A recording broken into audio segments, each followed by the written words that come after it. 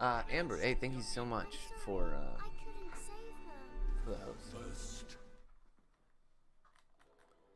What's up, Mythic? What's going on, everybody? Hopefully y'all are doing well today. About ready to kick off some sweet no Kuni. Cool. And go ahead and get started. We've got a long night ahead of us.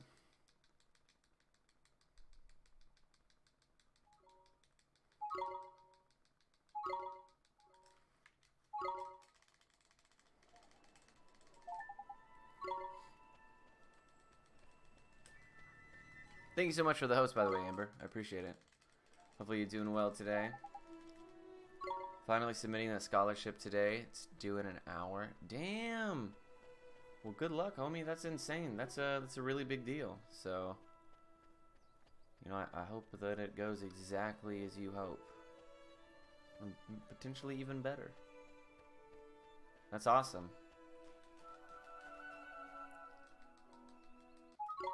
I'm glad you're able to get so many recommendations. Hopefully that really bolsters your cause. What's up, Sness? Nice hair. That's what my hair always looks like. Literally did the same thing I always do.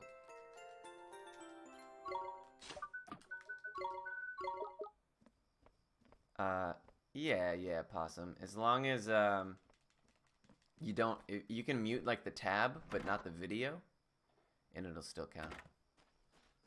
And I appreciate it, man. Going out of your way, I do appreciate it. Hey, Mythic, that's a big deal. That's a big deal, homie, for sure. Sending you my best vibes, for sure. What's going on, Night Owl? How you doing? Hey, all right, Amber. That does actually sound hella chill. Fortunately, I had the opposite happen to me. I returned to work today, and immediately after having like almost 6 weeks off, I returned to work today, and I was like, yeah, this place is actually kind of whack. I really was like, you know what? Maybe it's time to go full-time stocks earlier than I thought. But we'll see. I did file my taxes today, so it looks like I'll probably be needing to work at Chuck E. Cheese for a little while longer. I was not prepared for the stocks hitting me the way that they did in my taxes.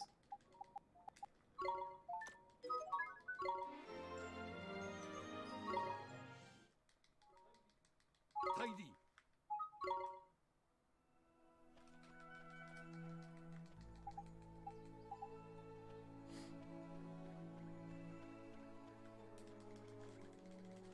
That was a pretty good drippy interaction there. Hey, hell yeah, hell yeah. Yeah, you and Amber both sound like you have a no stress kind of day waiting for you tomorrow. Oh my god, right. So yeah, I had 6 weeks off, and it's so long a period of time that when I went back to work, I was like, do I even need to work? How badly do I need money? Because like I've been not working, and it's like way better.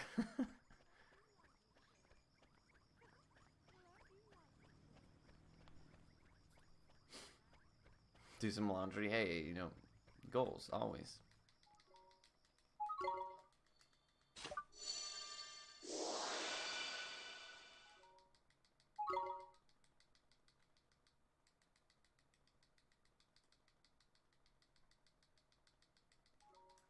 I am excited to play this game. So I used to actually stream during the nighttime.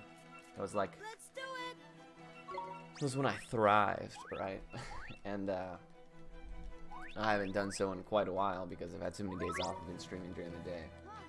And so I am excited to have a night stream. Although, for the next 2 weeks, yo, Fortune, I totally live that life very regularly. Where I'm like, I'll just pick what I need to wear out of the dryer.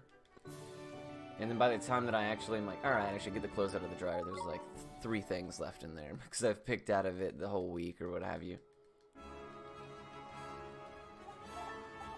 Yeah, Rudd, so now that I'm working 9 to 6 every day, and I have to wake up at 7:30 so that I can trade at 8:30, so that I can then get out of my house by 8:50, and get to work by 9. I'll probably be streaming from 9:30 or 10 to about 3 or 4 in the morning. That'll give me plenty of sleep. It's quite a busy day. Yeah. It's just for the next 2 weeks, though. Twitch said that if I can maintain...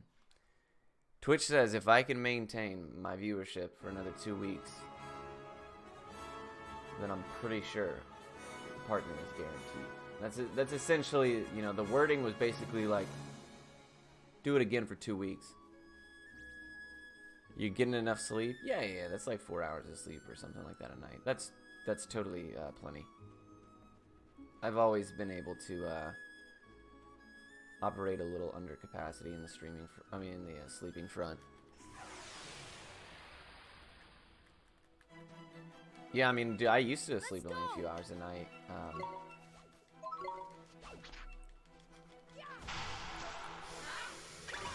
Does the sleep-a-foul level me up? No, it doesn't. It doesn't. Yeah, not quite cool. Shit. Maintain viewership. Yeah, they want me to maintain my numbers. The numbers that I'm at right now, they want me to maintain them for 2 weeks. They basically said in the email, they said that your stream has actually... They said it's grown really quickly in a short period of time, and we want to make sure that you're actually capable of maintaining the new viewership. That's what they said. I was like, okay, so the 2 months that I've done it consecutively so far was not good enough. You want 2 more weeks. Alright, well, I'll give you 2 more weeks. So here we are. Hopefully we can do it. Now, one thing that I am a little worried about is, you know, shifting from a daytime to a nighttime. I hope that that doesn't... You know, I hope that I don't lose the majority of my viewership base as a result of that. It sucks that they wanted me to wait 2 more weeks the week that I started going back to work. But, you know, we'll try our best. That's all we can do. Play some Ni no Kuni. It's a comfy-ass, good-ass game.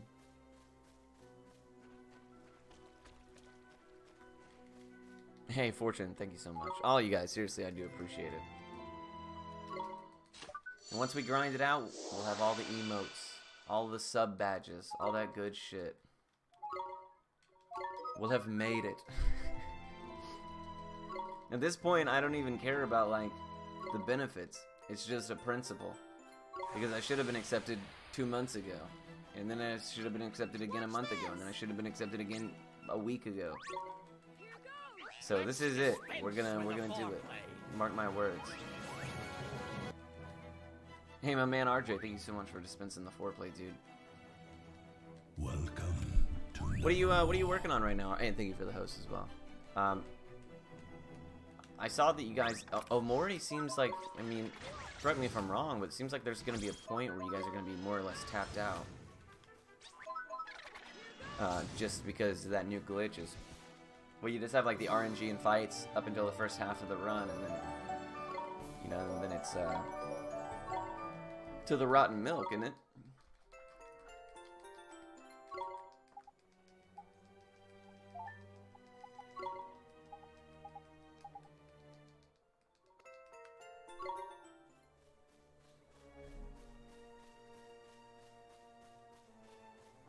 Yeah, be careful about how much water. Anyone will get tapped out pretty quick, but luckily we split into it. Oh, okay, cool. So in the glitchless category, is it like no major glitches? So do your any percent runs that existed up to that point, are they viable for that? Like the, what was it, like sub 4 times?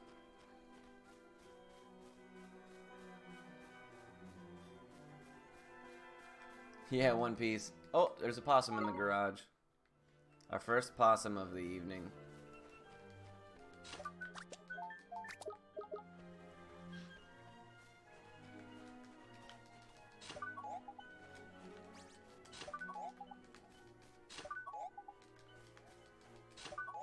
Teeny boppers are really fast. They're actually the fastest enemy here. They're also the only enemy that can fit, or 2 enemies actually that can fit through the little hole over by where we're about to be.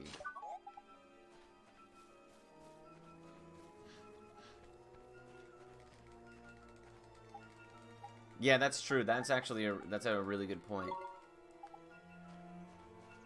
Is that you do have you do have, you know, because it is a new game, you know, there is that potential of things that could be potentially found in the future. And yeah, and then you'd have to, like, is it a major glitch? Do we allow it? Which category do we allow it in? Yeah, so I think that's a good decision for sure. Oh, now there's 2 possums in the garage. What a crazy evening.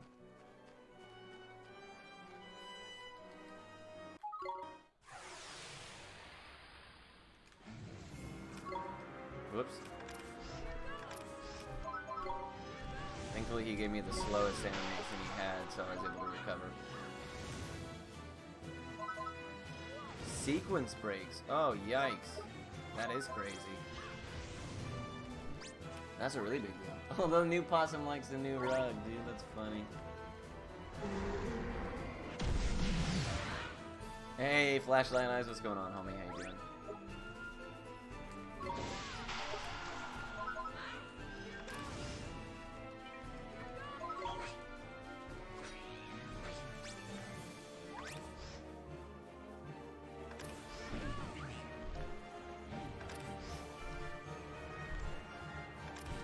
You guys see this shit, dude? How long until live kitty TV partner? Hopefully, I don't know, man. We got 2 possums in there right now, so it's pretty poppin'. Do you know their ages? We know that the possums are pretty old, probably close to 2 years. You know, wild possums usually only live to be about 2 or 3 years old. So all of ours seem to be pretty old, which is probably why they come to our garage for food. I was told that by someone a lot more experienced in the field than I am, so I'm just regurgitating that information. Don't believe me to be some possum connoisseur or expert. Damn, they eatin', homie.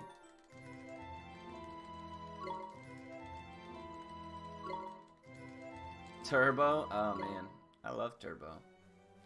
Turbo definitely gets a bad rap. Now, some games I totally understand, like one person using it as to one person not, significant difference, right? I totally get that. But some games I'm like, you know, these differences are marginal. And if it's a purely quality of life and like not like a real advantage, then I think that it's worth considering. Where some people hear they hear Turbo and they immediately go, nah. No, I don't care what its application is, just not. Yeah, some people are like that. It's just a,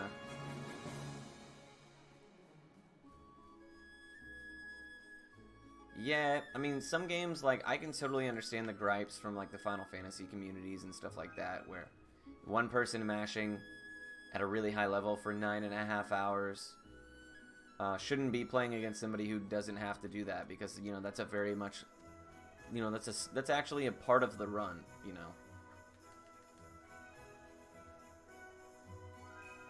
But you know, for something like, I don't know, Beyond the Beyond, for instance, where the Turbo just puts us all at the exact same threshold, I don't see it being an issue.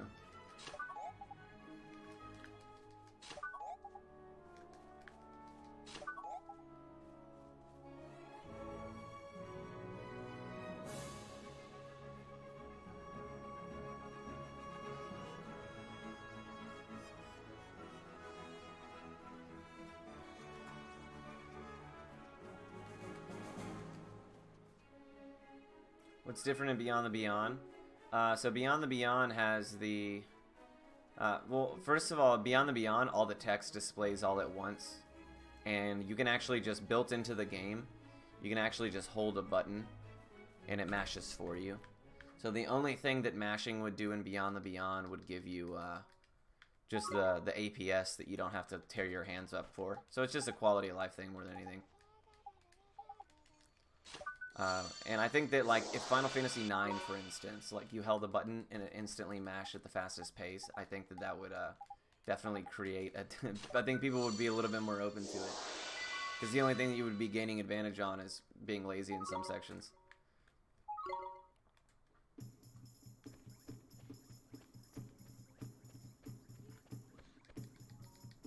Whereas, like, the combat system in Beyond the Beyond, I can do without turbo. I can do it just the same as I do with turbo. It's just not as hard on my hands.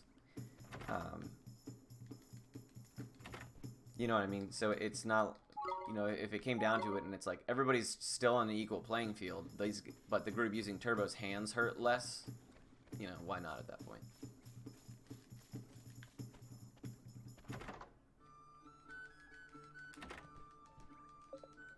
But yeah, I mean, it is definitely a community-to-community thing. And especially when it comes to... Oh, that little possum's cute. He's got his little hand on the bowl.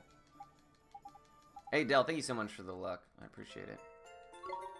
Feed the neighborhood cats. I do it because they bang on the windows. If we don't... Yeah. So the cats in our neighborhood will, like, go outside and be like, wah, wah. And I don't think they're waiting for food. They just go out and, like, fight with each other or yell at each other and do unsavory things. So we hear them a lot.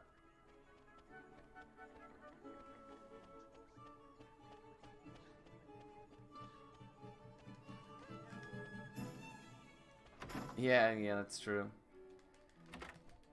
Yeah, some games, it's like I can definitely understand the value of having it, and I can understand where it's like, well, no, because one person... But at the same time, it's not... I don't know. It's the same thing with, like, SSDs and stuff. For, like, non-PS4 PCs. Because, like, let's say, for instance, the PS3 SSD. You can get one that operates just as well as... Like, a $20 one works the same as a $500 one, right? And turbo controllers on the PS2 and stuff like that are so accessible. And, I mean, you can get a cheap one that's not super durable, but mashes all this. I mean, turbo is turbo. The Kiwamis and the Horis and stuff like that have, like, the adjustable speeds, but... you know, it's not hard to find a Hori controller. It's a little bit harder to find a Kiwami, but it's really not bad. It's not as bad as people say. But yeah, I mean, everybody talks about, like, they're against turbo because it's of the accessibility. And I'm like, well, alright, you know, they're not hard to find. So what's your other argument? And then they'll be like, well, mashing is a skill. And I'm like, yeah, well, sometimes. Sometimes it's RSI, right? Oh, here's a good example. Legend of Dragoon, right? Big difference. So, I would definitely say that mashing is a skill in that game, right? Because in Legend of Dragoon, you have to mash at, like, 10 inputs a second. Some crazy shit. In order to be able to get max damage out of the damage items, right? Whereas somebody using turbo literally just holds the button and always gets max damage. So, I can definitely say that, like, yeah, those two are not the same. For sure. So yeah, it's just a case-by-case thing.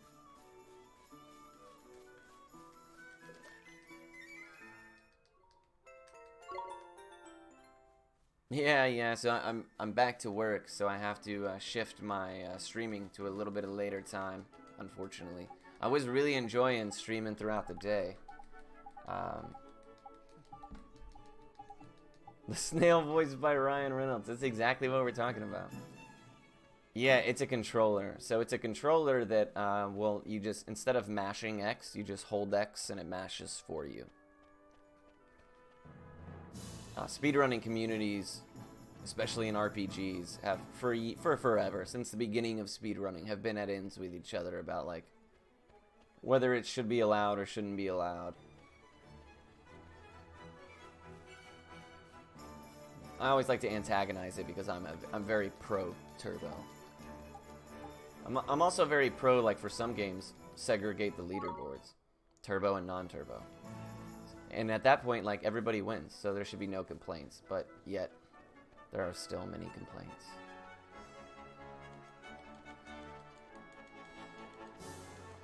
Yeah, it's nice. It's nice. I have a bunch of turbo controllers. I love them. The reason that it's, you know, such a contentious topic or such a controversial topic is because the Japanese community, it's the norm. Whereas in the American, you know, the Western side of things, it's not the norm, right?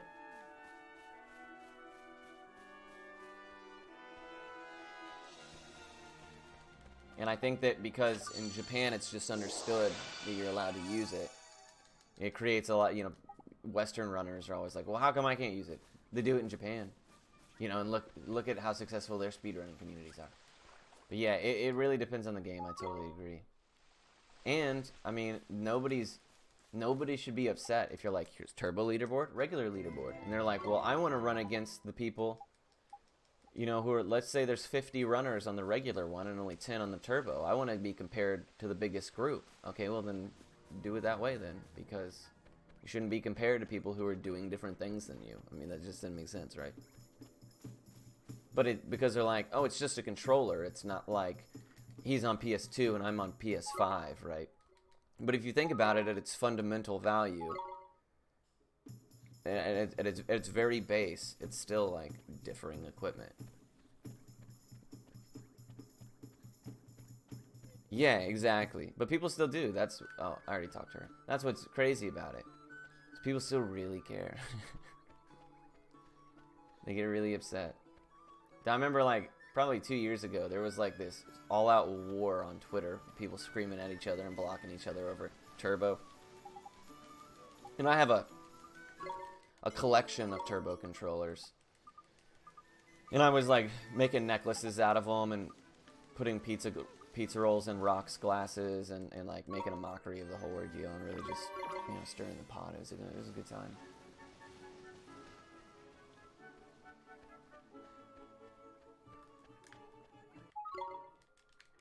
Yeah, like for instance, I would love to do a run of Legend of Dragoon Legit and Legend of Dragoon Turbo. Now I've done a Turbo run because it was obviously easier for me to pick up in a short amount of time. I didn't have to worry about, you know, that element of it. And I'd love to do it both ways, right? I'd love to do it both ways.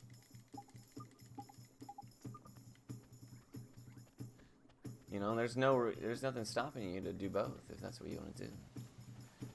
Yeah, you do. I do mash jumping in this game, and that's actually a really good example. I would not mind at all if people wanted to use turbo in this game, because like the mashing, if I sit here and I mash jump, I'm not gonna jump any faster or slower than somebody who's using turbo to jump. We're doing the exact same thing because he only jumps so fast, right? So that's a situation that is a very big difference from Legend of Dragoon, where it's like, that's, you know, how well you do it differentiates your success in the game. Whereas in this, it's a little bit more trivial. Especially for Platinum % runs, bro. You know how hard it is to mash for like 33 hours straight? Sucks. I don't know if the PS3 has very good, I don't know what the PS3's turbo controller market looks like, though. I don't know if they have like the variable speed controllers and stuff like that. PS2 obviously has like a much larger infrastructure of turbo controllers.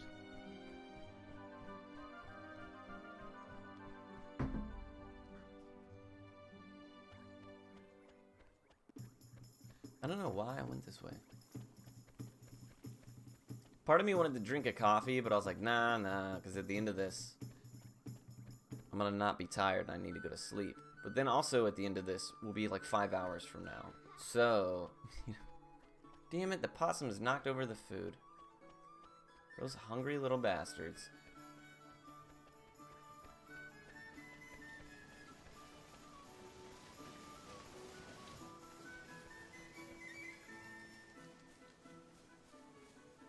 Dude, I know, they always be doing that shit. Part of me wants to like put a food higher up that only the cats can get it. But I'm not so sure that those lazy ass cats. Oh shit, what's that? They just got spooked.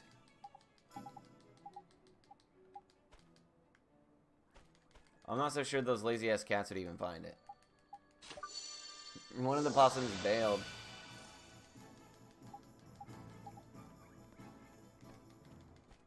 That's funny.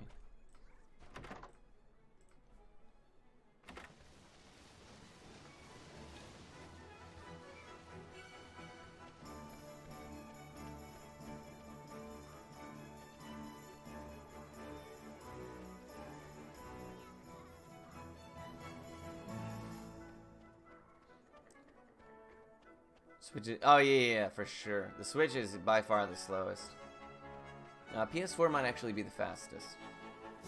I'm not sure. PS4 and PS3 are pretty darn close. I think the PC is actually slower than the PS4 because it has issues in some areas with like frame rate consistency.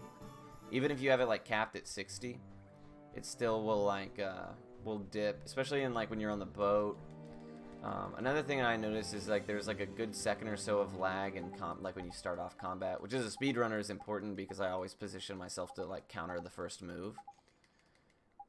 So there's a couple of things that irk me. Also, I find that the PC is like way more likely to crash. Yeah, absolutely. So PC or PS3 is still absolutely the best route. I just think that this version specifically might have potential to be faster. It'll be close. It'll be really close. But yeah, it is dependent on, you know, winning Platoon first try, which is not an easy thing to do. How fast it is to... Oh yeah, it saves very quickly. It does, for sure. Especially if you've ever played on the PS3 version, dude, it takes forever to save. Thankfully, I don't have to save at any point, so it's not too big a deal. But yeah, there is a huge disparity. PC saves pretty quickly as well. Yeah, the PS3 is brutal. It takes forever.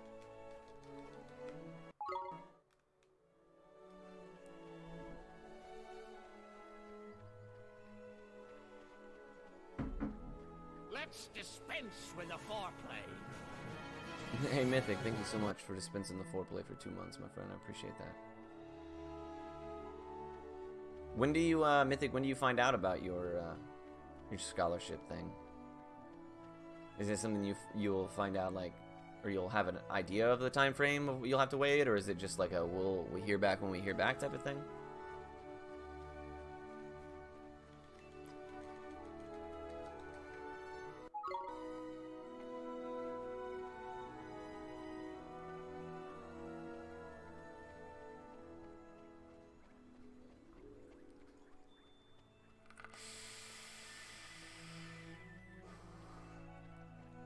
Sorry, we don't have alert command, but you're more than welcome to do so at any time.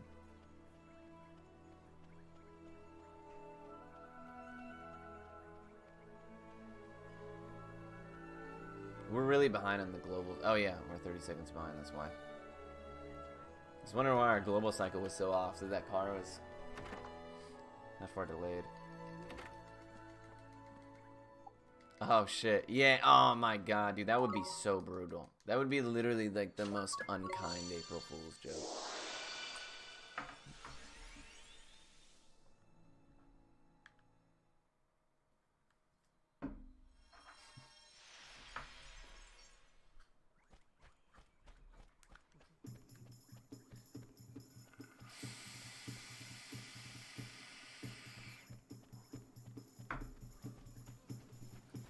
Man, J2, thank you so much for the luck. I appreciate that.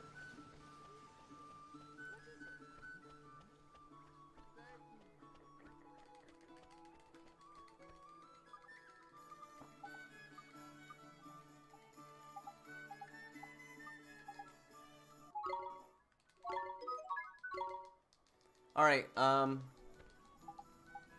guess I want to take fights in the sewer since we already took a fight outside of the sewer. We'll actually be closer to level 4 than, or whatever level it is, 4 or 5, I can't remember, than we usually are. Casino Coin, my friend, thank you so much for the luck, I appreciate it.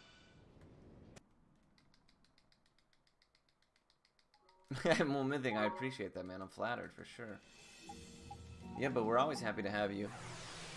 In Discord, out here, sharing art, the whole shebang, my friend. Let's go. Hopefully we get a, if we get a blue glim, we actually... No, we still need to take at least one more fight. Late stream, yeah, so I'm back at work now, so I'm having to, I got 2 weeks to keep my numbers up for partner, and then I should be in. But unfortunately, it is going to have to be later at night because, you know, I have returned to work.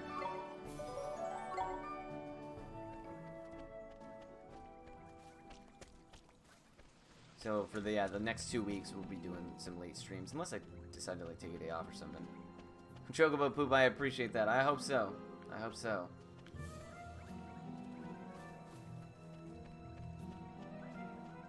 We've been told no a frustrating amount of times, despite like meeting the criteria. So hopefully this time we'll have done enough.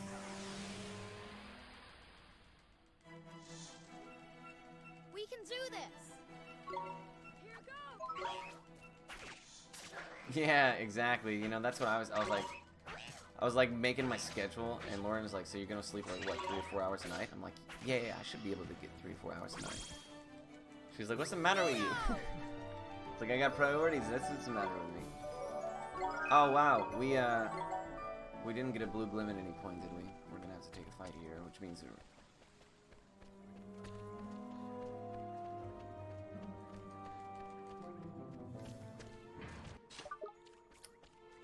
are gonna have to burn a coffee. Interesting. It's not that bad. This route has a little bit more wiggle room because we shot before Rusty. We shot before actually Gladiator and Rusty. I'm not sure what my MP is at now, but we are gonna have to take a fight. That sucks. Our EXP ended up falling in a really ugly place, and we didn't get lucky enough to get a blue glim from any of those encounters we took. And I actually, I'm not 100% sure that this is gonna be enough EXP to level me either. Oh, dude, Mythic, that's too much, man. That's different levels. Yep, yeah, it's not enough. That sucks. We did it. Yeah, hey, get it done for sure. Definitely don't let me distract you. It is not we'll be streaming again, homie.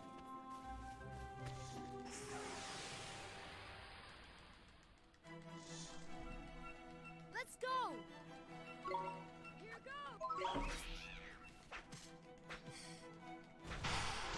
That's crazy that we took this many fights and we didn't see a single blue glim. What is that, like 5 fights? We fought like literally almost everything. I think we only ran past 2 enemies. Which sucks, but it is what it is.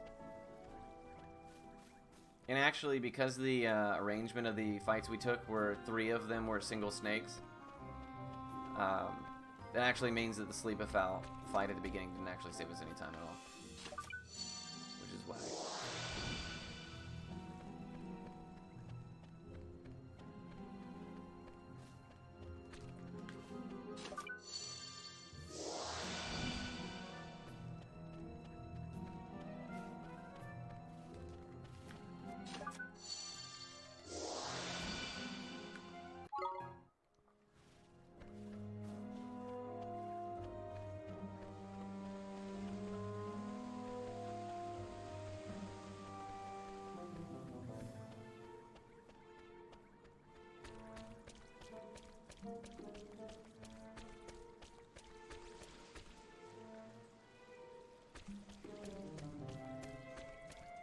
Whales are a lot harder to dodge because they're obviously significantly wider than the Dat boys that are usually in this area. You gotta really like position. And what really sucks is like the first one's a whale and he sees you, you don't have the luxury of baiting that other one out like I just did. Because you're worried about the one from behind catching you. So it's usually faster to just take the second fight at that point. I'll take that blue. Damn.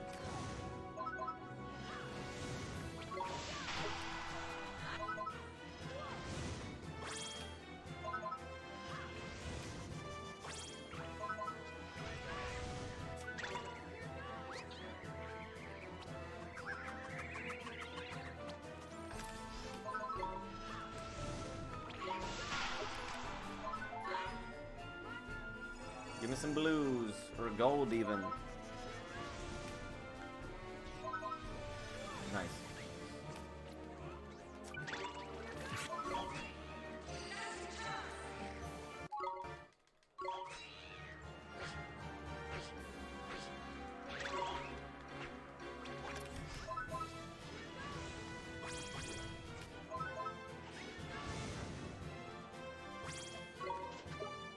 terrible.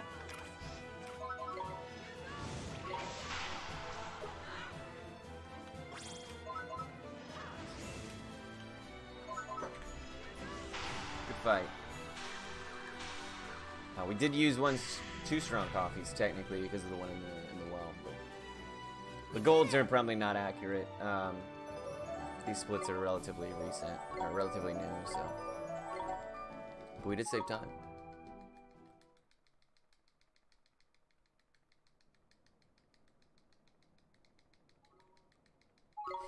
Sorry, out of the corner of my eye, I'm just watching the screen that has the cats and the possums and stuff up. The possums are like the messiest dudes. They come in and they like tip the bowl over and they get cat food everywhere and they eat like so much food for their little bodies and then they just leave. Funny little creatures.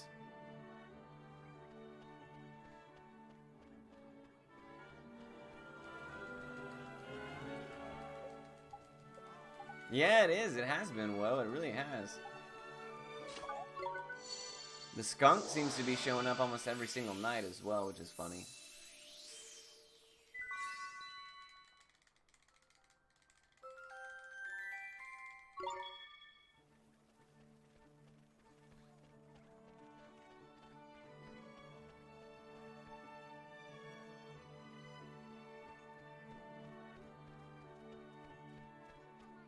So we need to turn in the, well, I guess it doesn't really matter the order now, does it?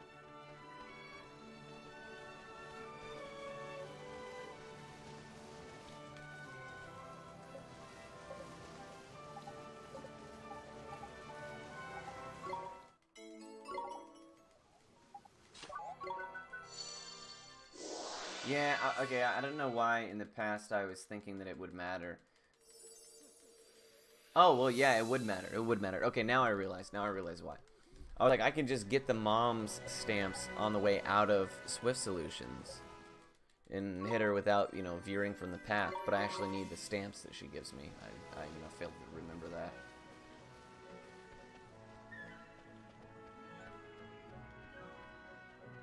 So we'll talk to her first. Makes more sense than running up there, running down, and then running back up there again. Yeah, she gives you 3 stamps, so definitely necessary.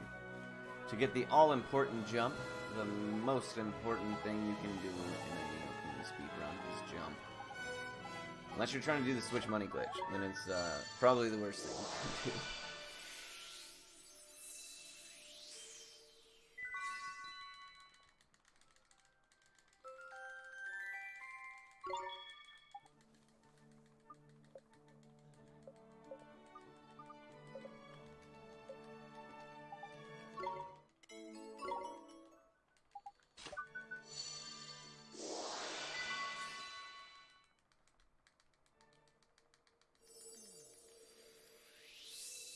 I thought I saw that Ni no Kuni was on sale for a while. At least on, I know it was on sale on the Switch for a while because I bought it during its sale, but I think it was on, I want to say that it was on sale on Steam as well. This is not a bad game to snag at a sale price for sure. I don't think I would buy Ni no Kuni 2 unless it was on sale. But this game being on sale is pretty kick-ass. So if we still had 2 coffees, I wouldn't shop here. But because we only have 1, I'm going to do so. Simply because 1 coffee is really not enough to make it through Gladiator.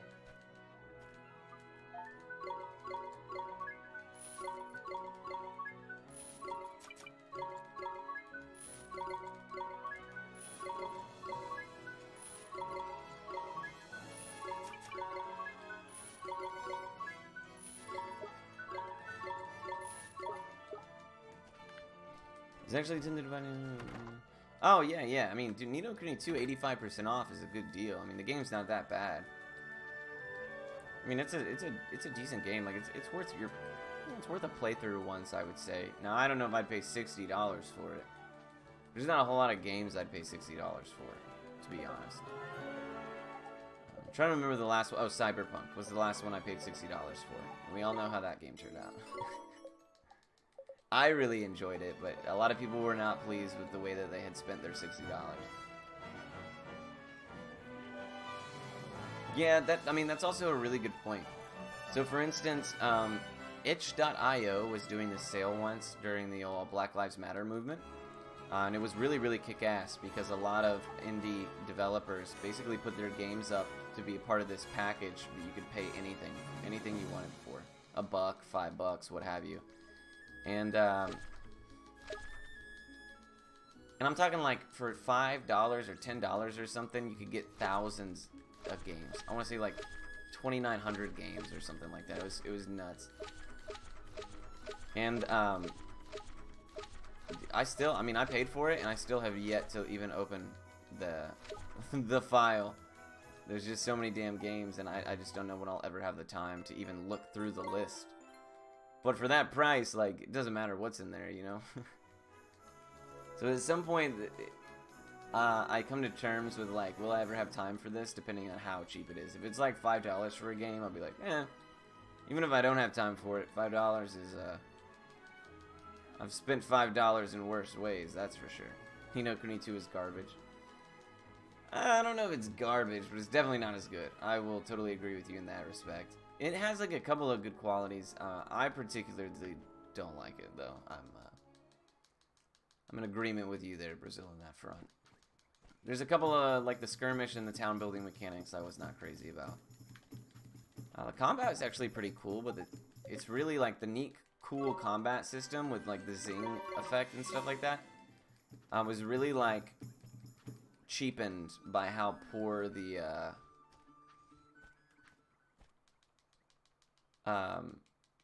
targeting system was. The targeting system is just so damn bad. Yeah, I'm the same dude. I have so many games that I'll probably even forget that I own. But I can't help myself when it's $5. I'm like, $5? I'm losing money not buying it. I'm one of those people.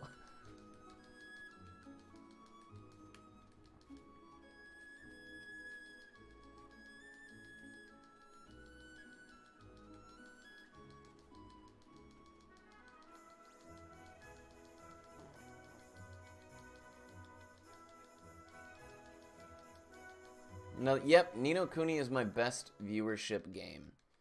So for the next 2 weeks, Twitch has given me the challenge to maintain my viewership for 2 weeks, and I should be partner. So I'm gonna play to my strengths here. Now we also have been on a Ni no Kuni kick simply because it's a kick-ass game, and I would like to be able to see which version truly is the fastest. Yeah, I mean, I love Beyond the Beyond, don't get me wrong, and I definitely want to revisit it, but it fights for viewership a little bit harder than Ni no Kuni does. Go shirtless and bam, instantly.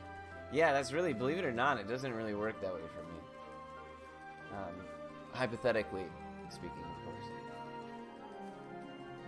I told Lauren, like, maybe put on some makeup, some skin. I didn't even see it, or hear it, my bad. Put on some makeup and a really tight shirt. Just sit in the background. Do me a solid. Bring the kitties in. Find a way to combine the kitty stream and my stream. Maybe I'll do speedruns from the kitty garage.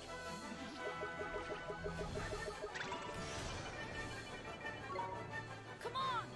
That's a big old possum in there right now. Holy shit, is that a third possum of the night? The possums are pretty impressive creatures, dude. They're like clockwork. They always show up at the exact same time. Every night.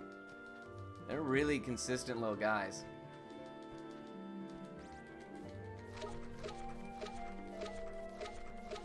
That was close.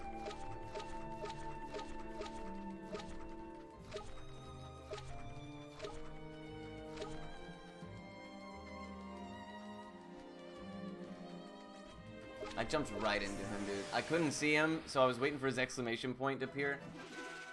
And I saw him just way too late. Yeah, you know, and the skunk is pretty good about it too. The skunk, yesterday actually, the skunk looked in, saw the cats that were in there eating, and was like, nah, and just took off. And I was like, damn, alright. Then he came back a few hours later, and he ate some food. But nobody was in there, and I was like, good. This is the perfect time for him to eat and then leave. While nobody else is in there, nobody can fight each other. Why is the quest explanation not going away? That's weird.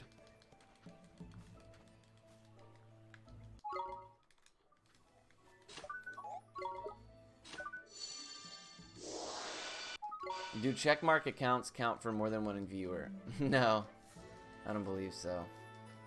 Maybe.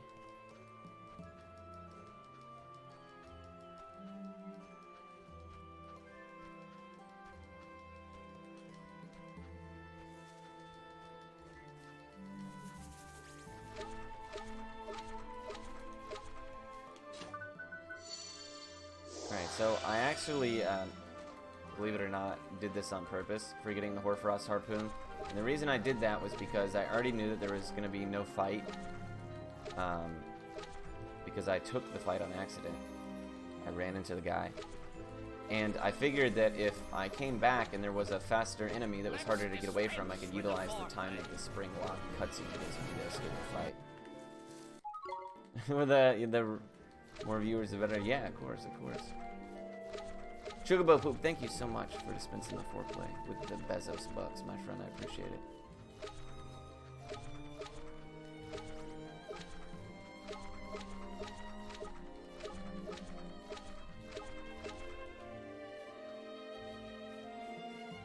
Oh, hell yeah, dude. I love White Knight Chronicles. Especially the second one. I only ever did one run, so it's a little bit unoptimized.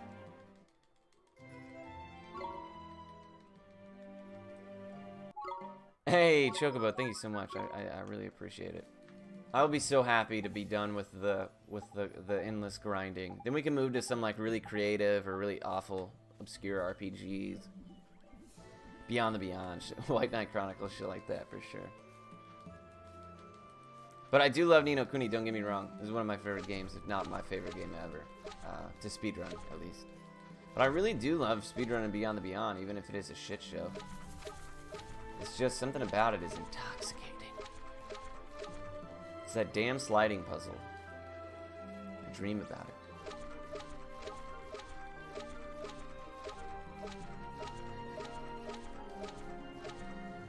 Hopefully I created enough space there to be able to... Yeah, I did. So while the cutscenes are taking place, the enemies can still actually move. So a lot of times when you finish a cutscene, if an enemy was already chasing you when you started the cutscene, they'll just be standing there waiting for you to finish it, and you'll immediately take the fight. Which is why I tried to do as many stutter jumps as I could before I started the cutscene, so that I could create a little bit more distance between myself and the enemy, so that when the cutscene ended, he wasn't standing right on top of me. Dude, White Knight Chronicles 1 and 2 are both awesome speed games. They really are. They get a lot of shit because they're kind of boring. But they're fun. They're fun games. I really like them. I'm probably one of the few die-hard White Knight Chronicles fans.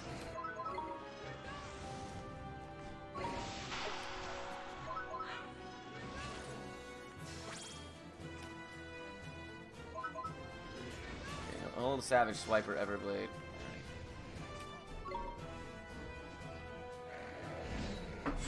Give me a Glod. I'll take a blue.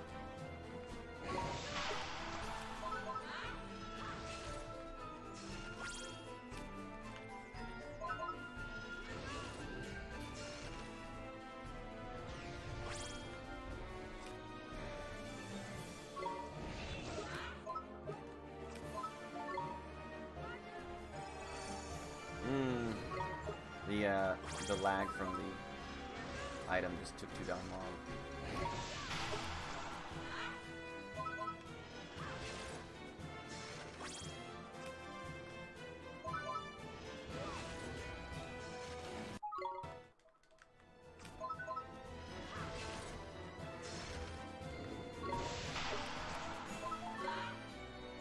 Hopefully this is enough MP to finish it.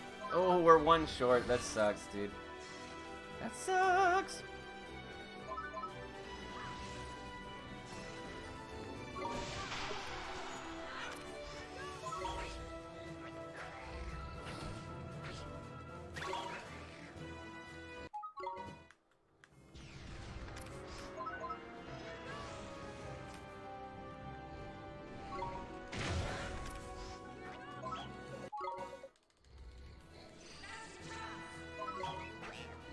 Give me a Glod, Mighty. Give me a Glod.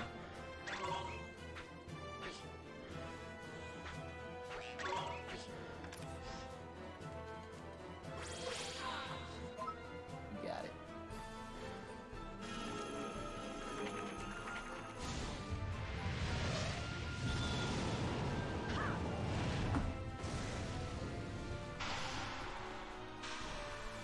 I'd really prefer to sub 50 Gladiator, but that's not too bad considering we took, what, 2 encounters on the way. We did it!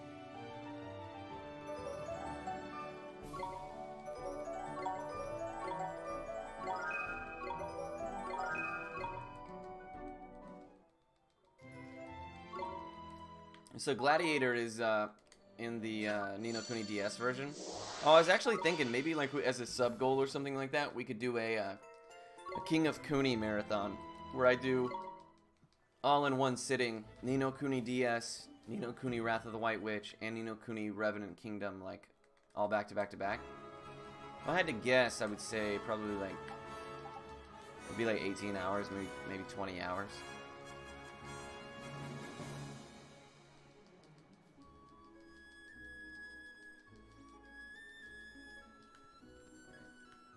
Which is about half as long as in, maybe 2/3 as long as in Ni no Kuni Wrath of the White Witch Platinum % run. But we could also just do a goal for that as well. I've actually never done like a multi-game marathon. Now I've obviously done Platinum % multiple times. I've done Parasite Eve 100%. But, you know, long runs, 20, 24, 35 hour speed runs. But I've never done one that consisted of multiple games before. So I think that would be pretty fun. You get to see basically the entire Ni no Kuni series all at once. Excluding the mobile phone games.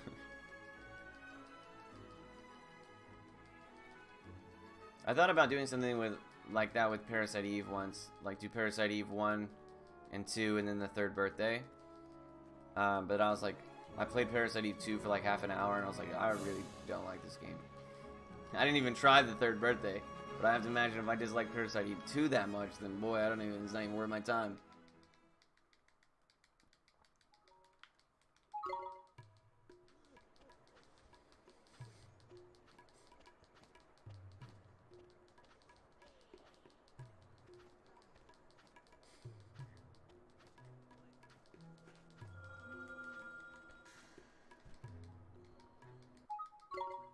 Now we don't actually have enough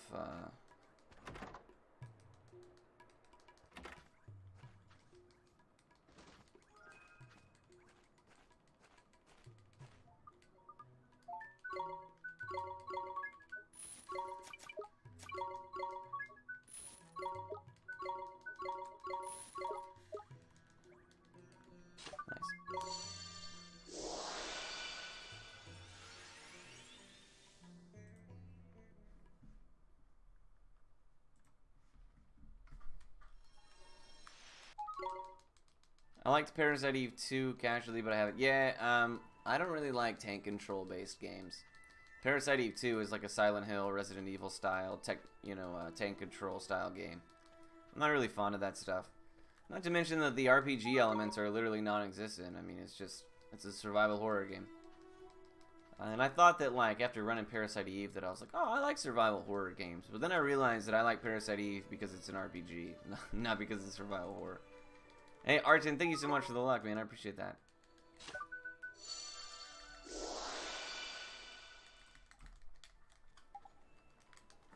See, I never played them growing up or anything, right? I only really ever played RPGs. So after I learned Parasite Eve, I learned Silent Hill for fun once. And I played it for like 30 minutes after learning the route, and I was just like, yeah, this is just not for me. And I realized that I hate take controls. In that moment, everything made sense. I had clarity. Ooh, we got the drippy skip. Nice.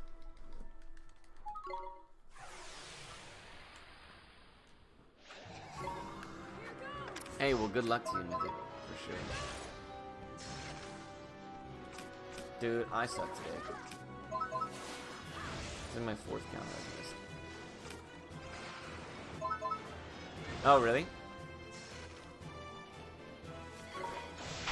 I did love like the setting, the eeriness of Silent Hill 1, especially like in the beginning when you're like running through the fog and all that shit. I really enjoyed Fear, which is like more of a Dead Space style, like first-person shooter, scary game.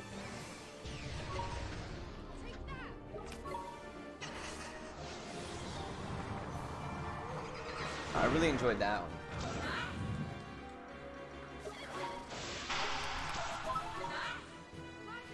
Because that one was so much more setting driven.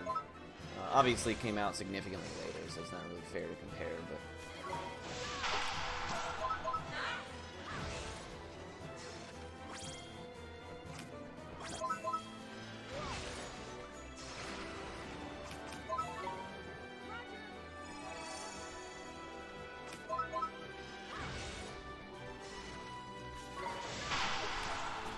so when we get a gold at some point, or even some blues would be nice. We're getting a decent amount of blues though, so I can't complain too much.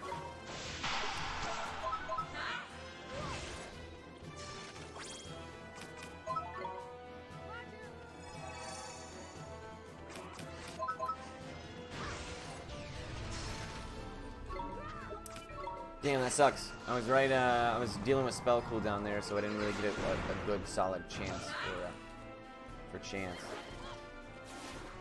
Hopefully this is enough for me to finish it.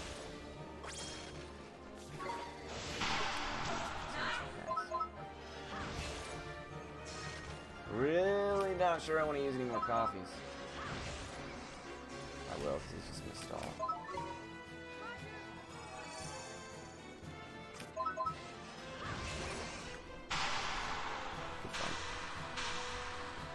All the Silent Hill games past 1 have the option to use 2D controls. Oh, really? So 1 was the only one I ever really even messed with. So that's funny.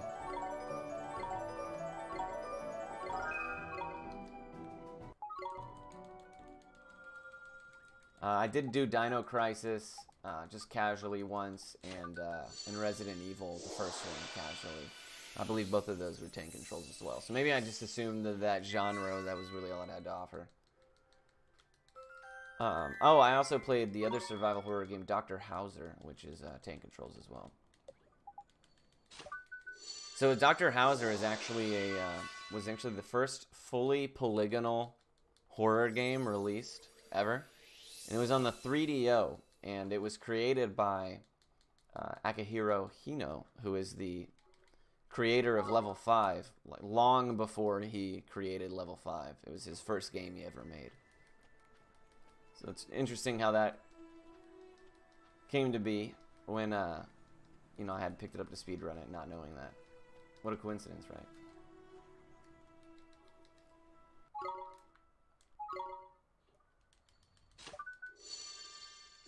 Yeah, so I actually routed the game, and you know, and Pete had approached me about it. I guess he really owned it. So when he was like, dude, I'm submitting it, I was like, bro, this is gonna be so lit. Please get it in, please, dude. And Pete is awesome at like really playing it up as well. So, dude, I was so stoked. He killed it. His run was so fantastic.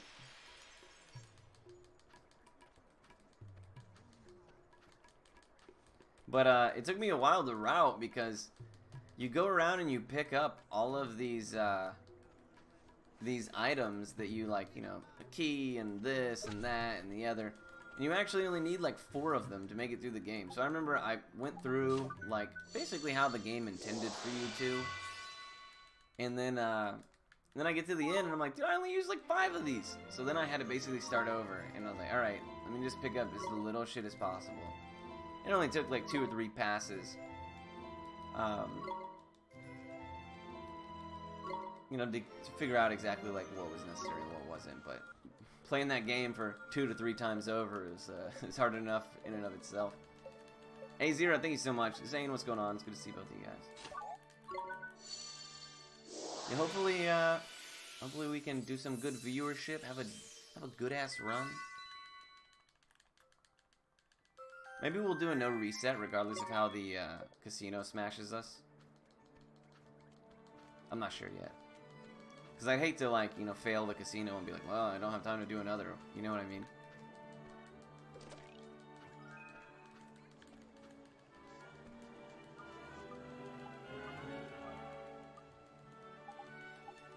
Oh, really? I didn't know that. This is, yeah, this is a remaster.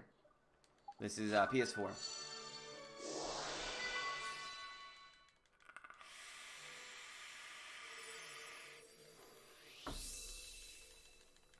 Damn, think of how many you would have, Mythic. You'd be there.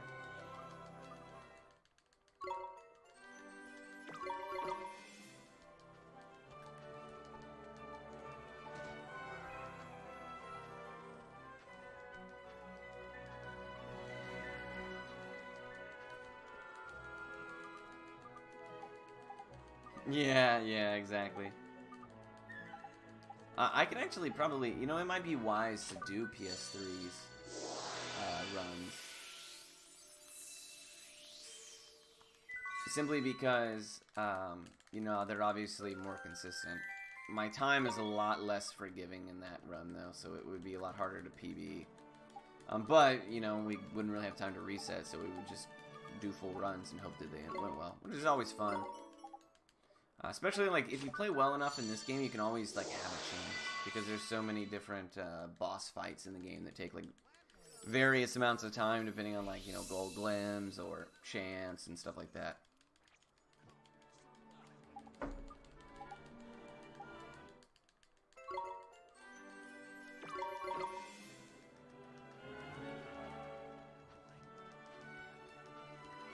Yeah, they are.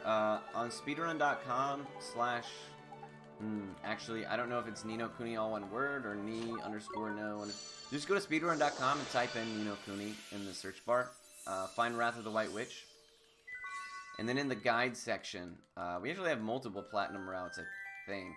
I think the spreadsheet that I use is in there as well. But yeah, all the platinum resources should be available there.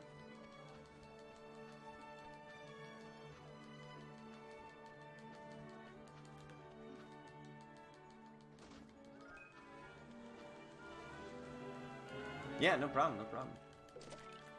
Yeah, I'm not gonna lie to you, having like a good deal of organization makes that run a heck of a lot smoother and a lot faster. So having everything like on that spreadsheet there and being able to cross off alchemy items and you know, things like that as I went, familiars, know where familiar I was looking for, what area it was in, things like, it really helps tremendously. So yeah, even if you're doing it casually, I can definitely see that being valuable.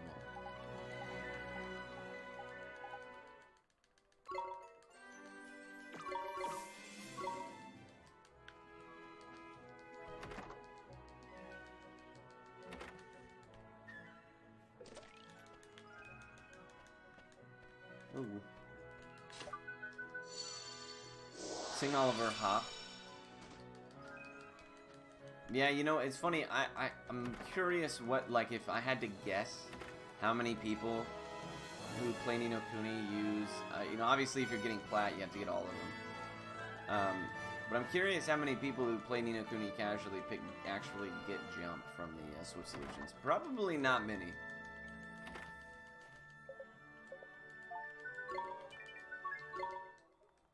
Jack Me Nimble is alright. I mean, that's definitely the least good of the two. But I'm sure that a lot of people see it and they're like, oh, you run faster in the world map. Yeah, that sounds good.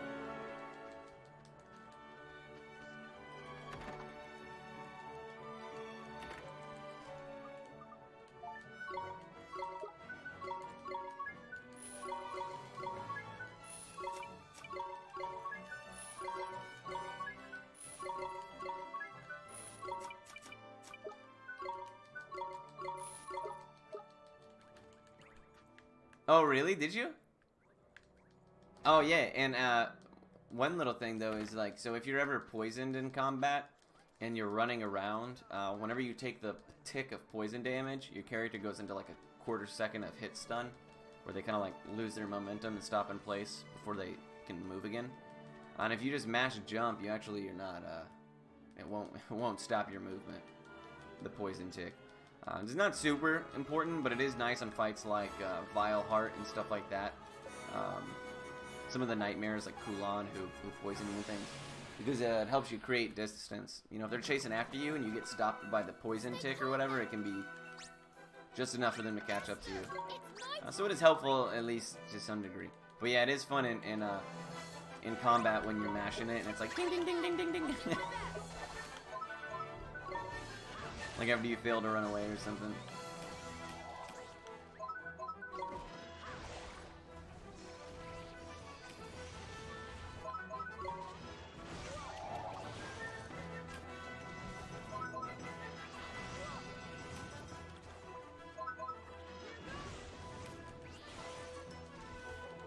Nice, Strongo did a little bit of work there. That's not bad.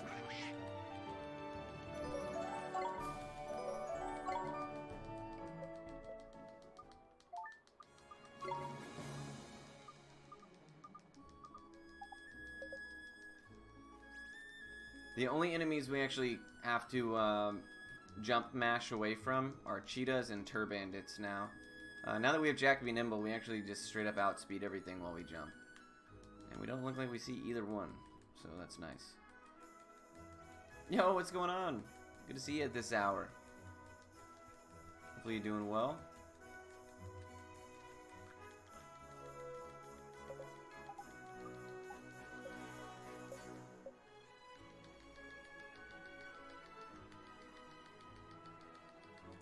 Never understood why they decided to just camp out in the desert. Look at Gandalf being mean to that poor possum. Oh damn! Well, don't stay up too late on my account. You got some responsibilities. I'm obligated to tell you that those need to be your first priority.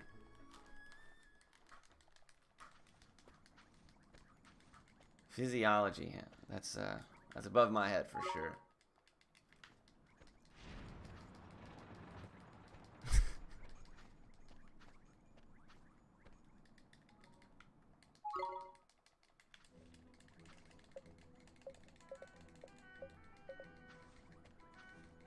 Alright, one of my least favorite parts in the entire game, if not the least favorite part.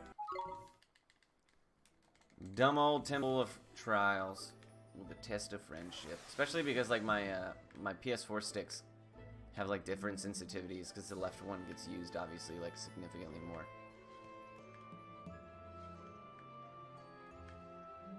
And they try to get you. Try to get you. Damn, I almost fell on the very first one. That's funny.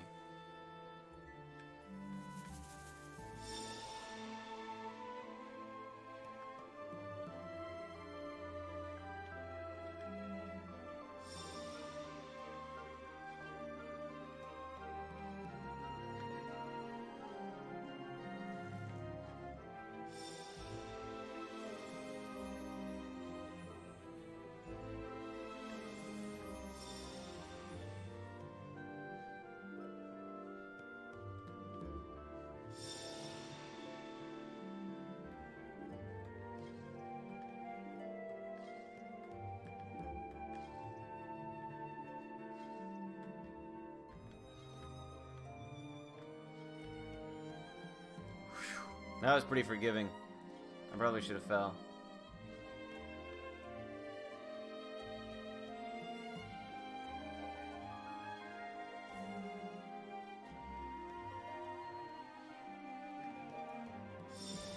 Woohoo! Boils down to the human body. I guess. Oh my god, yeah. Oh, if you had to memorize like every, what is it, like 206 bones in your body or something, forget about it.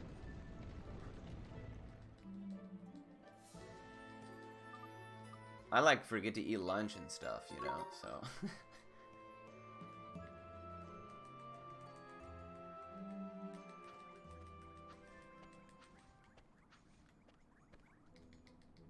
Yeah, still, it's an impressive feat all the same.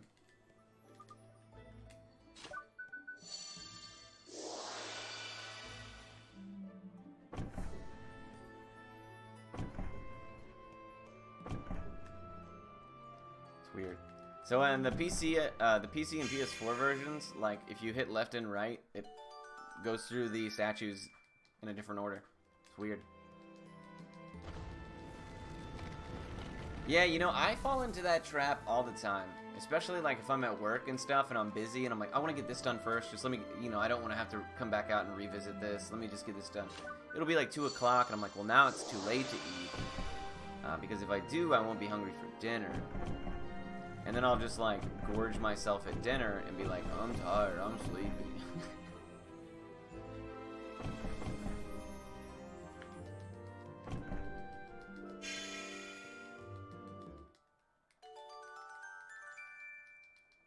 Yeah, you know what? It's actually a bit warm in here as well. I was noticing a similar thing. I go turn the fan on here in a second.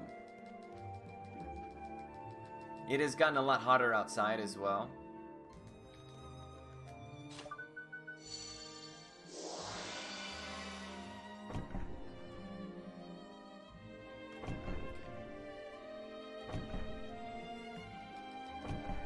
So, you know, having the AC at 72 or whatever is definitely different this week than it was 2 weeks ago when it was 2 degrees outside. Hey, RP, what's up, homie? Yeah, that's how it always is here in Texas. You never know. It's like 2 weeks ago we were, you know, having electrical issues because it was so cold that people were overusing electricity more than the state's grid could even handle. And then this week it's 70 degrees, 75 degrees.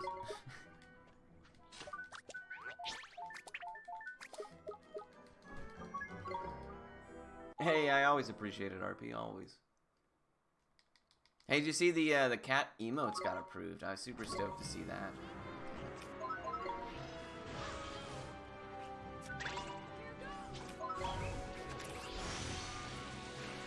Casa did a good job with it. I really like the possum one. So, because right there it didn't tell me what spell he was using, I assumed it was Devastation, which is the smart thing to do. But I am a little irritated that it did me dirty like that.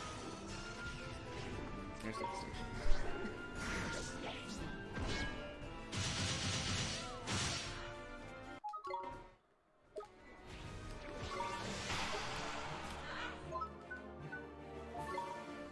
Oh my god.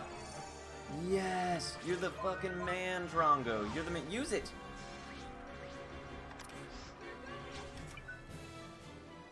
Oh, thank god. Thank god.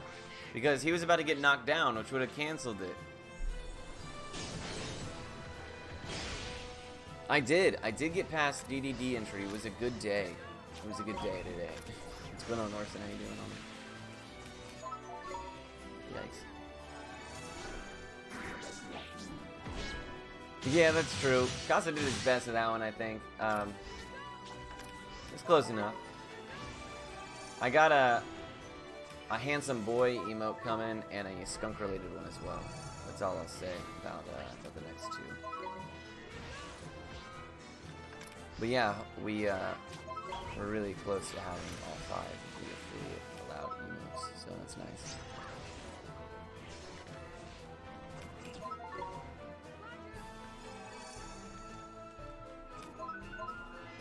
Okay, I want him to counter or attack here. No, shit, he won't. He's gonna devastate. Oh, that's actually totally cool. Should be dead. Nice. Drongo saved us that 25 seconds with his Ice Age for sure. Good fight.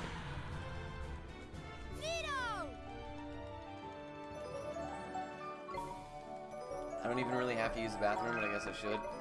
It's really my only chance to do so.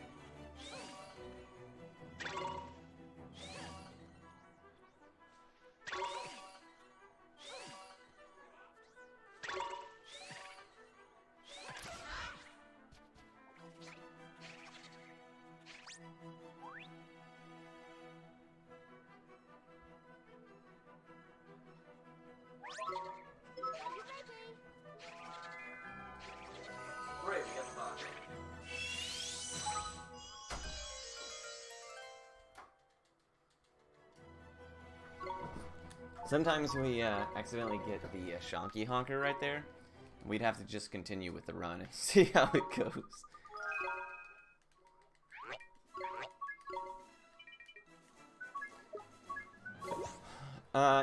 Yeah, we actually use him. We actually use Bogley.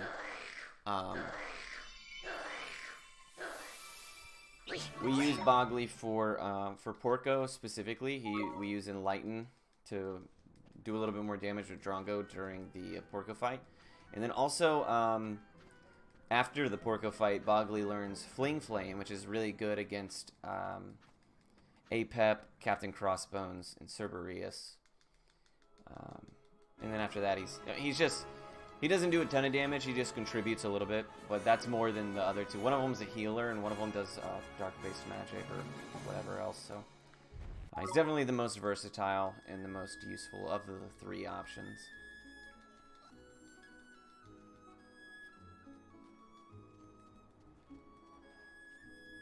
Showing off.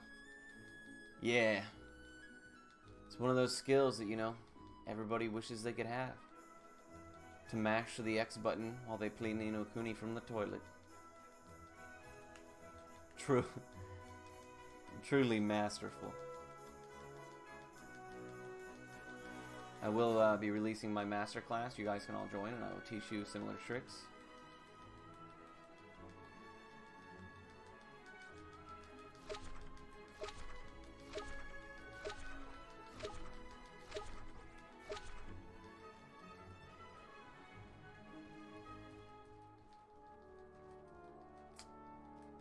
Another cheetah, huh? That sucks. So I'm gonna have to mash it out.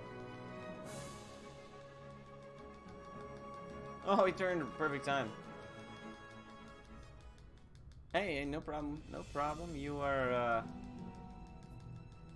welcome to do your chores as many chores as you like. We'll catch you in a bit for sure. Ice cream does sound so good, but then I remember I'm lactose intolerant. And I'm like, maybe not. I got a response from a 1.5-year-old tweet from Pepsi Man. He just reinstalled Twitter today or what?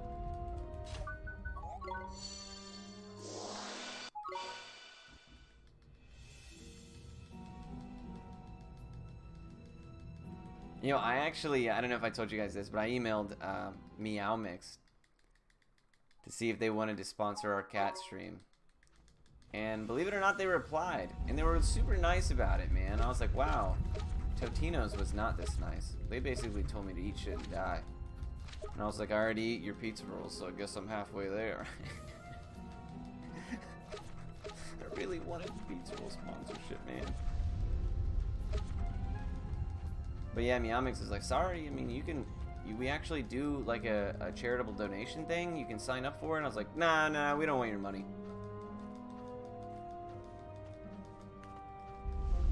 Oh, damn, really? That's awesome.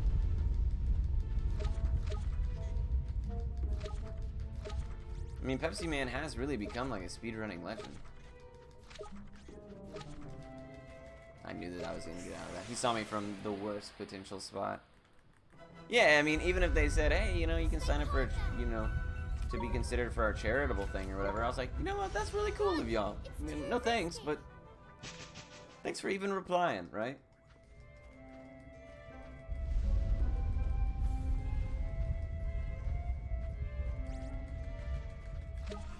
Yeah, I know what you're talking about, Murdoch, in the actual cutscenes of the game.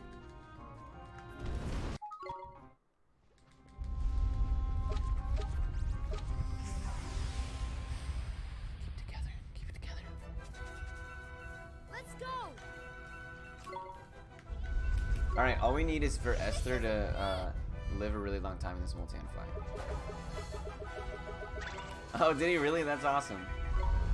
Is AVGN still like doing content? I remember watching him like years and years ago when I was younger.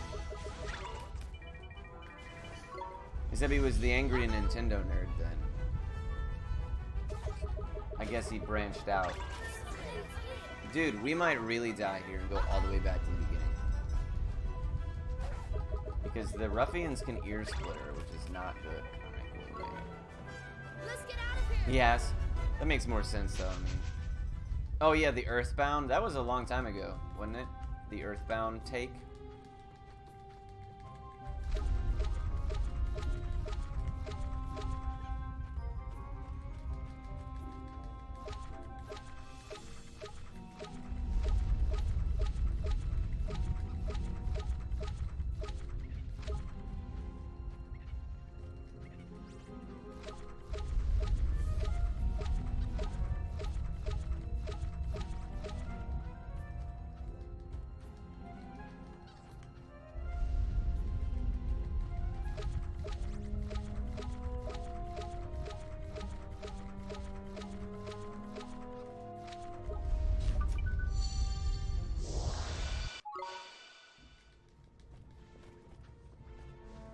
Not an amazing mountain so far.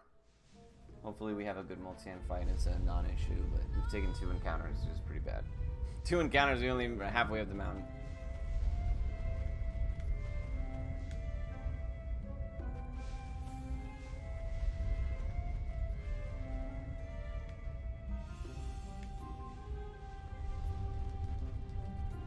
We are going to go out of our way to get the strong coffee here, and we don't in the PS3 version because we've already set up the dupe glitch at this point, and that would actually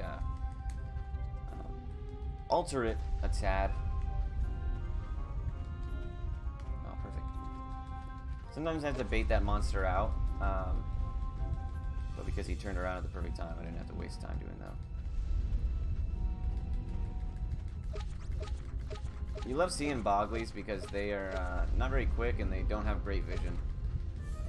Dogs and balloons are the ones that are the worst to run into because they have the best field of vision and the best just outright speed.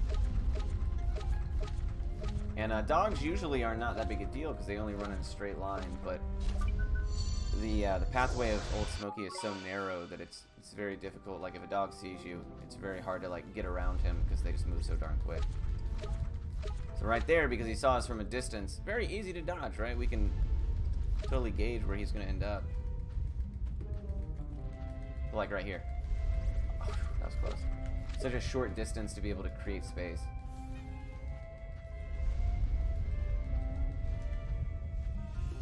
So we basically have to have a 5-minute Multan, give or take. I'm actually not sure what my average Multan fight probably is. It might be somewhere around there.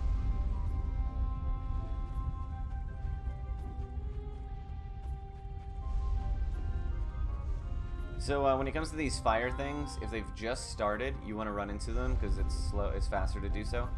And if they've been going for a little bit, by the time you reach them, you want to obviously wait. Because Oliver's little like as he gets knocked back by the fire animation is actually pretty it's pretty long. Yeah, I'm having to return to work now, so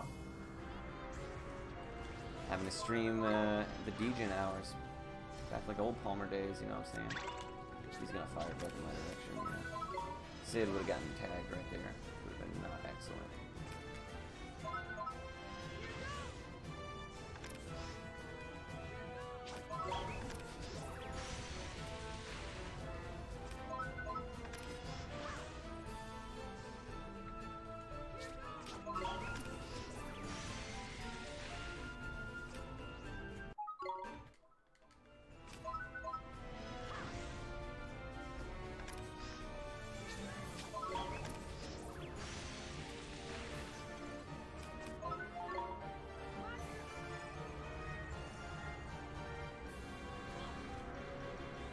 Gotta be really careful about that one. That move is no joke. There's not a whole lot you can do to prevent it either. Truly a pain in the butt.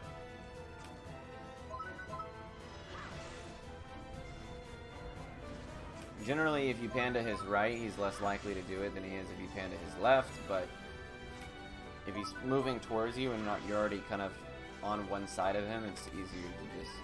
Hopefully you can outdistance him in that situation.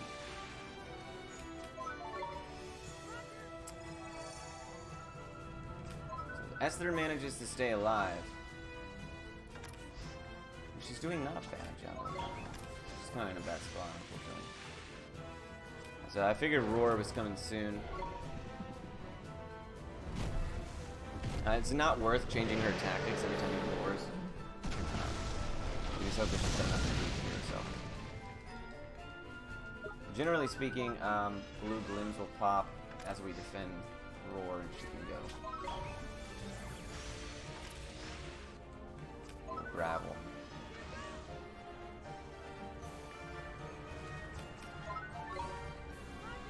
So that'll be tail flail.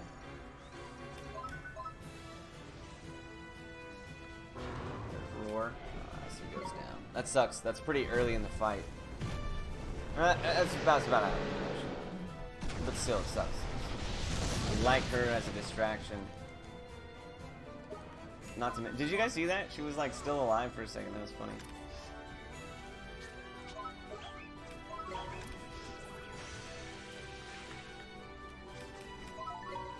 But the sneeze. Whew. Excuse me.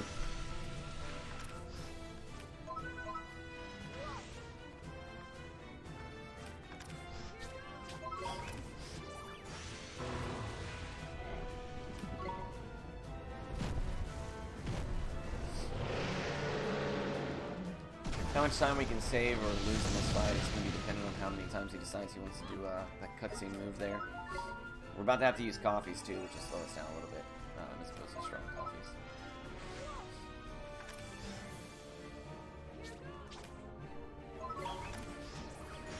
He's being pretty cash money right now, doing not a whole lot of anything. We gotta be, yeah.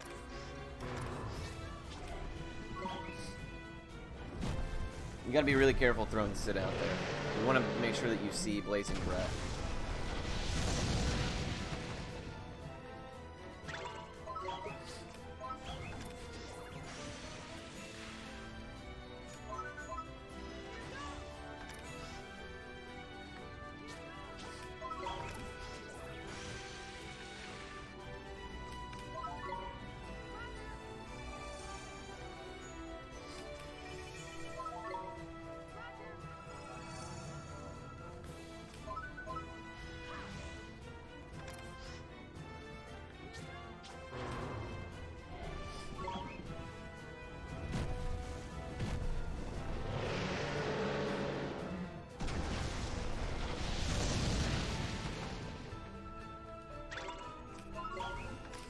Oh, gold. Too bad Esther's dead.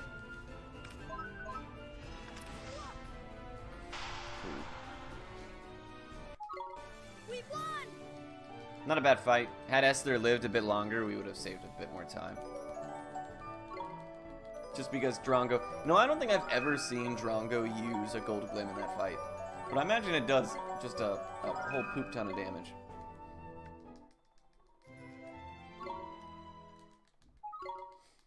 He's never really lived long enough and had an opportunity to do so, because it's pretty common that Esther dies like super early in that fight. On the PS3 version, we can keep him alive just a little bit longer because we have the Great Sage's Secrets that I just pepper her with to keep her up. And she still manages to go down pretty consistently. Esther doesn't really have like any great self-preservation techniques. She'll heal herself as opposed to like taking a defensive stance. I wish that like the characters, when they were like critical HP and had no MP, would just like opt to play defensively, but they don't. They just stand there and they're like, oh no, I'm dead. That's kind of the AI in this game is pretty notorious for being a little bit clueless in some situations. They're not like the most intelligent teammates ever, but we love them. We deal with it. I would still take the AI in this game over White Knight Chronicles 1 or 2 anytime. I'm trying to remember off the top of my head what Rogue Galaxy's AI teammates are like. I don't remember them being that big of an issue. You know, Kuni 2, they're kind of meh. I'd say that both of the White Knight Chronicles games are probably the worst, and then this one's next. Just based off level 5 titles, of course. I'm sure there's probably worse AI teammates in other games that I'm not familiar with. We are in PS4. I like the PS4 version a bit better. Unfortunately, I don't like the controller as much, but I do like the version as a whole a bit better. Primarily because, excuse me, primarily because the PS4 is consistent 60 FPS. Like it never dips from 60 FPS. But even if you cap a strong, like my computer should be able to blow this game out 120 FPS, easy. But even if you cap the game at 60 FPS, you still get frame rate drops in the PC version. And I also had it crash twice the last time I was trying to do a run. And then it also has this weird thing in combat where there's like a little bit of lag at the very beginning of combat, so you can't do like the instant counter on Cerberus or the instant counter on Cassiopeia and things like that, which are not huge time sinks, but I think that as a whole, all those things collectively probably makes the PC definitely less comfortable, but maybe even a little slower than the PS4. So far, I've enjoyed this version the most of all the 3 new ones. I still think I like the PS3 route the best, though, because it, you know, it's not relegated to the casino.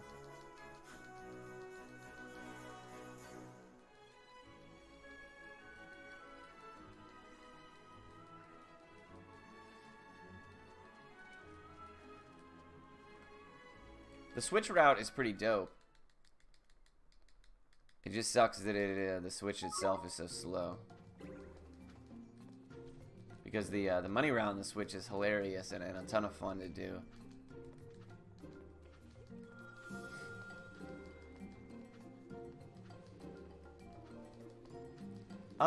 Ooh, that's a good question, RP. That's a good question. I'm not sure. Maybe.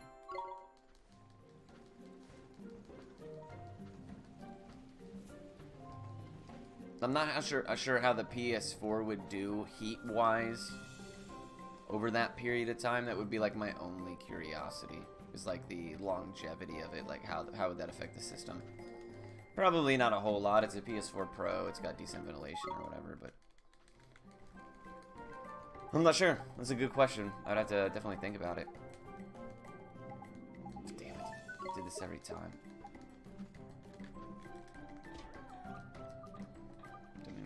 Dude, it's a fun game, man. I always hope everybody plays it. I always love just, I just lurk, I don't like to talk, but like I watch other Ni no Kuni runners, or people playing Ni no Kuni all the time, and I love to see it.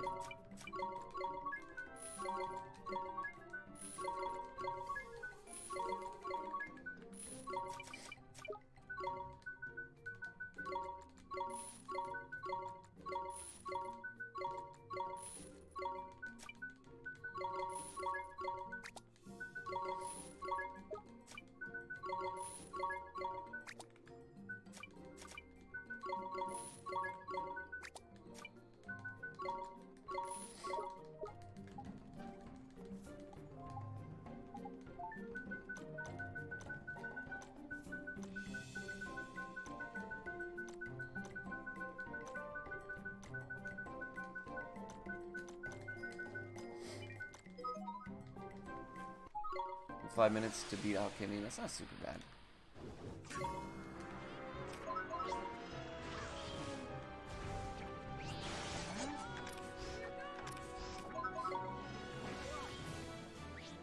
Our boy Drongo tears his ass up. Did I cancel pulse? That sucks.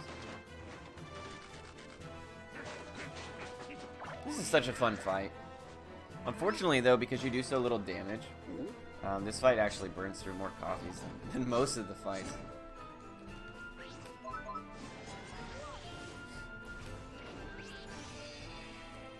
Generally speaking, though, he gives you a lot of blue glims, but most of the time that's 30. What's up with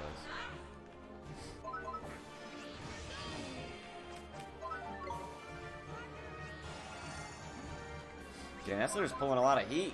You better chill, bruh.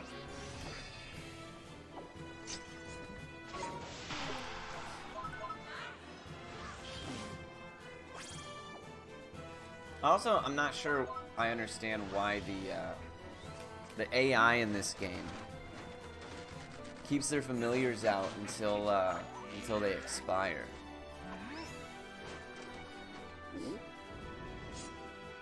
Oh yeah, you know he fucks with Drag Race heavy, bro.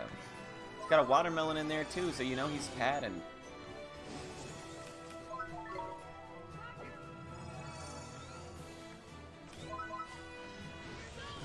Homie's probably applied for every season, he just hasn't gotten accepted. It's rough.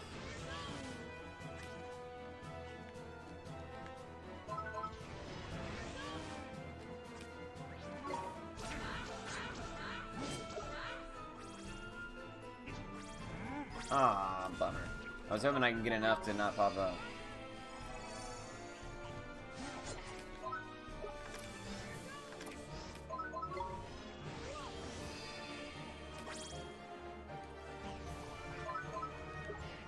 Perfect time. He's got a parasol, a dress, he's got 14. And yeah, we're actually all cut up with Drag Race. Which is dope, right? We had a ton of fun watching all of it. But we started watching like the UK version or whatever, and I hate to say this, but man, they are just not as good. They're just not.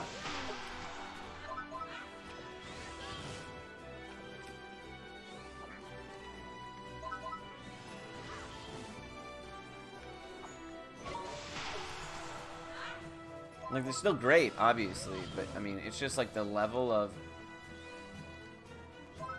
professionalism and, like, insane talent is just significantly less. Oh, does it? Okay, cool. Because we're having a ton of fun watching it, because it's like, we're trying to just consume any Drag Race-related content we can find, man. Thailand, really? I didn't even see that. I didn't even see that. Is it, you know, is it in English or is it just subtitles? Because I don't know if I can convince Lauren to do subtitles. I personally love subtitles, but she's a big anti-subtitles person.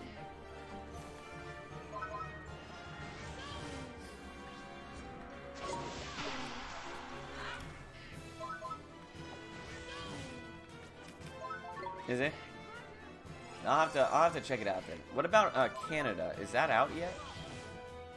I didn't see anywhere where we could watch the Canadian one. But I love Brooklyn Heights.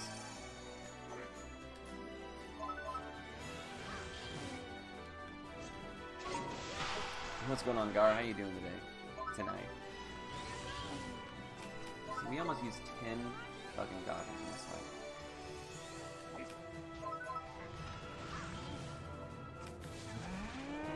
Oh, really?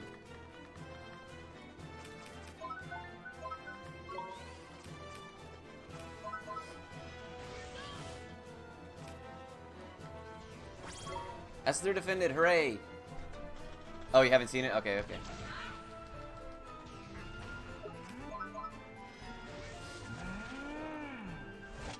Oh, bro, I am totally agreeing with you on that one. I was not a big fan of Silkies at all. Damn, the double Hubble Bubble is definitely going to lose this time.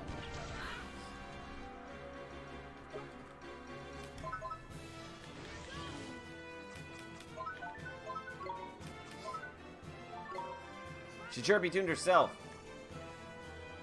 Esther, how could you? Esther, I need help. Yeah, Silky was pretty rough. Season 7 was my least favorite.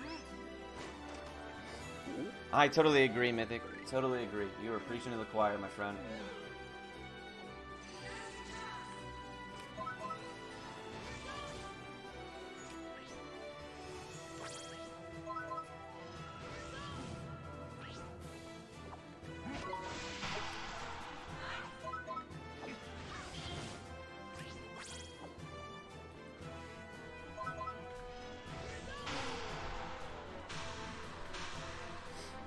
Oh yeah. So it's funny, Mythic. Cassiopeia's second phase in this game actually has an ability called Death Drop. And I hadn't played the game again, done runs of the game again since I had, you know, obviously started watching Drag Race. And I was like, Death Drop? Shit, that ain't no Death Drop.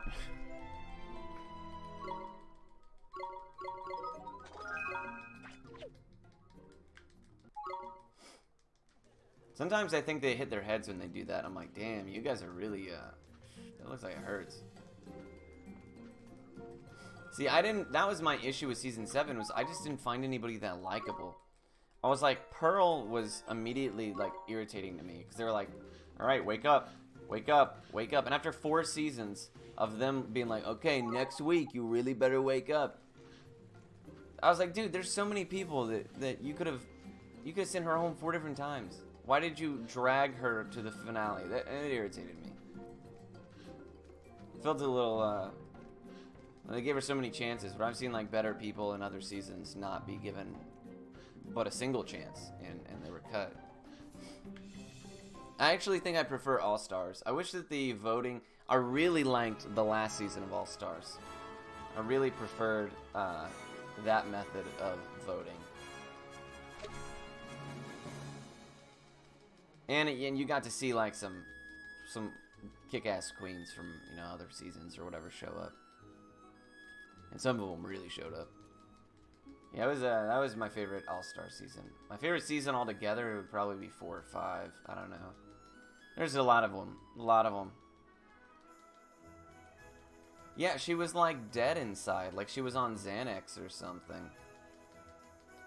And they kept saying like, dude, are you good? Are you like stoned? Are you... And I was like, why is she giving so many chances? And I never liked Violet at all. In fact, I actually disliked Violet a lot. But I've heard like a lot of good things about her since.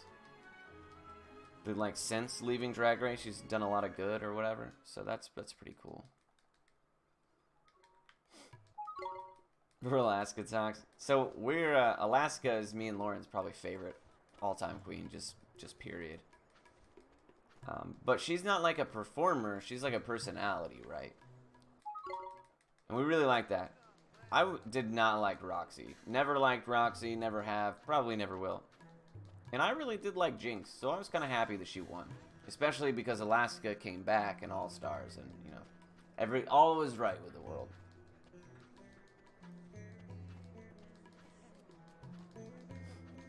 Yeah, it's a kick-ass show, though, man. It really is a kick-ass show. And obviously they're doing something right if it's, like, expanding all over the place. It's definitely gaining steam. I want to, now that we've caught up completely, I want to see, I want to, like, watch it at, like, watch parties. Because once, in 2018, I actually ran Ni no Kuni at RPG Limit Break in Salt Lake City, Utah. And while we were there, I actually went with a friend to a local bar that was having a RuPaul's viewing party, and I wasn't familiar with the show, but it was also Leather Night, so it was hilarious, bro. I was cracking up. I had an amazing time for the 30 minutes we were there or whatever, but now that I know exactly like what the show's all about, I'd love to get in on a viewing party, bro. That would be sick. It's crazy. At the bus stop. Damn, that's rough.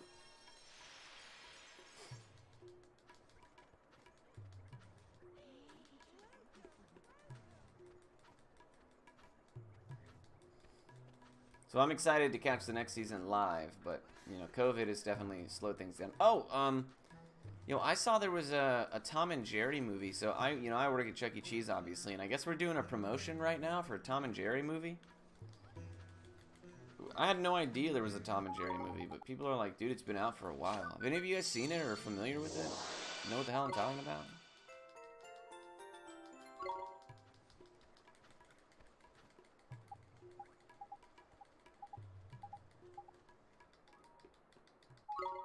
Yeah, it's a mythic. I need to watch Paris is Burning. Oh, is it free? Or is it like Mulan where you have to pay for it, or? Because I might just fuck around and watch it just for no reason. What a weird thing to kind of just sneak into theaters. Or sneak into, I guess, digital.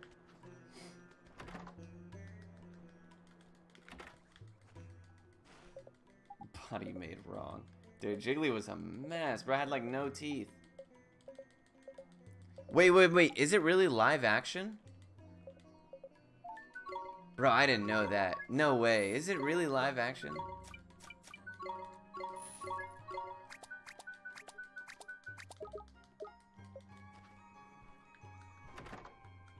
Oh no. So like Who Framed Roger Rabbit? Right? Which is not a terrible art style. But, like, it's got to be done correctly, right? Oh, really? Dude, Digley's teeth were... She had like 6 teeth left. And she was just always eating candy. And I was like, that's why you have no teeth. She cracked me up. I do have HBO Max. Maybe I'll have to fuck around and find out. Oh. Yeah, I know what you're talking about. Ooh, that sounds weird. Maybe we'll just have to find out for myself. I tried the newest Scooby-Doo movie, and there were a couple parts in it that kind of cracked me up.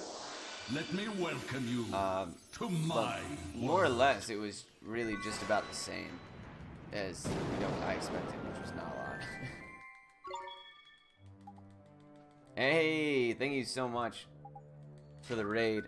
Here, if somebody who doesn't mind doing the sub, god damn it. Yeah, so if you guys who are coming over here from Kios' stream, by the way, I do appreciate y'all coming over. If you guys wouldn't mind clicking that little link there in my chat, it'll get rid of the referral, the raid link, and it'll give you my link, and then you'll actually count towards my viewership for partner, which, you know, I don't know if you've heard, but we're really busting our balls over here. So, yeah, if you guys could, I would definitely appreciate it. How are the kitties? There's only one in the... I haven't seen Handsome Boy almost all night. I'm starting to worry about the dude. That's my favorite kitty. Calico is sleeping in her bed. We've had 3 different possums come in tonight. But otherwise, business as usual. Possums are messy, dude. They always get the food everywhere.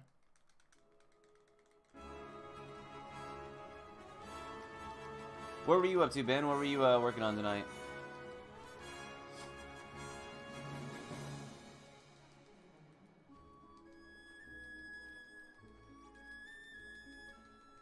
No, we have not seen Steve, to my knowledge. We have not seen Steve. Oh, 15, nice. Nice.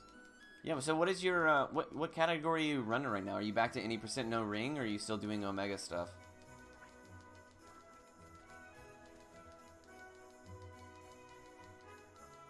No ring. That's what I thought. That's what I thought the other day when I puked. And I saw you obviously post your schedule to Discord or what have you. What's your goal time in that? Like, what are you shooting for right now? 15's a pretty comfy run though, isn't it? I know it's stressful, like RNG and stuff wise, but I mean, you got like brakes and shit when you're driving the car and all that stuff. What's the oh, world record? Okay, nice. Nice.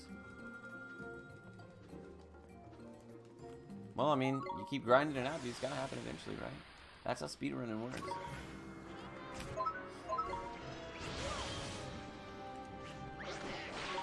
That was an ugly counter because Drongo got in my face.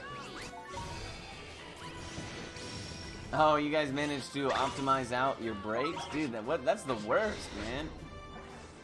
That's the fucking worst.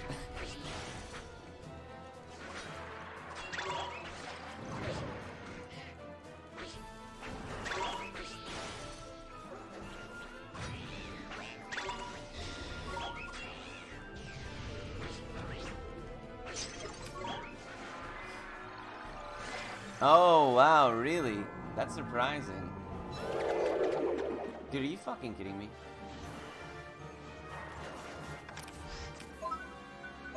You really put all of us to sleep through defense? That's actually like hella impressive. You can't even be mad at that point. We do need to pop a sandwich.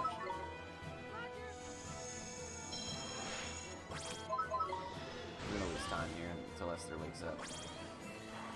Because Drongo actually contributes a considerable amount of damage in this fight.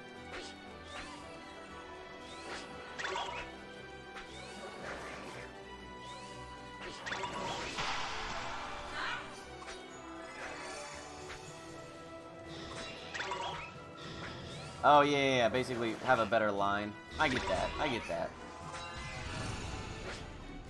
Oh, we got our chance. Hurry, beat his ass.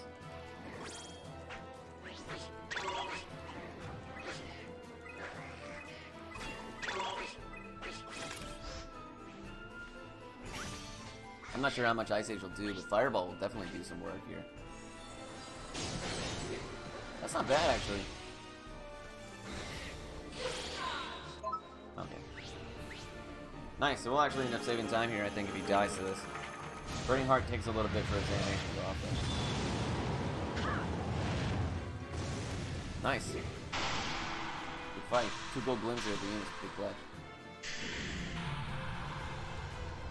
Keep in mind, anybody who's just now joining us, not familiar with the run, these are new splits, so the golds are not necessarily super accurate. This is the PS4 version. Typically, I grind out the PS3 world record because it's the most consistent, fastest category. PS4 and PC, I use the same splits, so I've only done a handful of runs on both.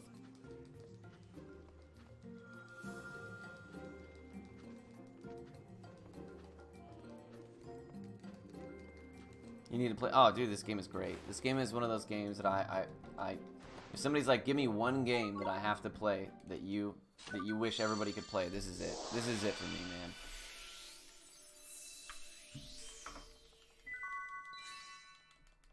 It's one of those games that I recommend to absolutely everybody. Everybody.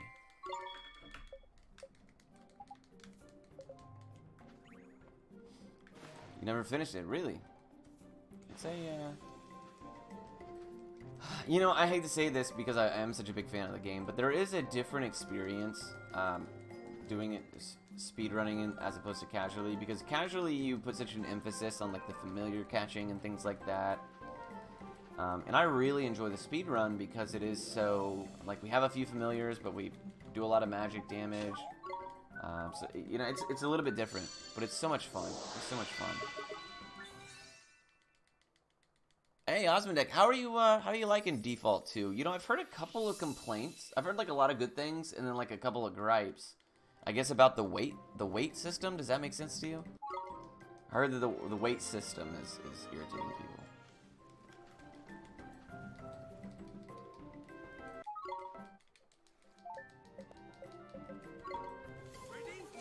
Is it? Oh yeah, I think the PS4 version is actually my favorite.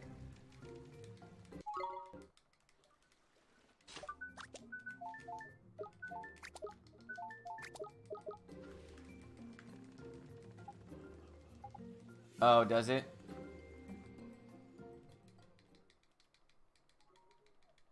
So has it been something that's frustrated you, or is it something that you really haven't minded a whole lot? I guess it definitely limits the people who are looking at it. People who are looking at it with speedrun potential, I can see them being a little agitated. It might limit your options a little bit, but yeah, Garrick and Bowie were talking about it on Twitter, like they were super upset about it, like it was a major flaw, but I didn't really understand it, so I was like, oh, you know, I'll just take their words for it.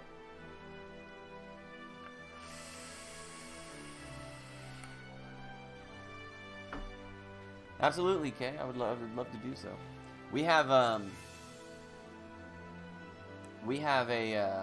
actually have two. I have Wodie's PS3 and I have SNES's PS3 that I need to ship back out. I did SNES's already. I need to do Wodie's. It just got in yesterday.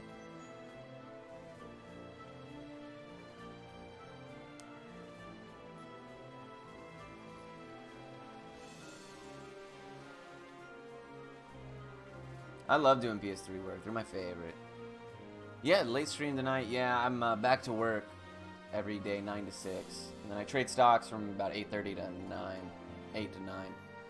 So the only time I have to stream is after Lauren goes to bed. So my streams for the rest of these 2 weeks when we're grinding out partner. We have 2 weeks to get... Twitch said, if I can keep my viewership up for 2 weeks, we got it. So that is our goal, guys. We have 2 weeks until March 11th. So not really 2 weeks. Keep our numbers good. So we are grinding it out. We're doing Ni no Kuni, playing to our strengths. Love this game. Tons of fun anyways, but yeah, it'll be late streams for the next 2 weeks, unfortunately. Probably 10 p.m. to about 3 or 4 in the morning. That's what I'm shooting for now. That'll give me about 3 or 4 hours of sleep a night. Totally doable. I used to sleep way less than that.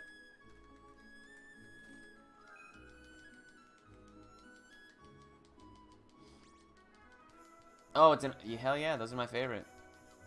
Thermal paste. Oh, it actually works. The fans are on full blast. Yeah, that is a that is typically indicative of poor heat spread.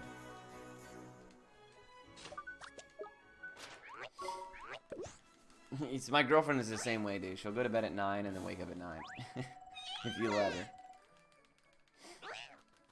Yeah, hey, did you see that? I was a little, you know, and I understood what Twitch was saying. They're like, you really just started picking up in viewership. But I had taken a kind of a sustained, inconsistent break from streaming, you know? And, you know, I was only streaming here or there, but then I got a regular schedule and a routine, and the viewership followed. And, you know, I can understand if my account was 6 months old or something, but I've been streaming for almost 4 years, and I've submitted multiple times in the past. So, you know, I wasn't willing to argue with them. I said 2 weeks, I got it. You know, because I don't want to be like, oh, I can't do it for 2 more weeks, because then they'll be like, exactly. So, you know, we got it. We got it, no doubt. A little frustrating, a little confusing. But, you know, we're gonna get it done. If that's what they require, then by golly, we're gonna do it. Wow, he winded with turn 1. That's pretty whack. That means he's gonna mid-winner with his second turn as soon as he takes off. Ooh! Damn, this is a super kind Shadar. Okay, there's mid-winner there. Yeah, I was about to say, he didn't even fell wind afterwards. I need you to stream another 4 years. I mean, you know, that's kind of my thought process, though. I'm like, okay, yeah, I get it 2 weeks, but you said 2 weeks. You said 3 weeks, you know, a month ago. And I've applied and met the metrics twice in the past 2 months. So it's, you know, I have a harder time believing that it's like, oh, no, you're not consistent enough. Well, we're doing the past few months, dude, give me a break. But, you know, I don't want to argue. We're going to get it. I'm not worried about 2 weeks. We can hella bang that out. Especially playing Ni no Kuni, dude. This game kicks ass. Ooh. So yeah, we're gonna do our best. Yeah, exactly. And that is how it feels, you know. Hopefully that's Pyre. Alright, dope. Oh, that Pyre was going towards someone else. That's crazy. Oh, there's another possum. Is that the 4th possum of the night? That's crazy, dude.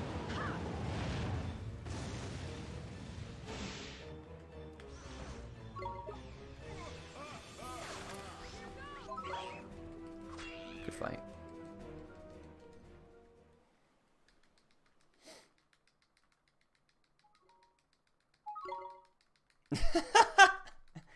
Beach, I appreciate that, homie. Yeah, you know, I will love to, once we're done with the partner and we've achieved our goal, and we've deservedly so as a community are awarded with sub badges for the people who have been subs for over 3 years and stuff like that, we'll be happy to start moving on to some new titles. Maybe I owe a Valkyrie profile run. I'm excited to do a Parasite blindfolded run. Want to do the King of Kuni run where I do Ni no Kuni DS, Wrath of the White Witch, and Revenant Kingdom all in one sitting, like one marathon pass. That would be a lot of fun. Dragon Quest XI is a game I learned and never got around to. So yeah, I mean, there's just a lot of stuff I'd like to dive into. But for now, we're going to keep it consistent, stick to what we know, grind out some sweet, sweet Ni no Kuni PBs. Parasite blindfold sounds rough. It's not too bad. It takes a bit to getting used to, though, because like the item sorts its menu a certain way, and you have to. I'm gonna have to go watch my old VODs of blindfolded Parasite Eve to get reacclimated with the menu system. Because when you can't see, you have to do it based on pattern. Yeah, so I learned the Switch route, which, if I'm not mistaken, is basically the same as the new PC route with a couple of small alterations. But I learned the Switch route and then got back into Beyond the Beyond. Oh, and Beyond the Beyond is obviously another game I'd like to grind out. I think we can beat it to its current time. It'll just take a while. And I was worried that, you know, our viewership playing that game is a lot closer to the cutoff than Ni no Kuni. We usually do a lot better. So, well, I'm gonna do that Ni no Kuni for now. But I mean, there's just so many games I'd like to take another look at, improve runs I already know, maybe learn some new ones. DQ11 I think would be a lot of fun. It's a really, really great modern turn-based RPG. Obviously, I want to get back into indie titles as well. I was huge. I did like indie speedruns out the ass. I was having a brain fart. I did indie speedruns like crazy about a year ago. And then, you know, I kind of got away from the indie titles because viewership started mattering, and those definitely don't do as well. But I love indie RPGs, man. There's just so many amazing indie RPGs out there that really need a fair shake, some screen time. I've always wanted to do Other Side. It's like a really dark, tactical RPG that is a ton of fun with incredible music. Yeah, I got a long to-do list, for sure. White Knight Chronicles 1 and 2, I'd love to revisit as well. My times in those are not, you know, amazing. And maybe, just maybe, we'll revisit Level 5 week, which will be a week that I take off of work and do a speed run of every Level 5 RPG. I think that would be a lot of fun as well. Dark Cloud 1 and 2, Dragon Quest 8 and 9, Ni no Kuni DS, Ni no Kuni Wrath of the White Witch, Revenant Kingdom, Rogue Galaxy, Jeanne d'Arc. Is there anything I missed? White Knight Chronicles 1 and 2. I think that's... Oh, and Yokai Watch 4. Which is another game, hopefully the fan translation is done with Yokai Watch 4 before too long, and I can do some English runs of that. That would be sick.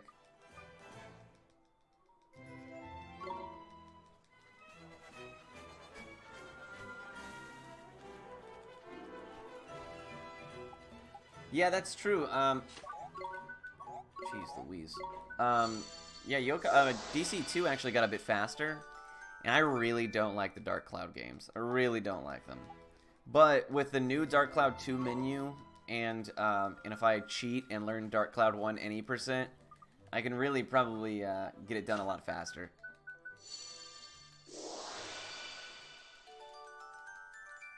Oh man, I hate dungeon crawlers.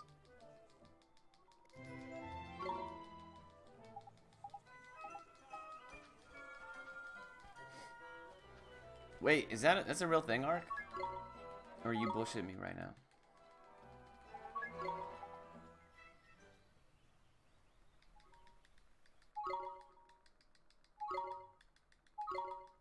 That's incredible. Oh, is it?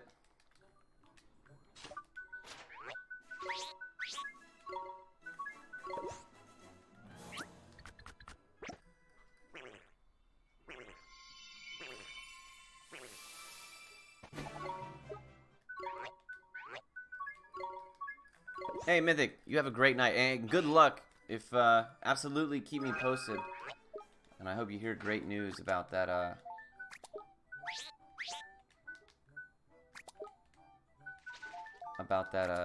Scholarship, my friend.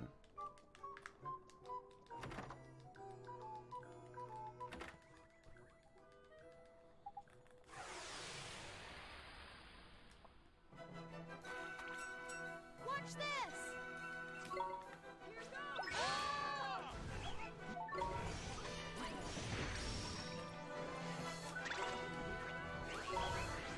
The possum. Another possum! The 5th possum of the night. What in the absolute hell is going on, bro? The possums have eaten all the cat food. There's hardly any left. The word has gotten out that this is the place. This is the place to eat. Dude, there's so many. Look how white that one is, Gabs. You see how light colored that one is? Can't even keep them straight anymore, dude. How's that possumable? I like that. I like that. That's good. That one is funky looking. Yeah, that one is crazy looking. That's a big old hog, too. That's a big boy. That's a big piggy right there. And the one eating is kind of little. Dude, yeah, I actually think that we've mixed up, like, oh, this is blah blah blah, and actually it was somebody else, and you know, We need to just call them like the possums or something. And just...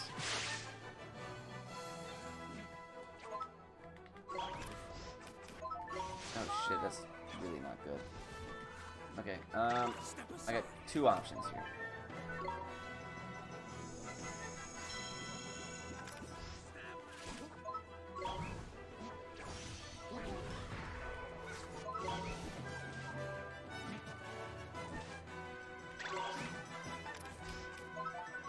I only have 4,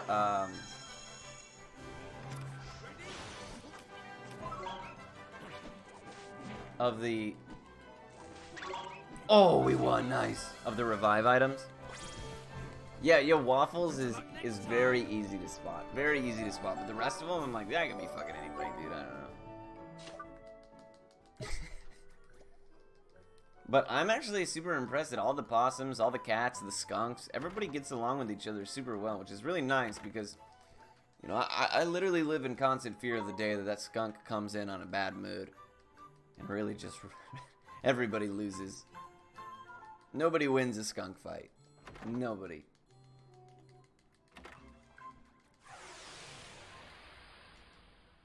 Sure hope Handsome Boy comes back, man. It makes me nervous when he disappears for too long.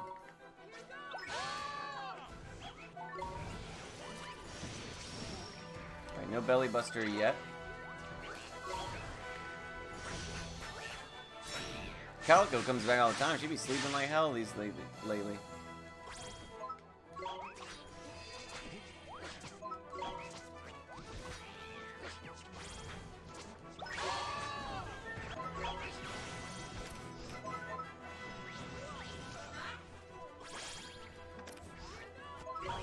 Oh, thank God. We got that off before Ice Age. Otherwise, we would have sat there for like a 15-minute cutscene.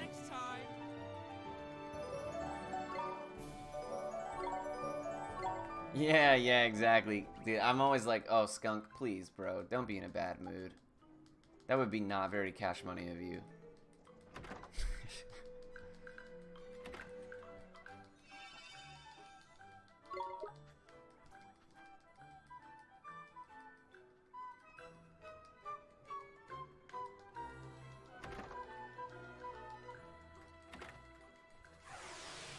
Hey, Ben, thank you so much for the raid, man. I appreciate it. You have a great rest of your night. Here we go.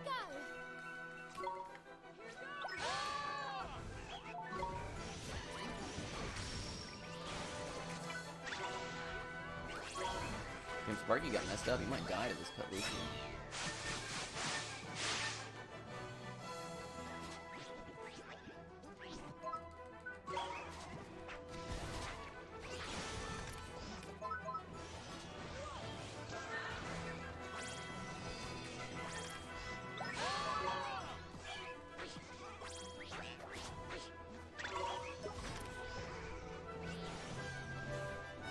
Not a terrible nursery so far.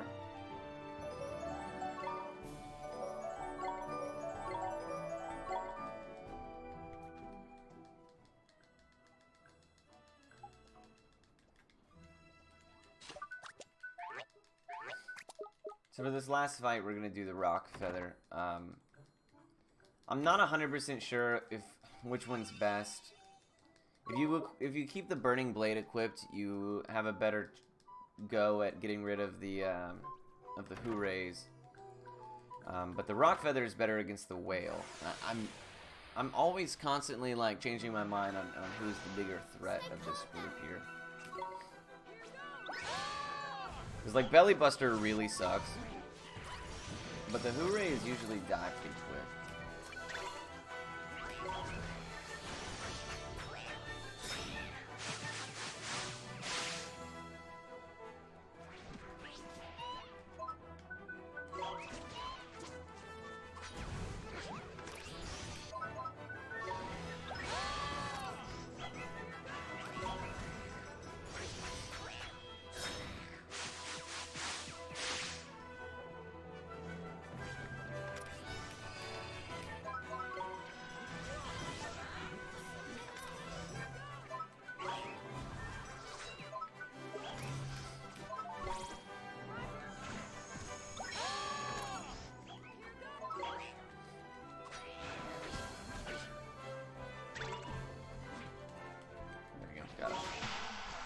Ooh, thank you so much for the channel points.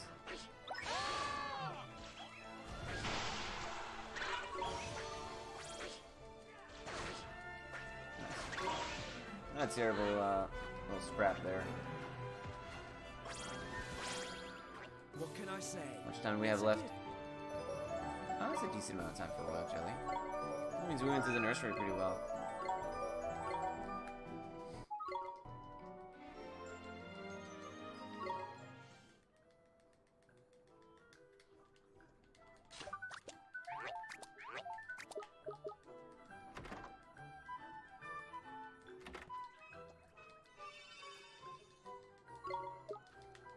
Alright, Royal Jelly, let's go. We got about a 6-minute Royal Jelly fight. That would, that's super doable. Super doable. Let's knock it out. Whew, the big bad.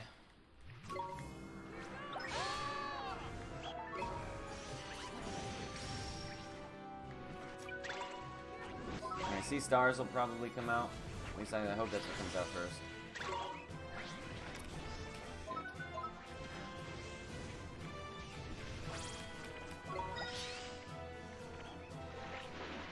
That move that he uses right there is so deadly.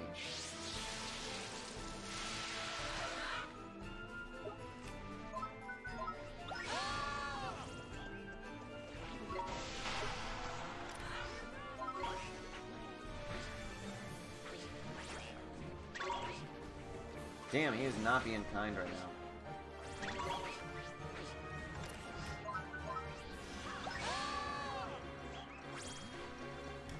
Damn, I hate that animation. There we go, that's the good one.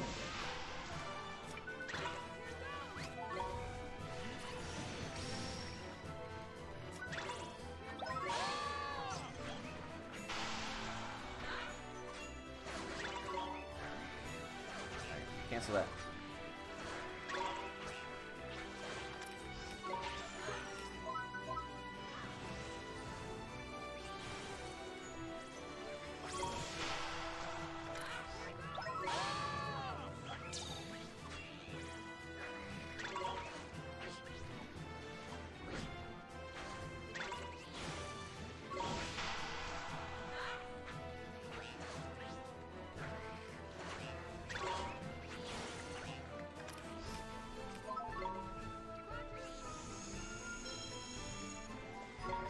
Nice. This will be a beautiful setup right into baby shower.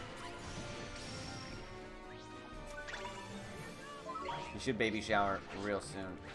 There it is. Nice. We can put everybody into all-out defense here.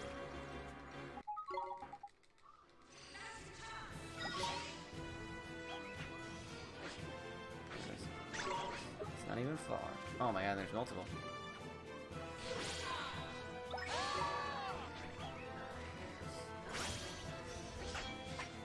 Literally anybody besides Bogley could have gotten that gold and it would have been super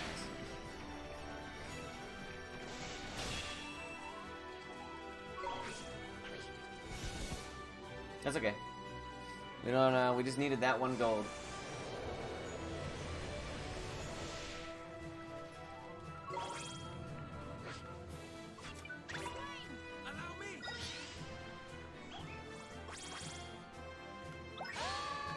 No! Oh, we got gypped.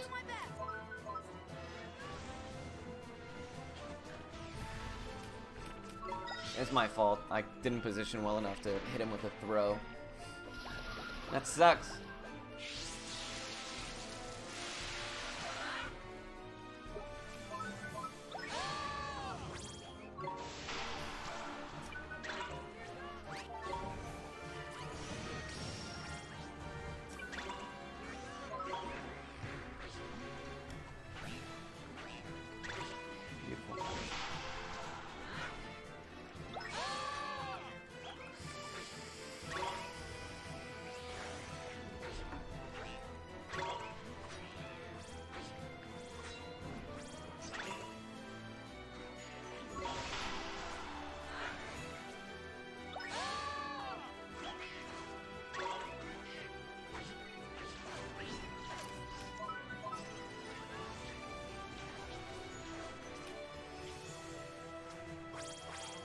Oh no! That's not good. Punch yourself, Oliver, hurry! Step aside.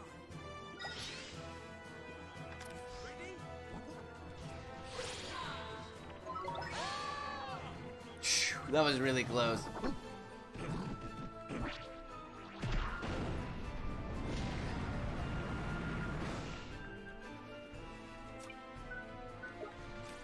Yeah, I knew it was coming out, but Hurley doesn't have a way to defend. He's a psych up style familiar. That's okay, maybe that'll shake Oliver out of his confusion damage. Guess not. I'll give it my all. Nice. Here goes nothing.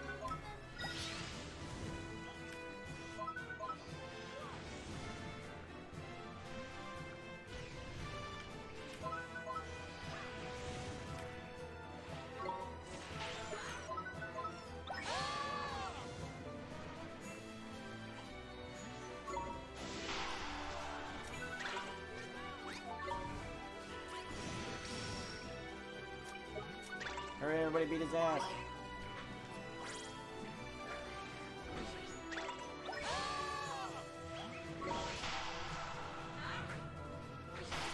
Nice. Not a bad fight, not a bad fight at all. We'll take it. That volcano that came in there at the very end was big though. That definitely helped speed us up a little bit. We probably would have been splitting a little bit red in that one.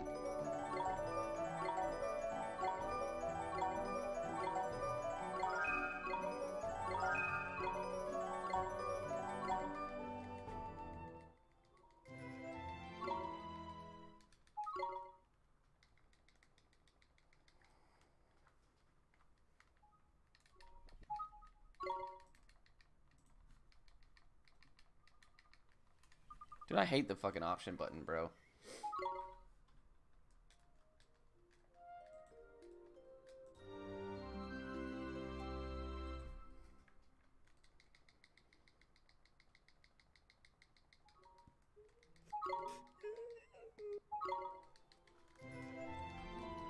There we go.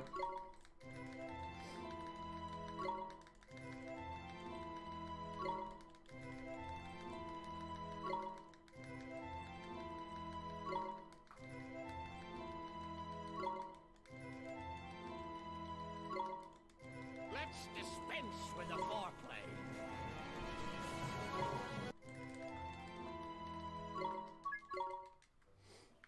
I wanted to be at a nice round number.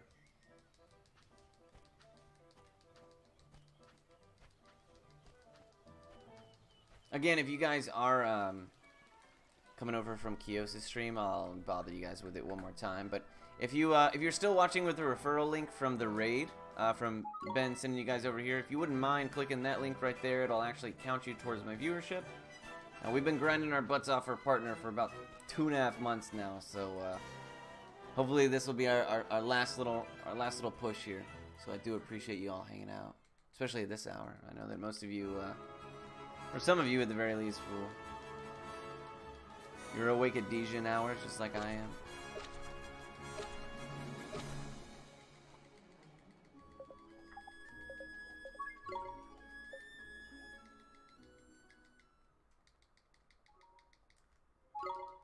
Tidy tears. My goodness.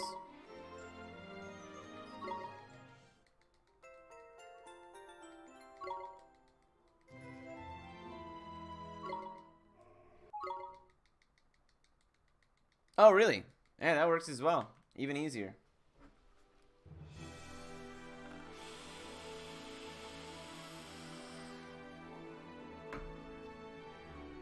That's how they get you.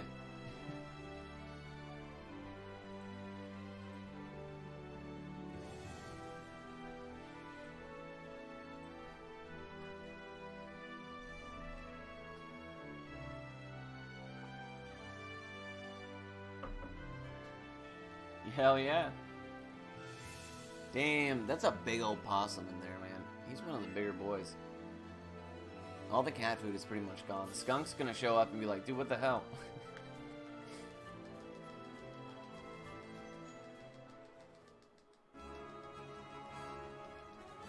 Yeah, he's a big old, he's a hefty son of a gun.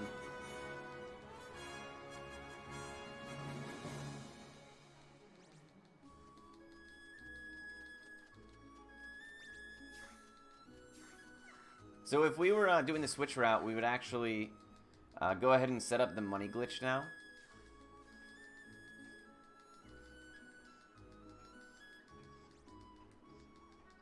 It's a really, really awesome glitch. And you end up with literally max money. I think we end up with 4 billion guilders or something. But we can actually only hold 99 million. Oh, so I have a live stream that runs 24/7 from my garage. Where my girlfriend is taking care of feral cats for like 6 months. And I set up a stream so that she could watch them, especially when the weather was really, really bad a couple of weeks ago. But now everybody just watches them all the time. There's possums and skunks and cats. It's twitch.tv/livekittytv. Which I know now, when you say it out loud, it does sound a little bit like an adult site. But it's not, I assure you.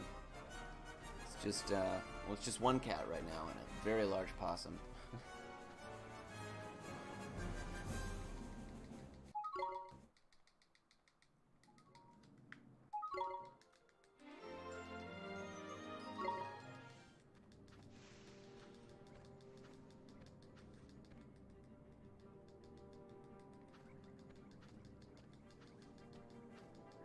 And I know the possum might look, he might be he's not necessarily a looker.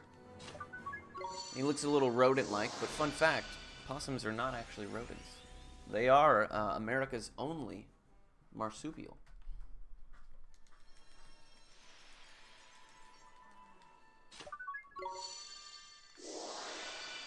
He's acting a little like a rodent.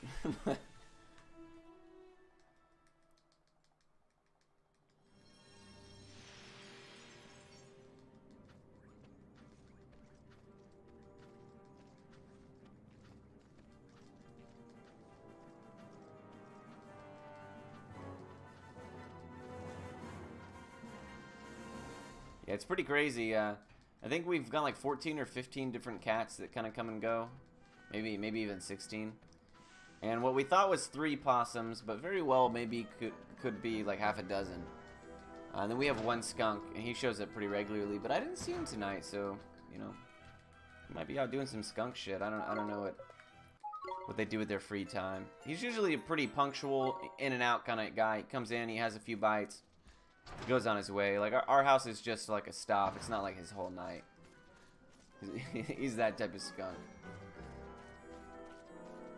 You know, that's actually been a running gag, is that the cat stream might actually beat me to partner.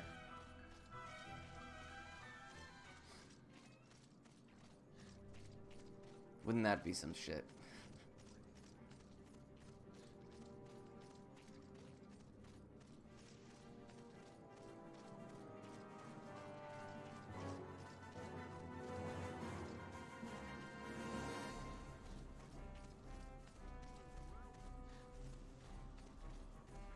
Ooh. It's a little early to be getting sleepy. We gotta be alert for the casino excitement.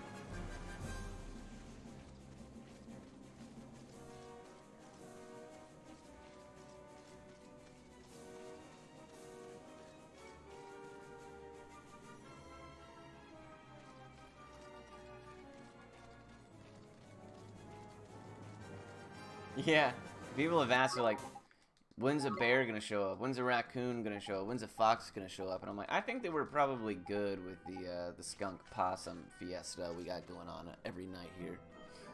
The cats aren't even the biggest concern anymore, which is crazy that this is how things have evolved.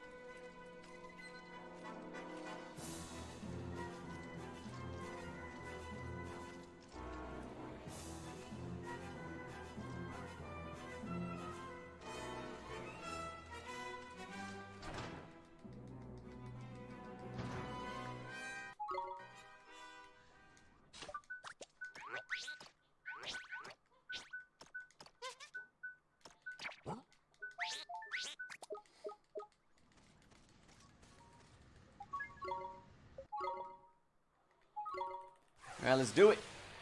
So this is like one of the only fights actually that we actually main Esther. Dude, I know, he made a huge ass mess.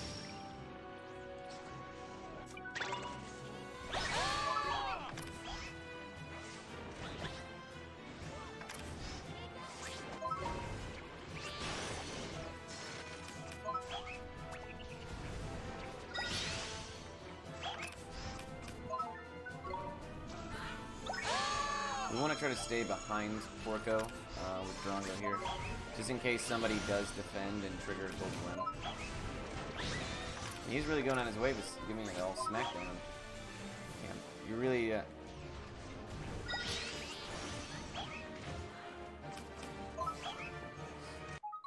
So now we get our chance.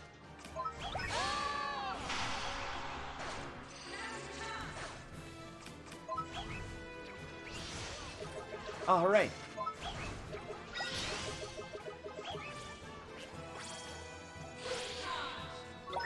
No! It's a calculated risk.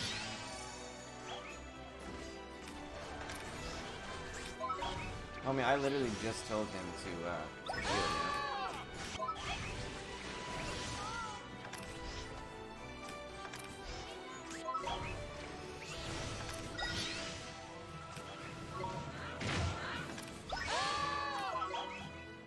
This fight's gonna slow down quite a bit, Oliver being dead. I'm not sure I want to, I guess I will.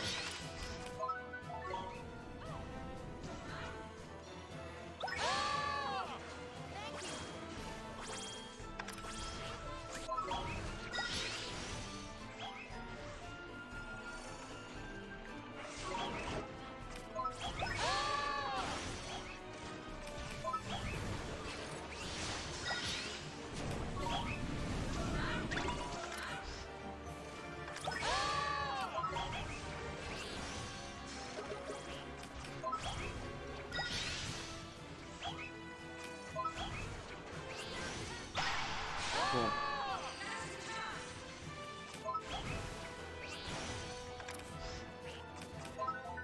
That away, Sid.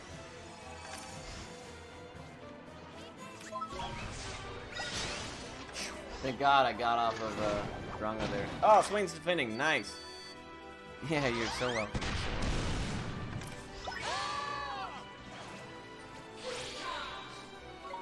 Yeah, this would have been an amazing fight had we not gotten that first Ice Age canceled.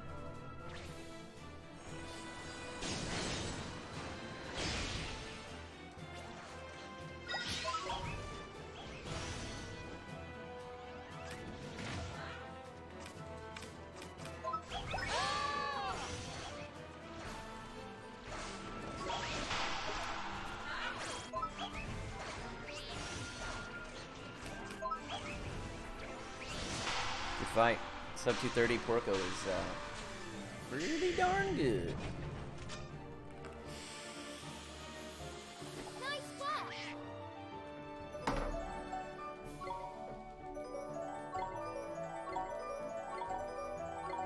Hey Tyler, my man, thank you so much for the luck, dude. I really appreciate that. Hopefully you're doing well tonight, this lovely hour.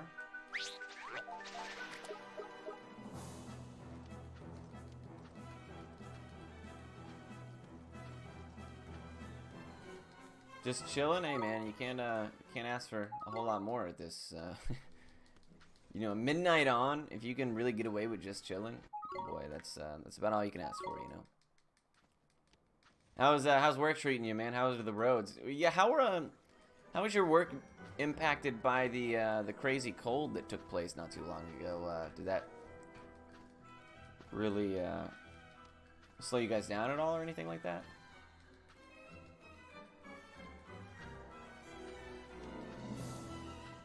Oh, really? Okay, that's not so bad then.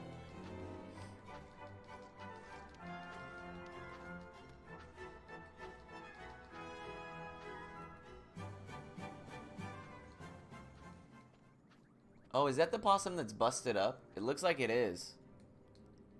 Yeah, that's the possum that got roughed up real bad. Poor guy.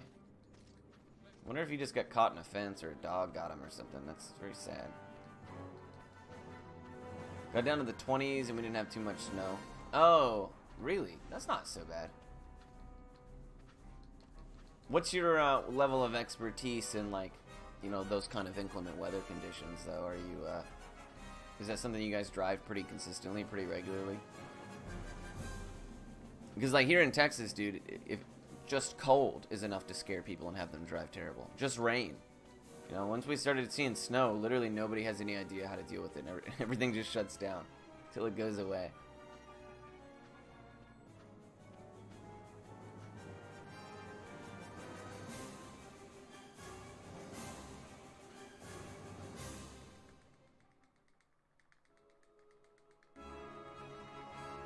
I'm gonna have to feed them before I go to bed because there's literally no fucking food left. The possum's done ate it all.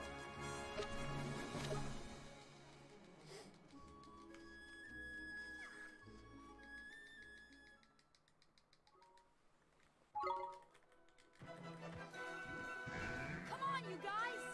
Esther, it's my turn!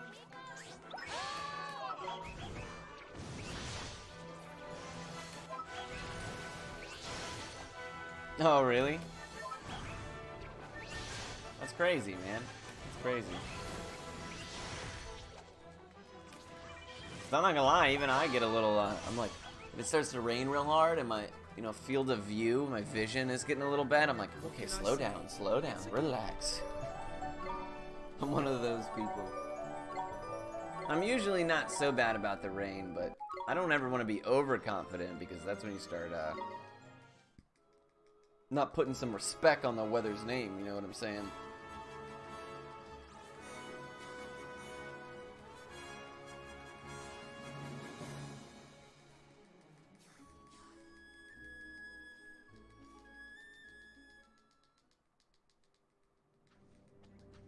Chuck E. Cheese is pretty resilient, believe it or not.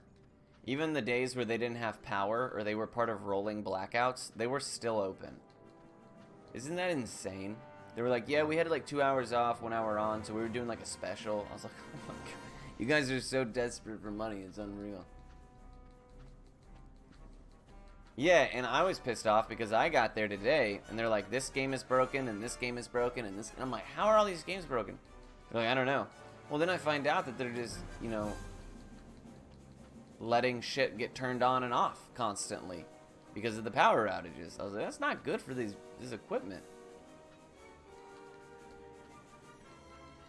Yeah, I don't know, man. We don't have, like... Chuck E. Cheese is not unlike any other business where the people at the tippity top aren't just, you know, they're just not super well educated in, like, what actually takes place at a store level.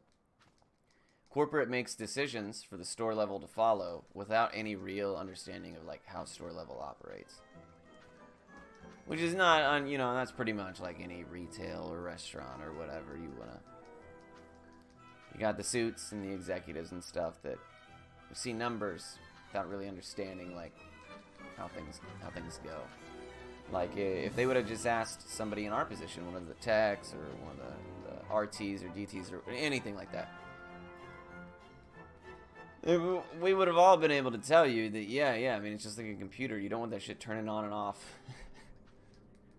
It's not good for it. So yeah, I definitely have a busy week. Busy week for sure. Yeah, exactly. That's what I'm saying. It's corporate structures are like that. Now, I actually do have an interview tomorrow, believe it or not, at a private equity firm. So like a portfolio management company. I don't know if I want to become part of the institutions, the bad guys in the stock market, but I'll at least hear them out and see what they have to say. Because I went to Chuck E. Cheese today and I was like, I could totally just trade stocks and play video games for a living. It would be hard at first, but I could do it. And after being off for 6 weeks, I was like, this whole Chuck E. Cheese shit, kind of whack, actually. Not crazy about it.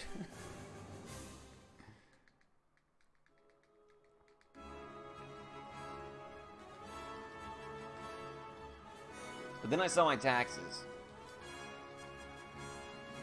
My taxes were jarring, to say in the least. This is my first full year of you know, trading stocks and getting, you know, experience and learning how to do that, and made a decent money this year. I mean, for it being my first year and all. And then I realized how much I owed in taxes, and I almost cried.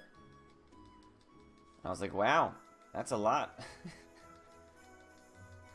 I was like, that can't be right. I sent it to my mom. She was like, no, it looks right. I was like, that is very sad.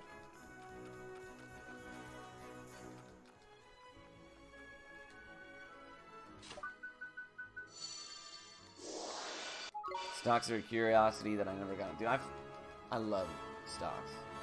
I love the stock market. I love trading every day. It's easily the most fun and rewarding like job or career I've ever been involved in. I loved it. I would trade on weekends if you let me. I would trade 24 hours a day. I would get home from work and trade some more. Your taxes went up because of trading stocks. Yeah, actually, so capital gains, you get taxed at about 33%. About with how much money I made. So yeah, pretty much 30% of everything you make in the stock market, you have to pay in taxes. So if you make $100, you actually really only made 70 because you owe 30 of it in taxes. Oops.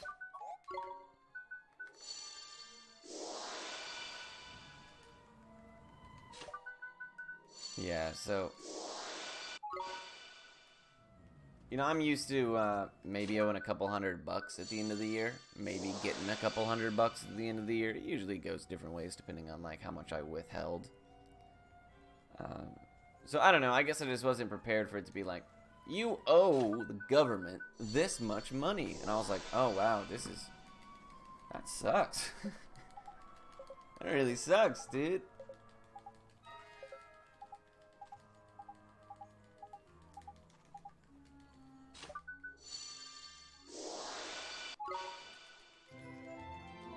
But yeah, I mean, it's still, I don't care how, they could tax 50% of it, and I would still love to trade every day. It's just so much fun, man. It's so much fun. It's one of those things that I just have so much motivation and interest. Like, when I get home, I'm watching stocks videos. I'm reviewing my trades. I'm looking at how certain things moved that I, you know, in the morning, I'm like, I bet this does this today. And then I go back and look at whether I was right or whether I was wrong or why it went one way or another. It's just, I just love doing it. It's so much fun. Where can you actually learn about them? So yeah, that's a good question, right? So I like to tell people that, like, I just basically taught myself utilizing YouTube and Google and things like that. But looking back on it now that I have a year's worth of experience and, you know, kind of learned a few things, I found that, like, first of all, everything is free. So the people who are charging you $6,000 for a course or whatever, I'm not a big fan of shit like that. Now, there are some people who sell like some reasonably priced courses with some good information. But again, as long as you kind of like know what to look for and you're diligent about researching, you can find really anything on YouTube or Google. You just gotta like throw yourself into the rabbit hole because there are so many different like phrases and styles and markets and things like that that you really just gotta take in as much information as you can. It's not as like a go here, go here, go here. Yeah, I love it. It's so much fun. But yeah, YouTube Zip Trader is a good one. He doesn't try to sell you shit. Warrior Trading is really good for like penny stocks, but he constantly tries to peddle his course. And I'm like, if you're a millionaire from stocks, why are you selling a $6,000 course? It like doesn't make a whole lot of sense. There's a Discord I'm in that literally has like a study plan. And thousands of people who trade for a living in that Discord who, you know, you can just read what they say and follow along, and I really love them. It's free, I mean, it doesn't cost anything. But you can check them out. They actually have a website, links to their Discord. I believe it's Atlas, like dash, like the minus sign, trading.net. And they literally have like a study plan of like, do this, do this, do this, and then I'll at least get you acclimated and started from like entry level. So I'm a really big fan of them. I wish that I had found that Discord way earlier than I did, because it would have probably saved me some research time and some headache and definitely probably some money. Because my stock journey began in March when the market was taking a huge dump and you could have literally bought anything and made bank. because it was in such bad shape. So I thought that I was like, you know, dude, I'm so good at this, bro. I'm amazing at this, right? Because I was making money. And then I realized quickly afterwards that I was actually not that good at it. And then I had just gotten lucky in a time period where, like, literally anybody could have made money. So right there, because that familiar saw me, I actually had to wait while that text was on the screen until he stopped moving, which I knew was the end of his leash. And then you have a small bit of time where you can shut the text down and then move before without triggering that fight. So that's why I kind of sat there for a second. What was the name of that Discord? They're called Atlas Trading, ATLAS. And if you want to link, I believe they have a website. It's Atlas, ATLAS, like the minus sign, trading.net, and that will, like, I think, link you to a Discord invite. But yeah, I mean, even if you're not crazy into stocks, if you just want to, I mean, it's a lot of information. It's kind of overwhelming, but if you go all the way down to the bottom, there's like an education area, and you can do their study course or whatever, at least just to get an understanding, even if, you know, whether or not you trade is up to you.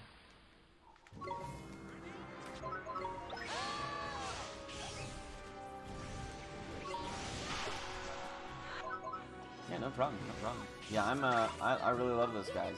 There's a lot of people. I'm a scalper just by nature. That's what I do, personally.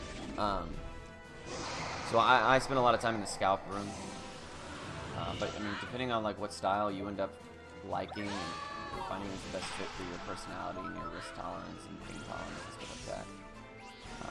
There's pretty much people teaching all kinds of, even options. You want to learn options, you can definitely learn options.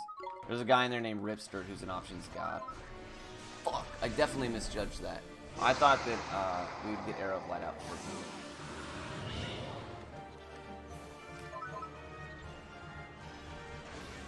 Very cool. Options are optional. Dude, options are pretty brutal.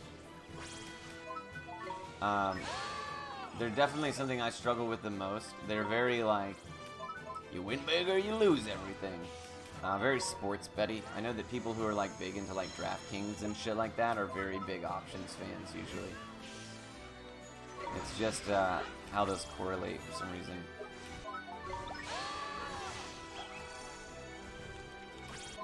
Yeah, he's using too many abilities. I'm not even getting an opportunity to do the AI cast streak here, unfortunately. It was a kind of a bad start, though, I will 100% admit.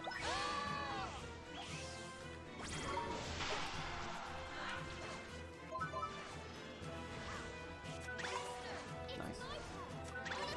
Here goes nothing. I'll give it to you.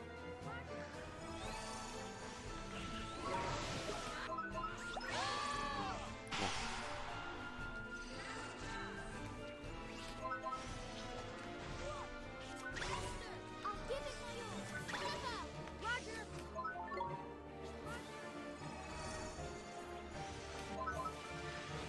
Black Lemon hurts.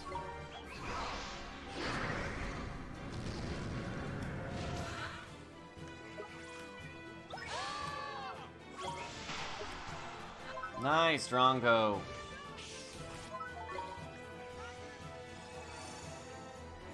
Dude, Drongo's been showing the fuck up today.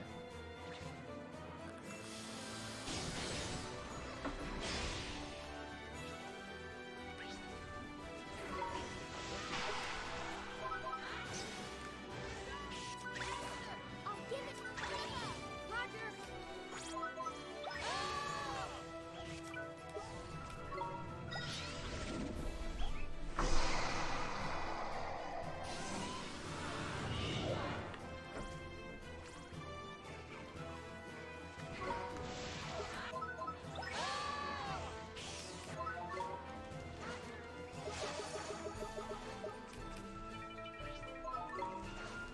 That's close.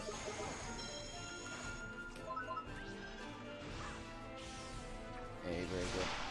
Very good. Alright, casino time, ladies and gentlemen. Is the run dead? Vito!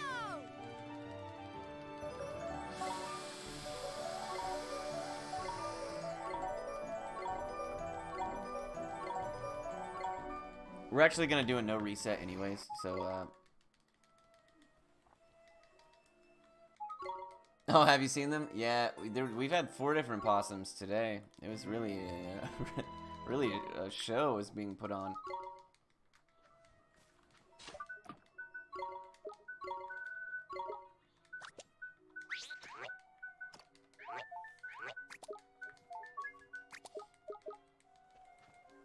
Yeah, I love that emote, RP. I love that emote. Dude, I haven't seen Handsome Boy all night. He better come home soon, dude. I worry about that little guy. He's too pure for this world.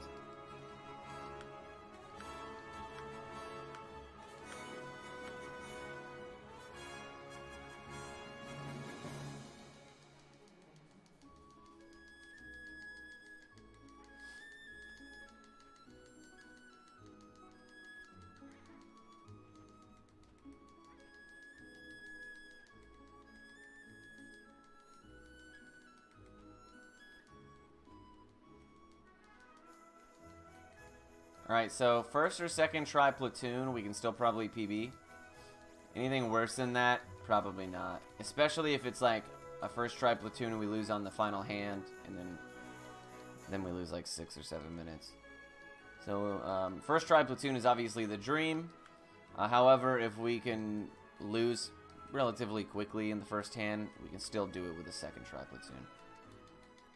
But first we gotta go fill some story triggers out, get the spell teleport. Or travel, rather.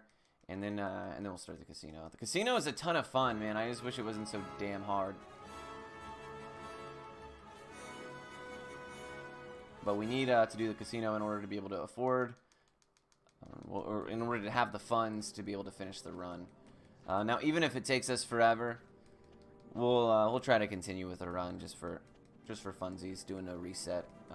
Especially because we can still chip away at some splits that I'm interested to see how we fare with some ideas and stuff that I might have. Being 3 minutes ahead at Candle though is really, really nice. Especially if we get a first try platoon, we'll be in amazing shape. But you know, of course it's a tough ask. We'll have to see how it goes. Yeah, if one of you guys see Handsome Boy, let me know. I get nervous. Those kitties be out there in the middle of the night. What could they be doing? Being hooligans.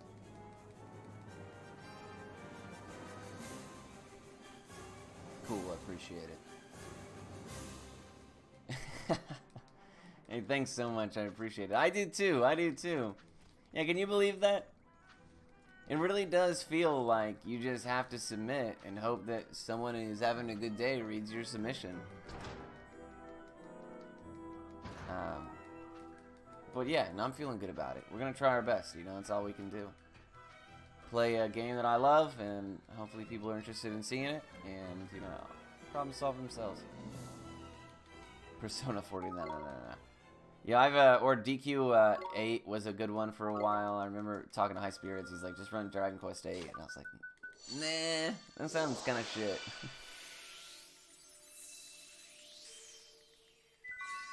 I never really wanted to, like, jeopardize my choice in speedruns for the sake of viewership.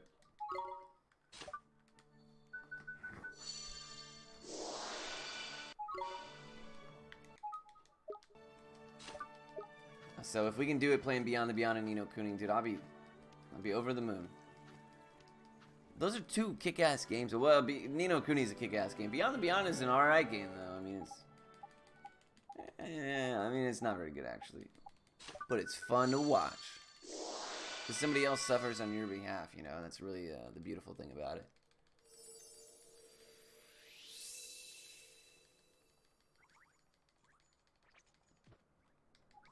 Hey, Tyler, man, I saw that somebody got a 245 in Phantasy Star 4. I don't know how long ago that was. I just happened to go take a peep at the leaderboards. That's an incredible time. Do you guys have, like, new strats or anything? Or just insane RNG?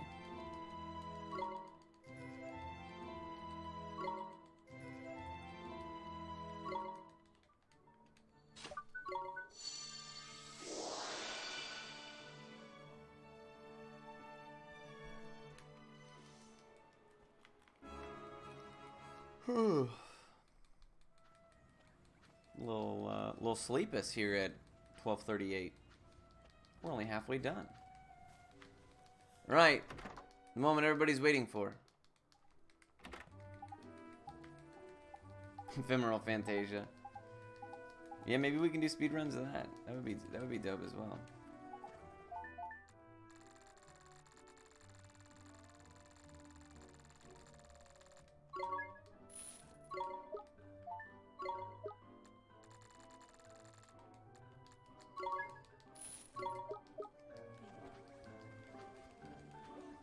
All right, here we go. We have to win 6 hands in a row.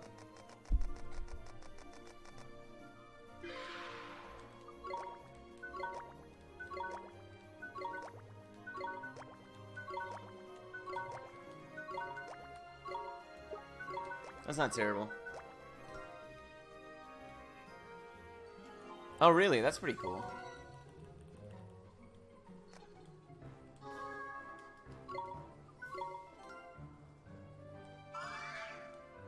Okay, that's actually pretty good. We got such value out of a 4. No! Damn. Okay, so we can actually only have her guess correctly twice.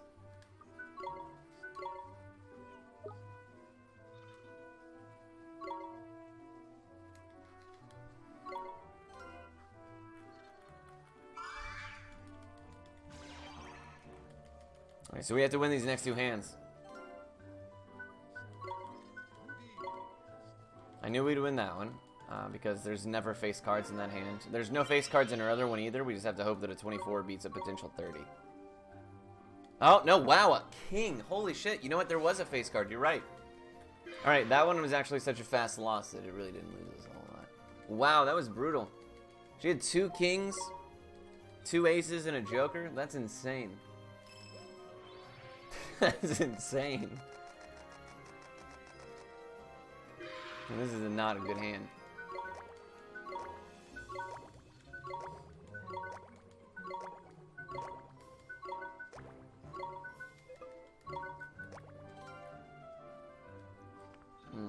That's not a good hand she played either.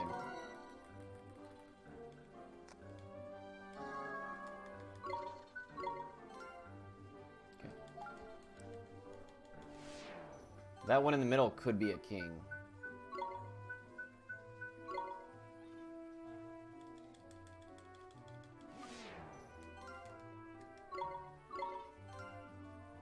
Nope, we lost again. Oh, the skunk's in the garage, guys. The skunk has arrived. And he doesn't have a whole lot to eat. Because the possum's already ate it all. Alright.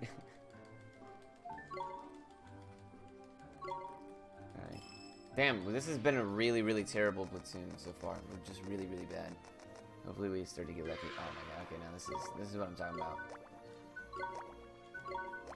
Hey, he's not above floor food, you know.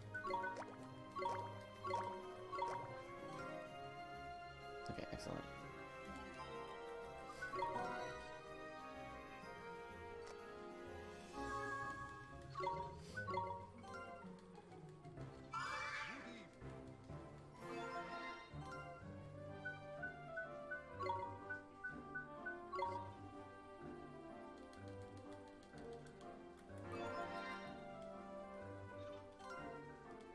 Yeah, we didn't even use a single one of our kings. That's hilarious.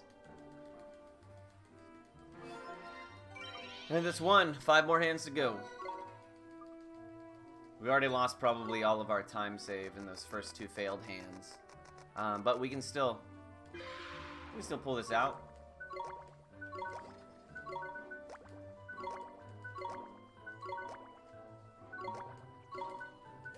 Damn, we gotta get a lot of value out of our first 2 stacks, which is pretty unlikely.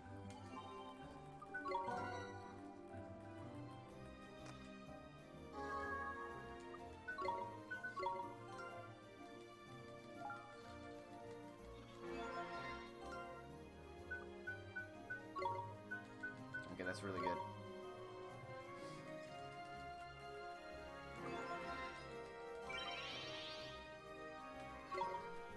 Damn, that was actually, we got super lucky. Super lucky that that first hand won. Or that when we got to go first. That was a big decider. We didn't want her to target any of our must-win hands with a throwaway. Damn. That actually kind of sucks.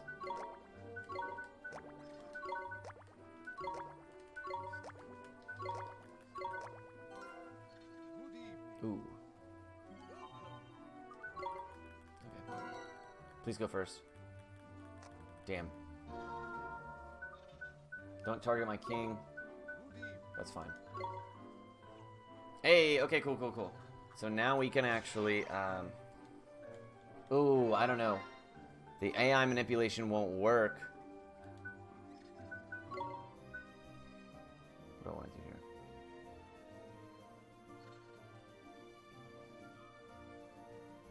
Okay, we'll do it like this. I'm gonna bank on the fact that she will, choose the 2 rightmost stacks here. If not... Oh, fuck. Yes! She did! Wow, we got super lucky that she chose that stack. So it's a perfect platoon so far.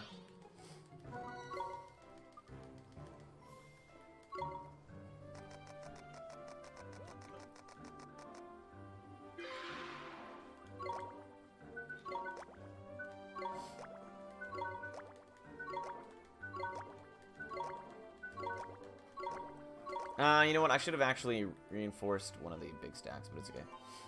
I have a lot of faith in the nuke, which is the... okay, nice. Ooh.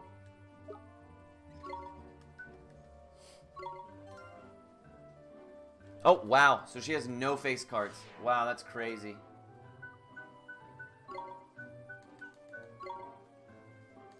Okay, so we win that hand. I can guarantee that I win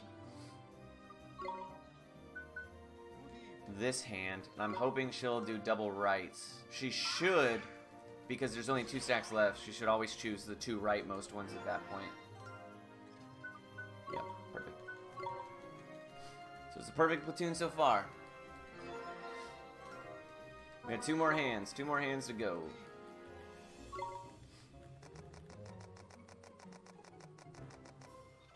This kind of sucks.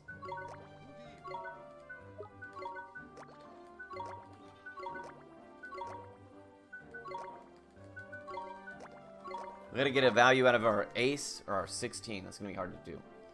Thankfully, we need to go first here. That would be sick. Bummer.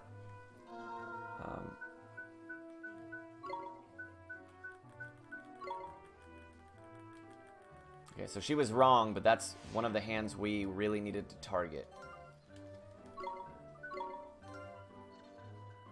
Oh wow, we won with the 2. That's big. Okay, that might redeem us here.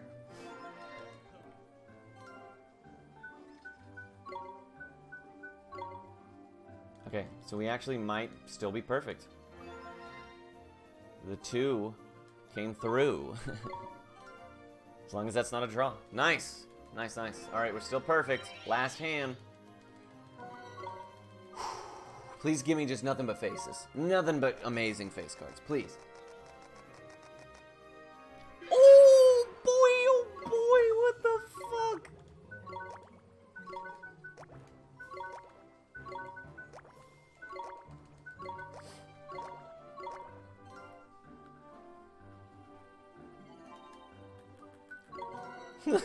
Please let me go first. Oh my god, that would have been sick.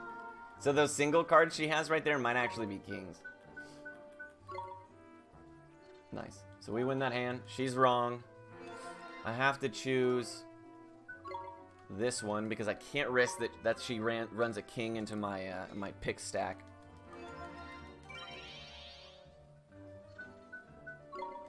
As long as it's not a king.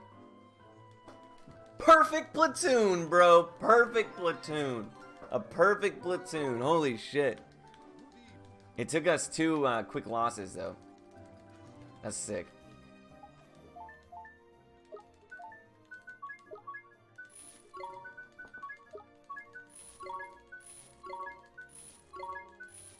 I really should make a platoon split.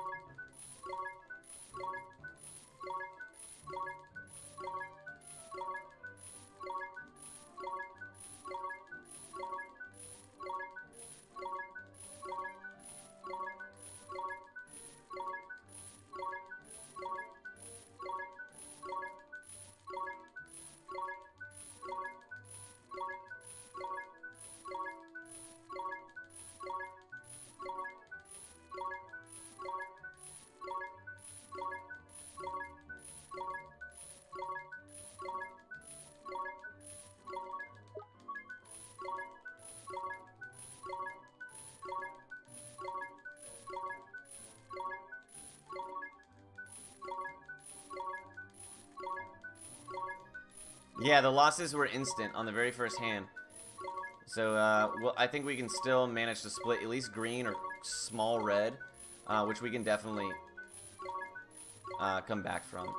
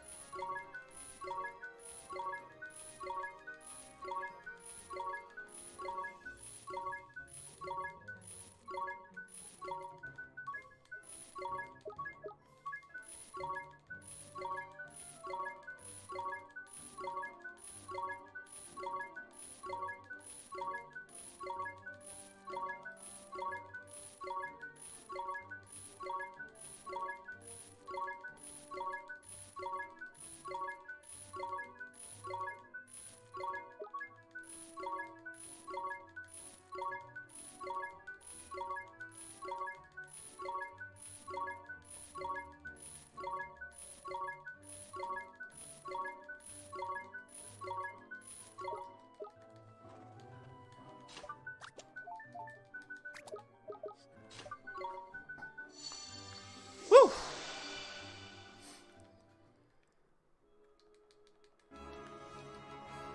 So I only got, even though you guys saw that I clearly had a lot more money, I could have bought more with the Great Sage of Secrets. In my PC World record, I sat there and I used every coin I had and got so many Great Sage of Secrets I didn't even use. And it ended up costing me like an extra minute or two in menuing. Yeah, I know, the skunk is so pissed off that there's like there's no food left for that poor little bastard. He's like, floor food? What the hell is this? This is the worst bed and breakfast I've ever been to.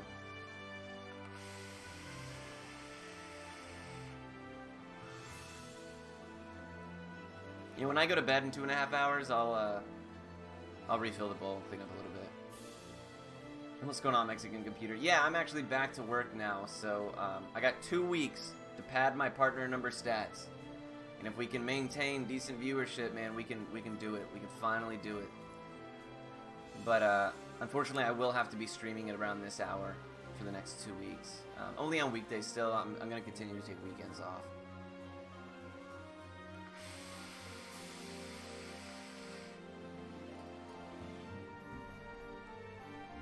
But it'll be worth it once we finally achieve our goal.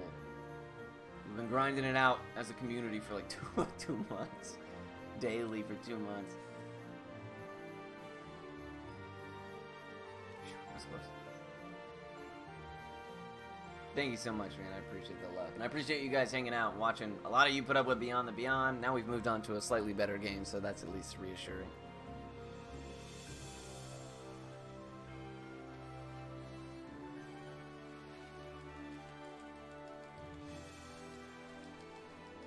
Better is subjective. I really like Beyond the Beyond. I think Beyond the Beyond speedruns are a ton of fun. But maybe after the end of this 2 weeks, we'll revisit it.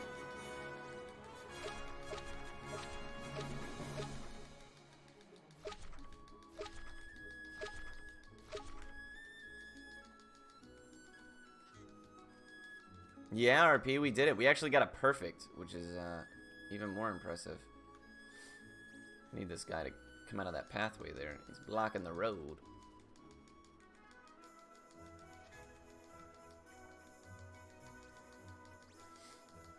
Shit, dude. I really did not anticipate that guy's movement.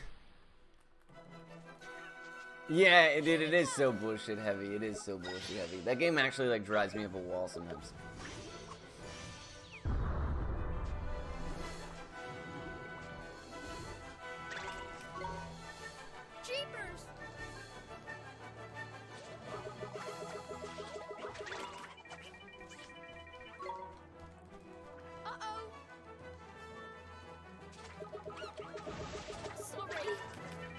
Finally. Time to beat a hasty retreat.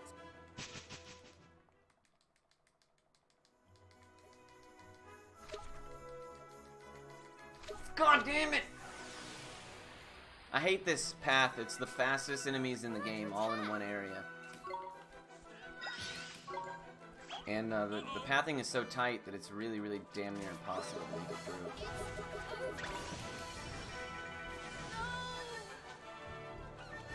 Now you're for it.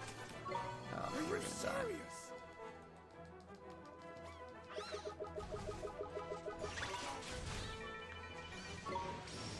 Dude, Just leave. I actually don't even know where we start back from. That's going to be a huge time loss. Unreal. I can't remember the last time I died in a run.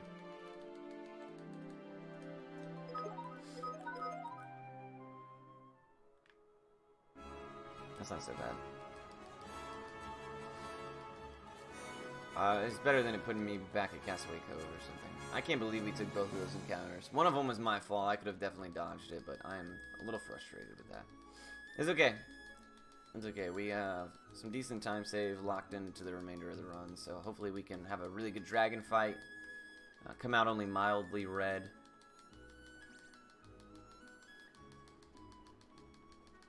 A lot better enemies on the path right here than they were last time.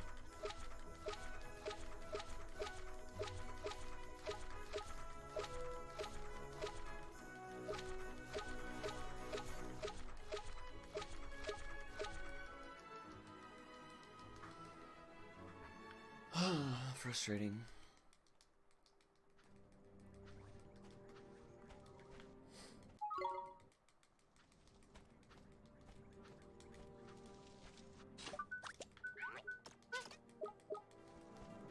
We're gonna do sharpen his strats, just in case Poison Pinch doesn't want to land. Is that scales? Yep.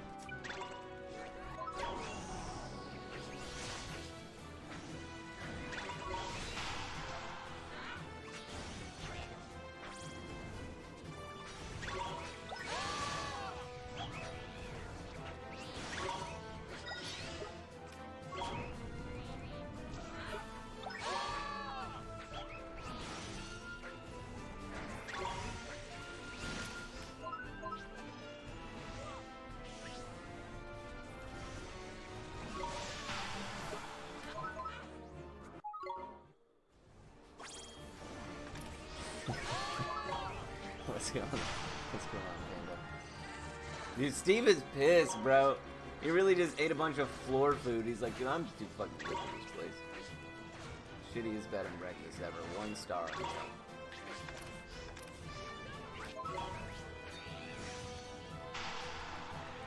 Oh, wow, that was lucky. Yeah, he did knock the bowl over. What a bitch, dude. That's funny. Land. Oh my god, yes. We got bailed out so hard.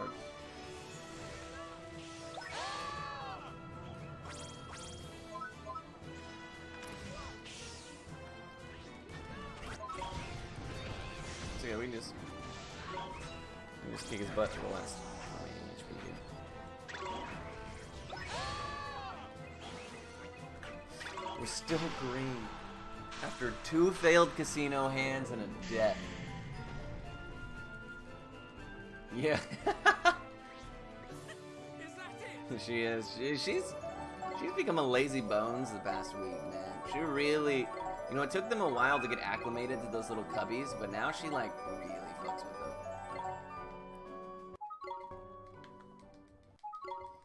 Wish my handsome boy would come back though.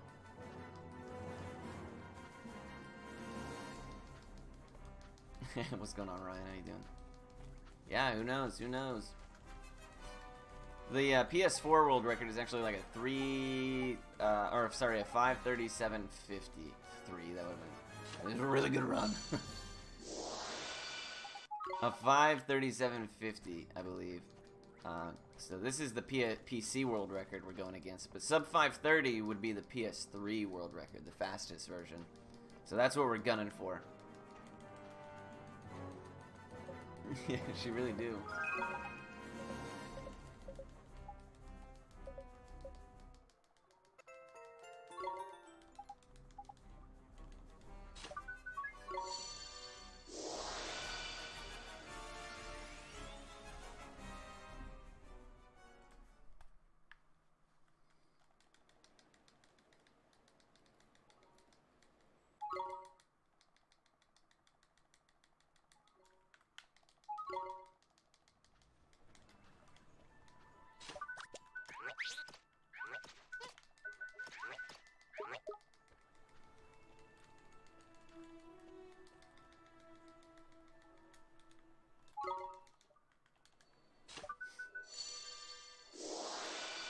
Heather Diablo. Hey, that reminded me, I guess, of Crosscode. I think that they had a lot of DLC just dropped. Jeez, that dude stopped on a dime.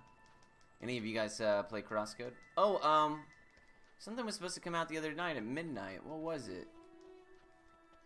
Something that people were pretty excited about. I can't remember. Wasn't that new Tom and Jerry movie? I know that much.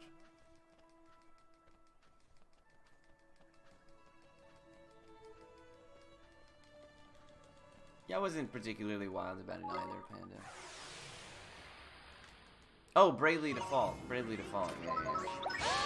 Everybody who's playing that, was Bravely Default everything you guys were imagining it would be?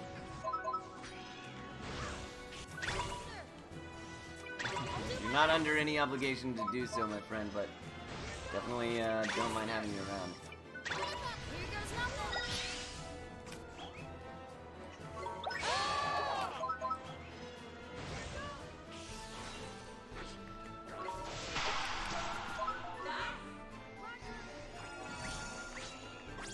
Yeah, Crosscode and then Bravely Defaults obviously came out. So I know people were jazzed about both of those things.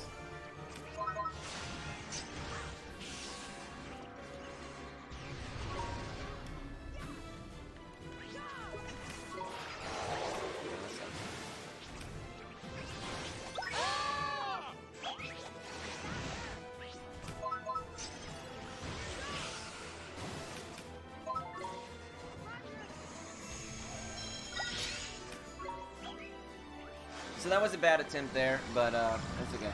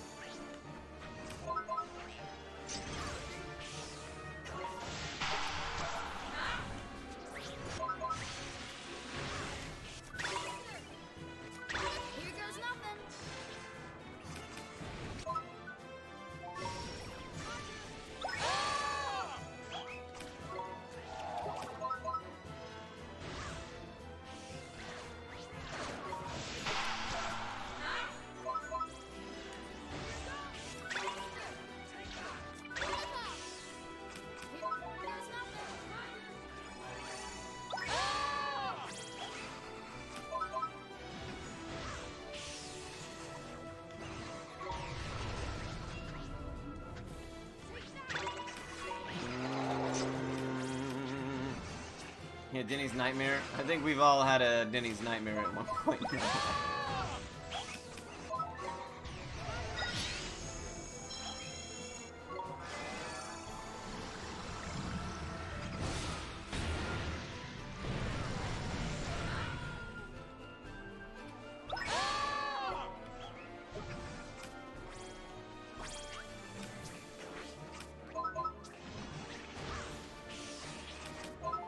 What's going on, Unified Omega? How you doing, homie?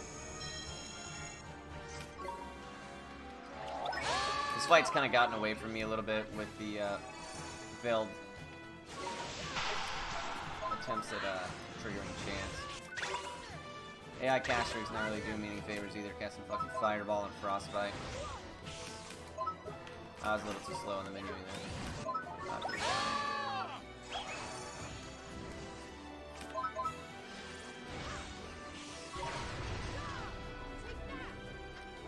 Let's dispense with the foreplay.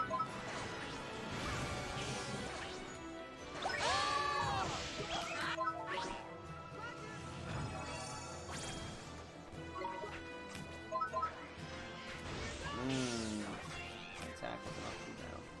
Come on, one more.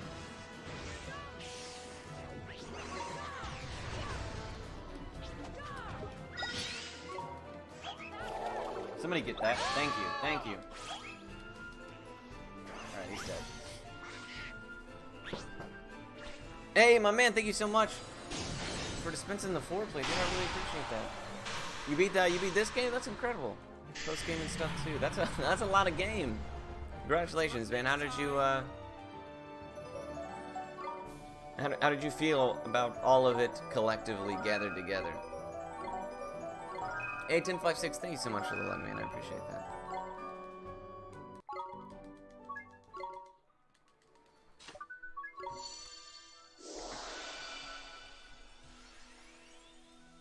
I applied for partner in January, even though I met all the metrics, and they told me to try again in 3 weeks to see if I could keep up the growth. And then I did again in 3 weeks, which was just a couple weeks ago. And then they said, your channel has grown too quickly, too fat, or too large, too soon. We want to make sure you can sustain this growth. Give us another 2 weeks. So now I have 2 more weeks where I have to maintain what I've been doing for the past 2 months. And we should hopefully achieve our goal of partner finally. They've been pretty strict about it, which has been crazy, but you know, so be it. It's their decision to make. All we can do is hold up our end the best we can. So that's what we're doing.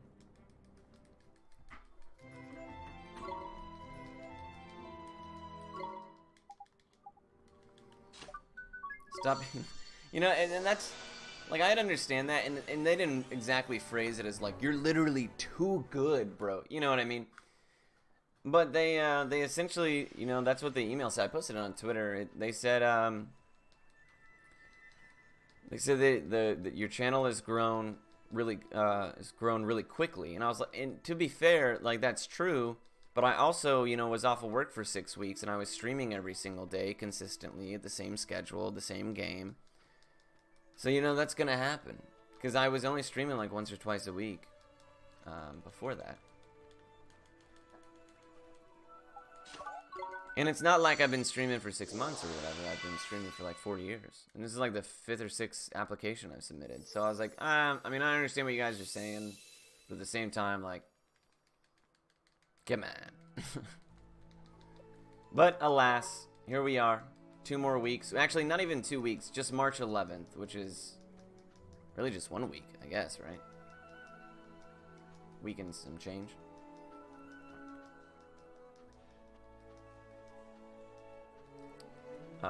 Yeah, so March 11th we will submit for the final time. If we can maintain our viewership. Like, if we tank, obviously, it would not bode well for us. But we're going to try our damnedest, you know. Plays a good game that people like to see.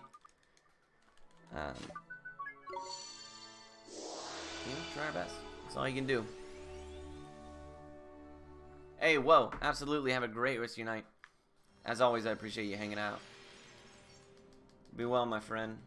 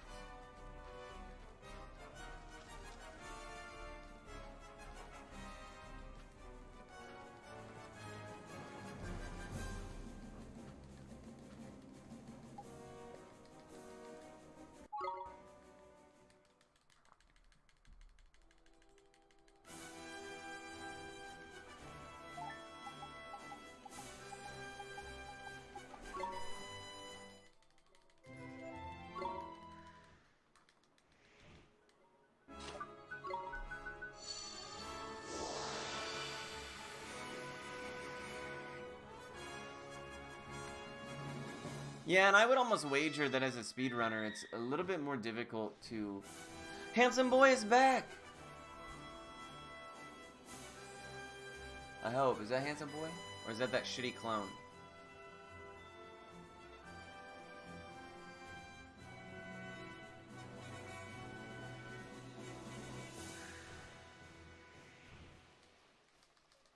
Can't. Oh, that's Handsome Boy. I can see it from. I can see his toes from here. Yay, my boy, my best friend. That's my buddy. I love him. He's my favorite.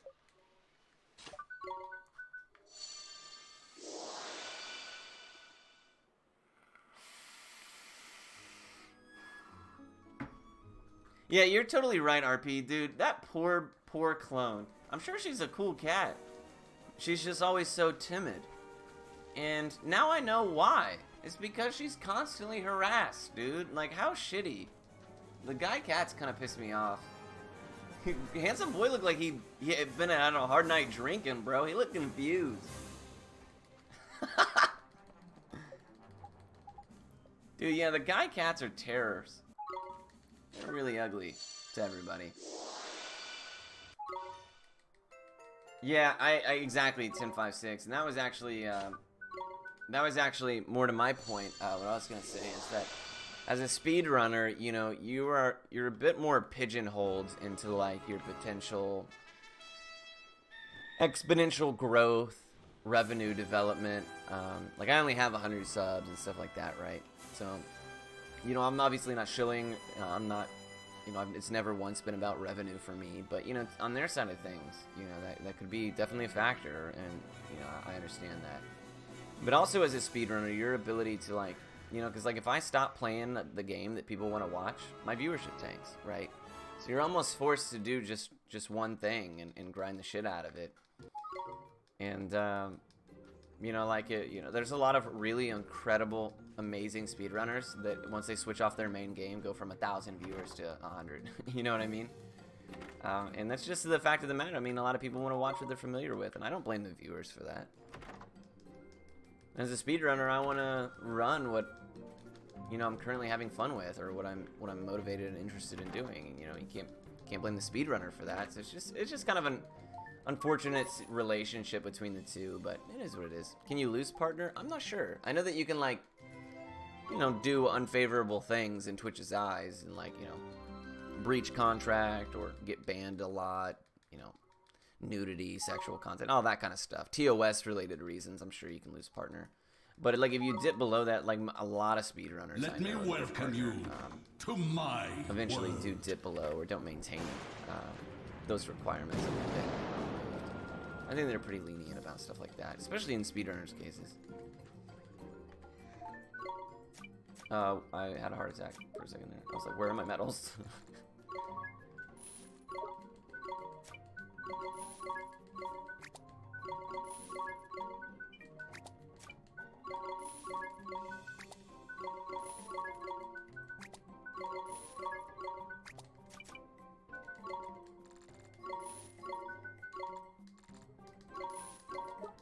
Hey, my main man, Vanny. My dude, thank you so much for the raid, man. I really appreciate that.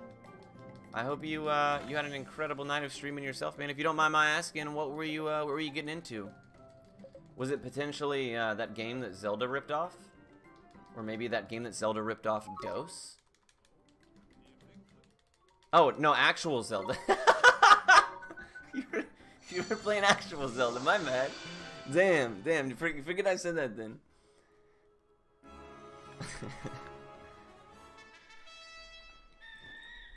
Nah, Vanny is, for anybody who's in chat here, Vanny, incredible speedrunner of Newtopia and Newtopia 2. Really Zelda-ish style games, but really, really cool in their own right. Beautiful games, too.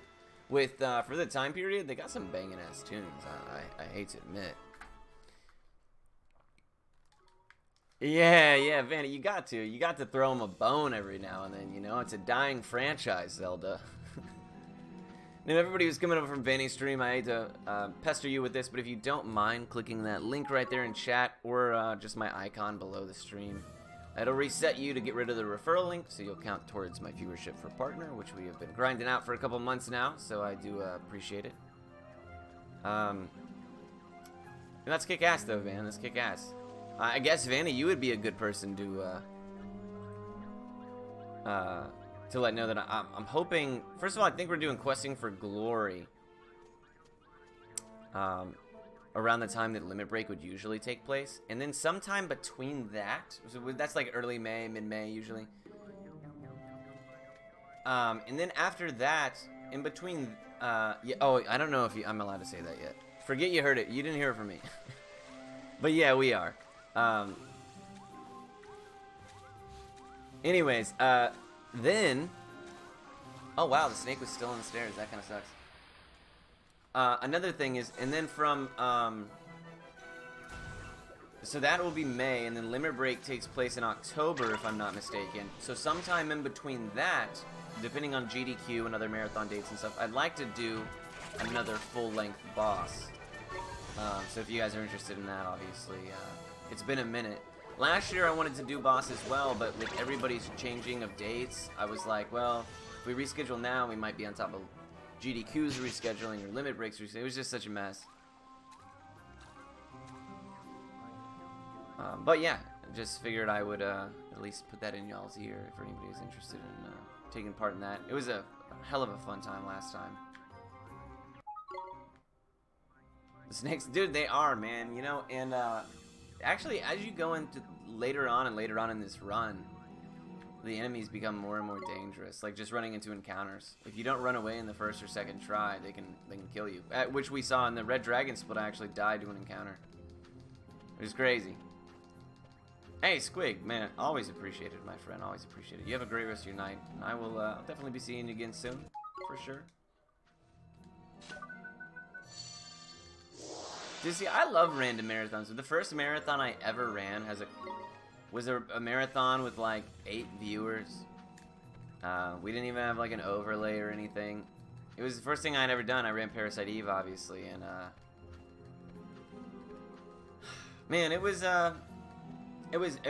amazing. I just had like the absolute time of my life, even though it was like, you know, no bells and whistles, nothing special. But I actually have it linked in my description. Fight the Stigma, I think it was called. But dude, it was so much fun. Oh, the skunk is back. Dude, we don't have any more food, Steve. You already ate it all. He's pissed. He's come to complain to the manager.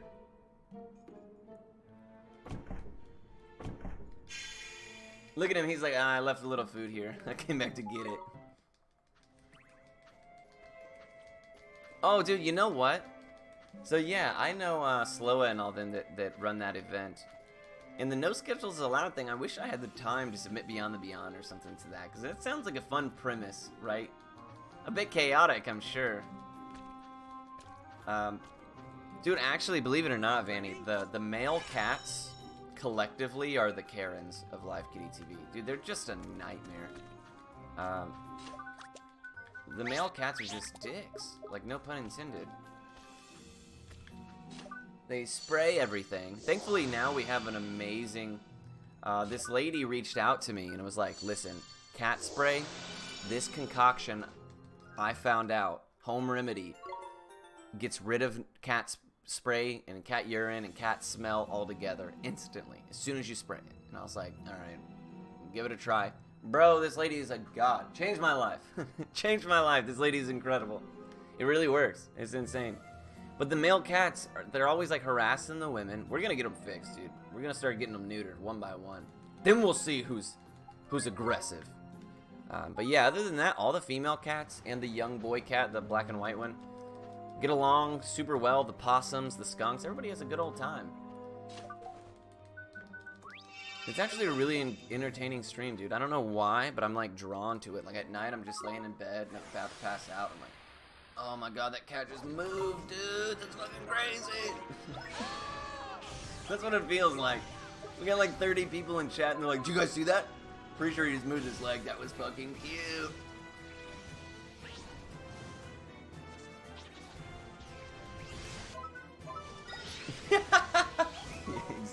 Exactly.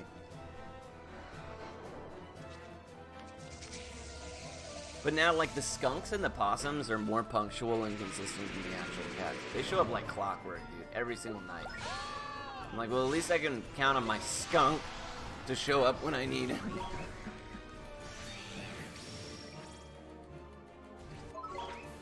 Yeah, they do that. Yeah, it's always funny. We can always tell when, like, there's a new cat walking in or whatever. We're like, oh, pan the camera out. They're all looking at something. Dude, you know, Steve is actually pretty cash money. As far as skunks go, He's alright.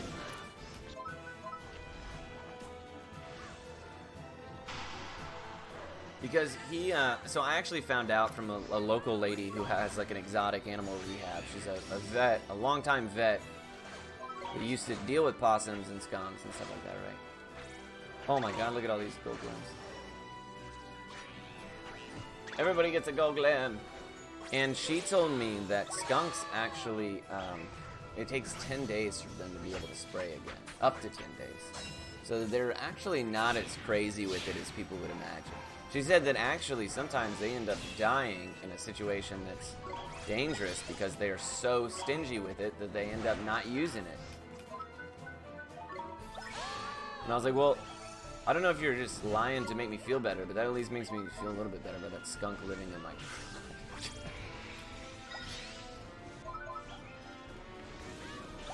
Oh, damn it, I didn't sell my other provisionals. That's gonna be ugly anyway.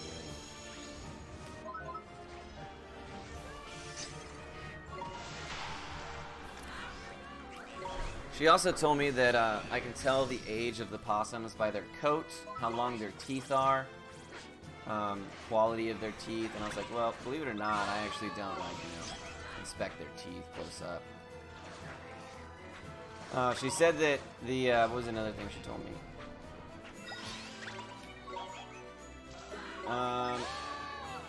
Oh, and I talked to her about the one cat that's not doing well, and she explained to me, kind of the best way to deal with that. So she was super, super helpful. Oh, shit.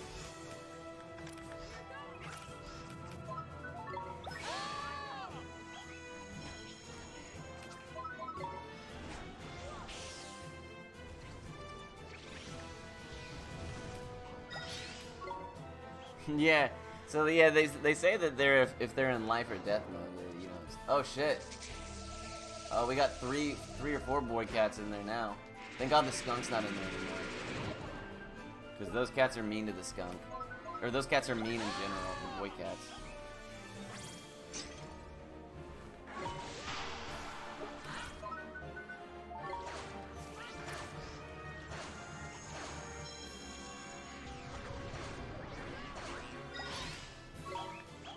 Steve left, right? He's not still in there? Because I might have to go break that up if he is.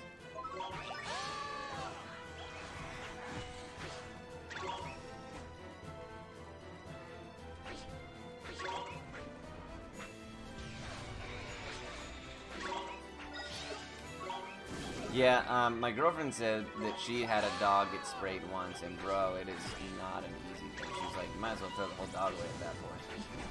She said that they had their family dog got sprayed, and they felt so bad. She had to like sleep in the garage for like days. I guess you have to bathe them in like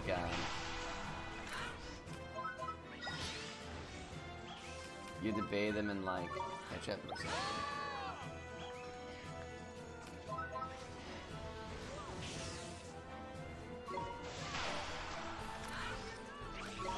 Tomato juice, yeah.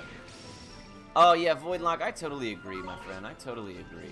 I'm a big level 5 junkie, so I am absolutely with you on that one. And actually, level 5, I have not tried Snack World, but it has been recommended to me before. Oh, they're pissed because there's no food. Yo, the skunk and the possums ate it all, idiots. You guys took too long. Anyways, level 5 actually closed down all their American offices. That's good, Gar. Thank you for checking, by the way. I was a little freaked out.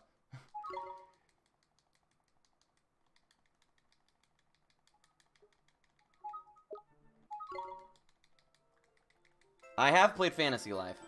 Yeah, so level 5 no longer has any American studios, so any games that are currently out, we probably won't get translated now. Games like Yokai Watch 4, Inazuma 11, they changed the name because it was expected to come out. Ushiro, which is a horror RPG, they canceled production on that.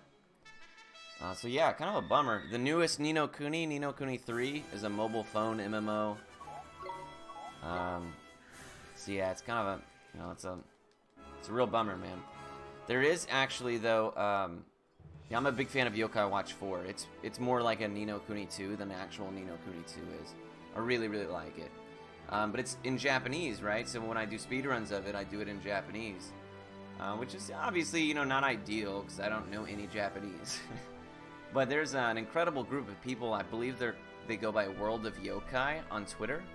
And they're doing a fan translation project, and they're doing some incredible work, so hopefully it'll be available to play in English before too long. That would be amazing.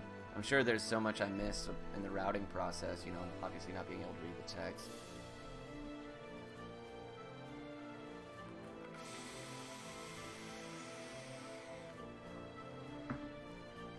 You know, that sounds pretty cool. What kind of, if you had to, like, genre it, is it like a fantasy life and gameplay? So is it like Stardew Valley to a degree, like system-wise, or is it more of like a dungeon crawly kind of thing? What do you, I guess I could look it up. Snack World. You know, somebody recommended it to me before, and I never took a chance to go look at it.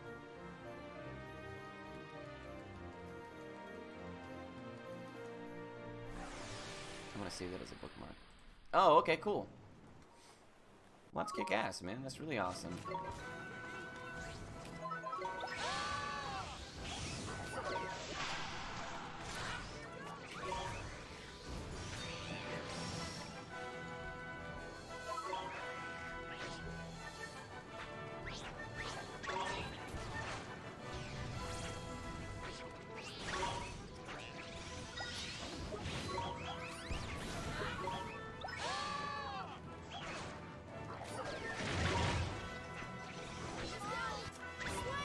Now you're for it. Leave it to me.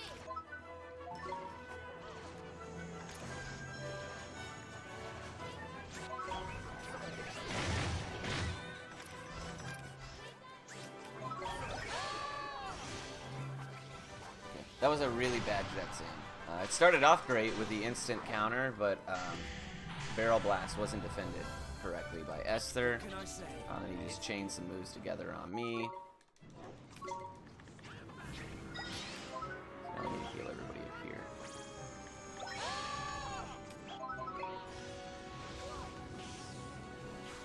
This guy is almost impossible to counter. So this fight, that's why he's named that in the splits. It can go like 1,000 different ways.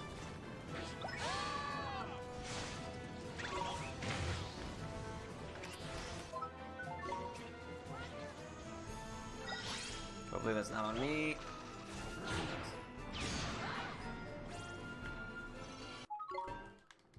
So this guy drains every time he does damage on you. He, oh, we got a chance! Oh my god, so the way to trigger chance in this fight is to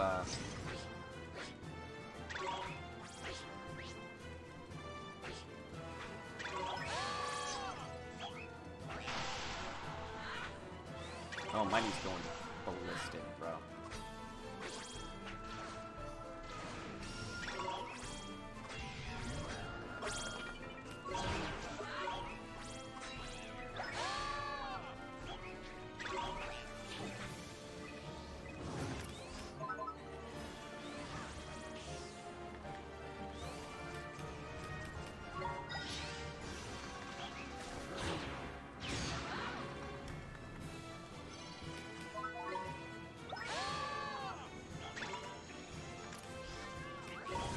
Oh no. Okay, that's fine. It wasn't on Mighty, that's all that matters.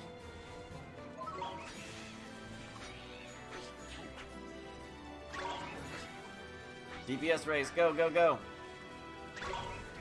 Wow, really, really, really solid Captain Dickhead there. Usually that's the fight that does us the worst. We did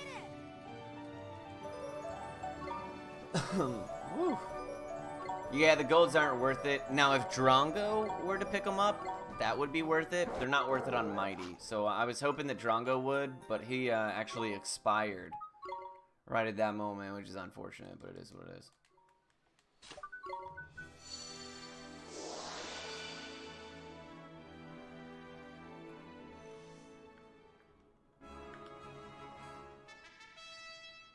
But yeah, Void, I'm definitely gonna have to check that game out. I just did a little Google search on it there. I saved it to my bookmarks. It looks pretty sweet. Alright, so we gotta change text speed to slowest here so that we can do the skip in this next dungeon.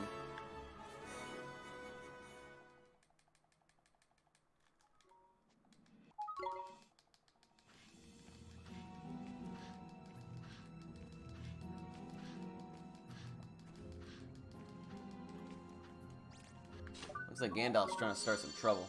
Might have to go in there and scream at him.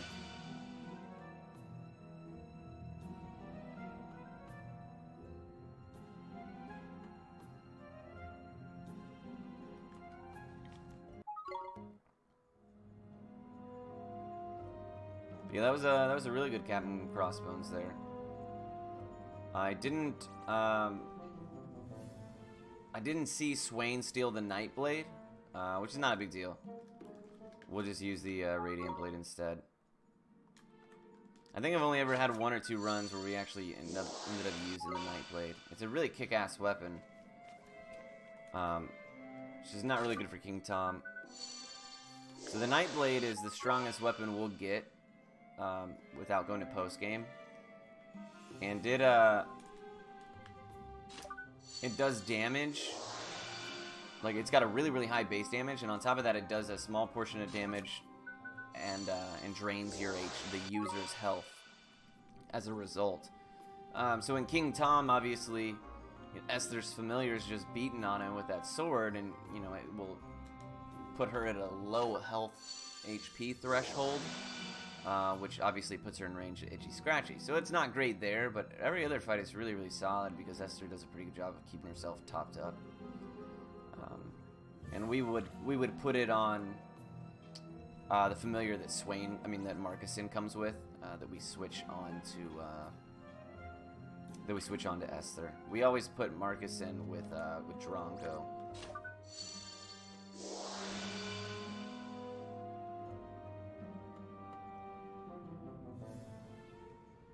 Yeah, there was Gandalf and Clone in there as well, but Gandalf was being a little aggressive, so Clone dipset.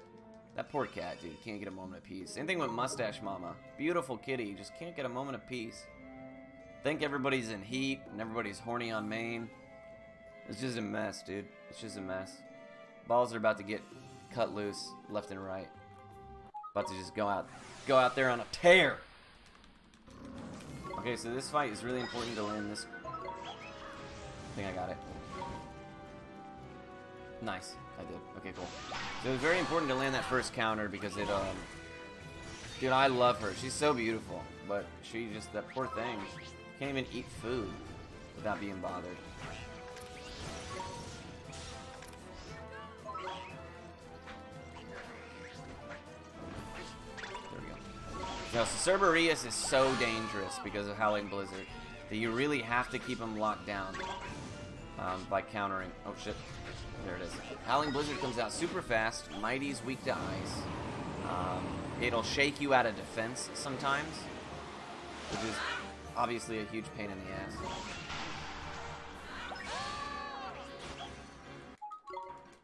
So we're going to trigger Chance right here. I'm actually going to come over here on Mighty and grab this. Not because it does good damage, but because it resets Mighty's familiar cooldown. Familiar timer there.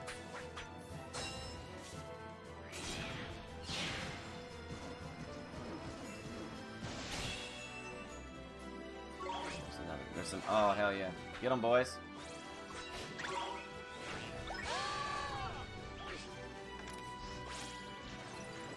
Okay, I think that he won't cold boulder again, but he might. I actually gotta be careful. So anytime that somebody uses a cutscene in the middle of an enemy using like a charge up ability, oh, there go the gold. It sometimes gives them the ability to do it twice. Yep, sure did. God damn it.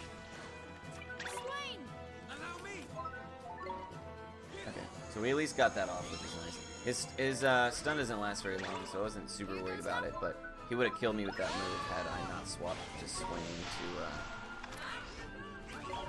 to top us up really quickly before he made it to Oliver.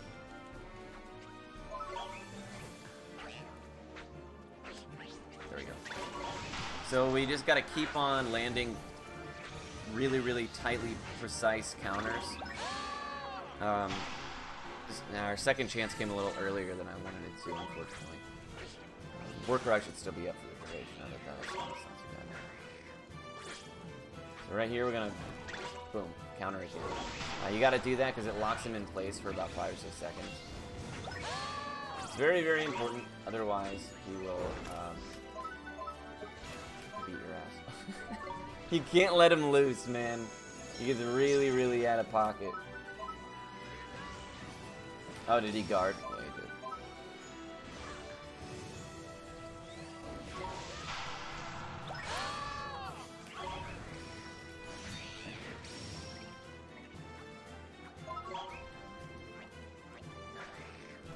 Boom. Yeah, nice. Really clean so far. We should get one more chance before this fight is over. Hopefully I can do it before Mighty expires here. Oh, shit! Oh, hopefully I was quick enough. That spell comes out fast. Nope, nope. Shook Mighty loose. So even though we defended, it shook us out of defense. Cerberus does that quite a bit, actually. And even though I was defending there, still stunning. It's just the way this game goes.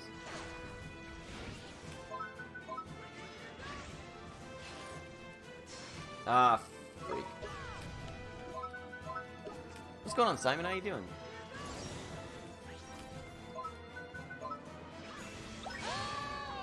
Beautiful. Alright.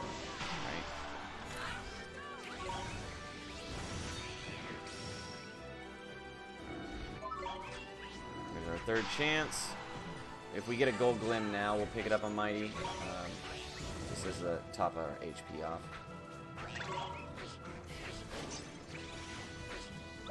Got him, bro.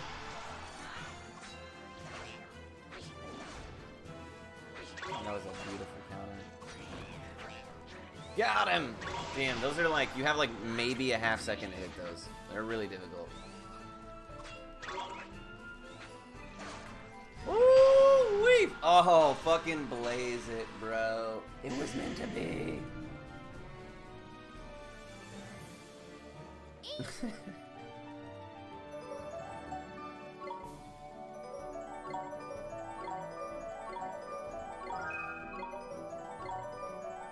That was a really, really incredible Cerberus.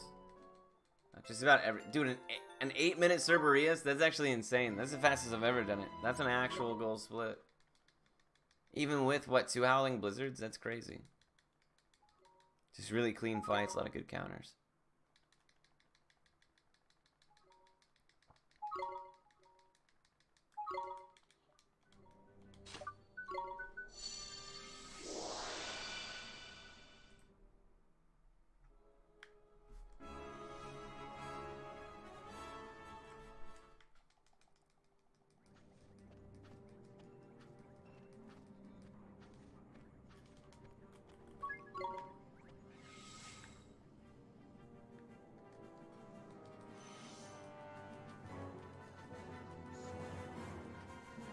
Man, that was a really, really good pass right there. I'm stoked. That was nice.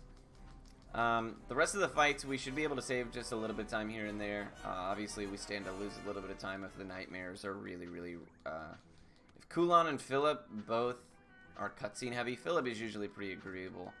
But Kulan can sometimes just sit there and rifle out cutscene moves and just bleed time and animations. But, really, it'll... the big test will come down to the big 3, obviously, King Tom. And then the final boss. You know, we can lose all of our time save very easily in those 2 fights.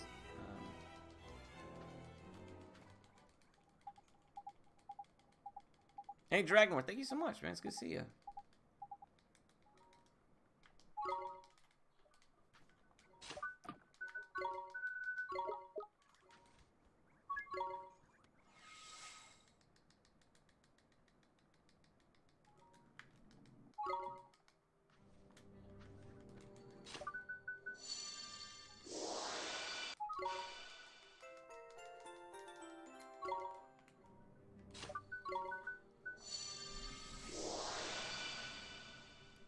What's going on, Chance? How you doing?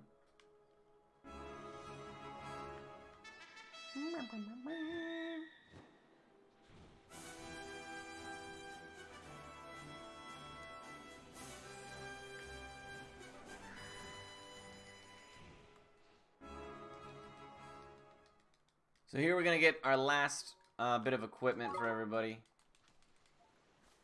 Buy 4 of those.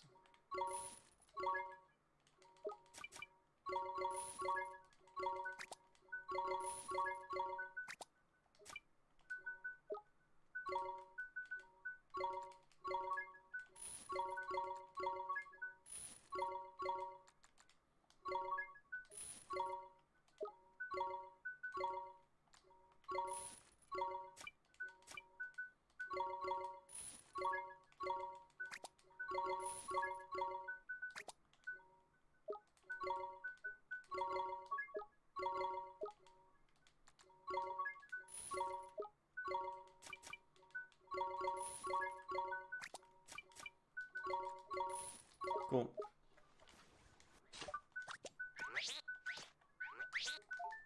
Nice. So these, I had to be really careful about what I did there because we want to make sure that we have those accessories. They're easily the most important part there. I bought extra Great Sage's Secret because I knew I was going to be a little bit under money-wise.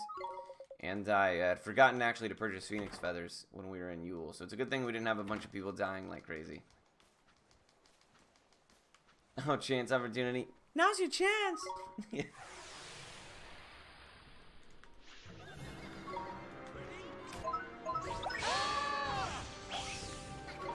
But we can do the AI cast trick a lot better now that we have actual good restoratives like Cappuccinos. So for anybody who's not familiar with the AI cast trick or not familiar with the game, as you can see, anytime I cast a spell right here, the spell menu goes on to cooldown and I can't use the spells. However, the AI, so like if I switch to another character like Esther or Swain, the AI is actually not relegated to cooldowns whatsoever. So the move is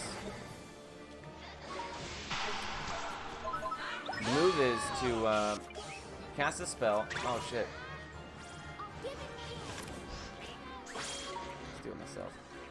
Cast a spell with Oliver, and while you're on cooldown, swap off of him really quick, hope that the AI casts a strong spell again, and swap right back to him.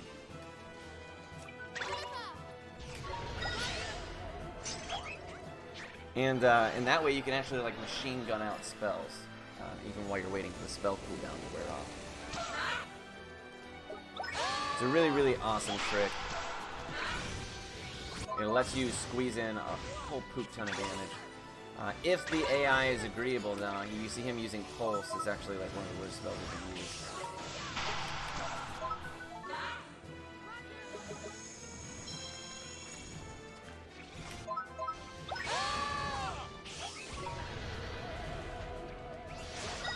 And all the nightmares in the game, when you fight them, the way that you trigger a chance opportunity in those fights is by attacking them when they're charging up a cutscene move, like you just saw me attempt to do. Now, it's very rare that it actually happens, but when it does, it makes you save a considerable amount of time. Now, obviously, the sooner it can only happen once in a fight, so the sooner it happens, the better. And you put yourself in harm's way having to be in melee range. So it is, you know, kind of a risk-reward situation.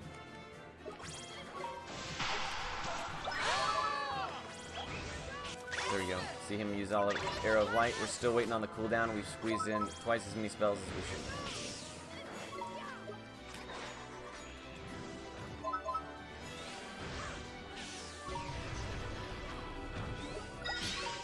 Usually what I do is I'll swing once or twice, and then I'll go into defense. That way I know that I'm being safe.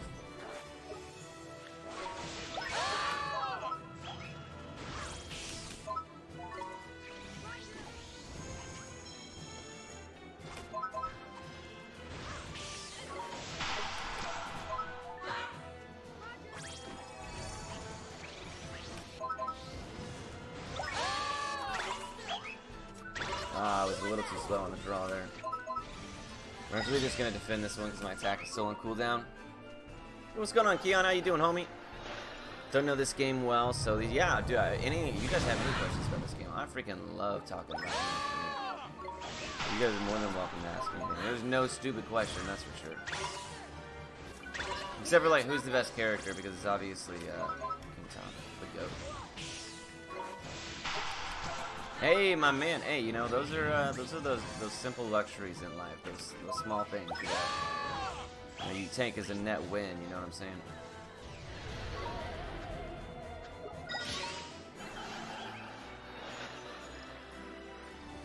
This fight's going a little slower than I'd like, just because we didn't. I believe in my PB, we triggered chance pretty darn early.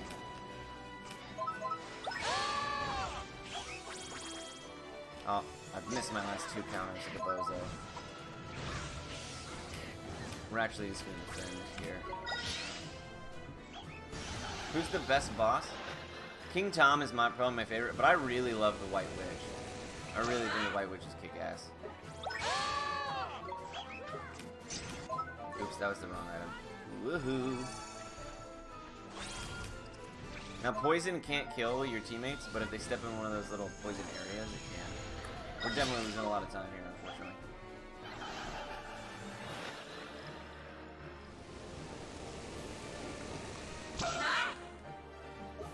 There we go, finally. Alright, we should be able to machine gun it out here. I'll do my best.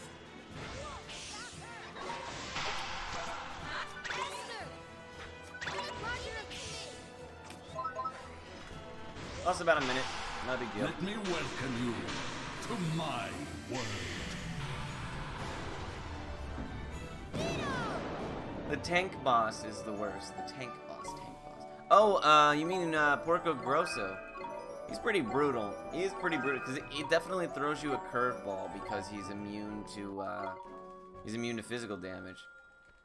So at that point, a lot of familiars really are physical damage dealers. You only have a few mage types. You even have the opportunity to catch up until that point. I totally agree. He is a pain in the ass. Steve is back again? That fucking dude. Wody, what's going on? Hey, thank you so much for the raid, man. I really do appreciate that. What were you working on, if you don't mind my asking? What were you, was on for the old stream today, my friend?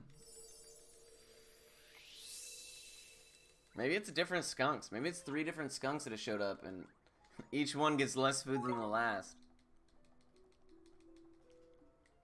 Oh, FF7R. Oh, man, so how are... yeah, you know, I know you and Roy are some FF7R homies. How are you guys feeling about the PS5? You guys pretty stoked about that? I know that you guys might not have PS5, so it might be less stoked. I would totally understand that as well, but... you know, new stuff is new stuff, man. Yuffie looked awesome, too, so... oh, do you? Well, there you go. Perfect.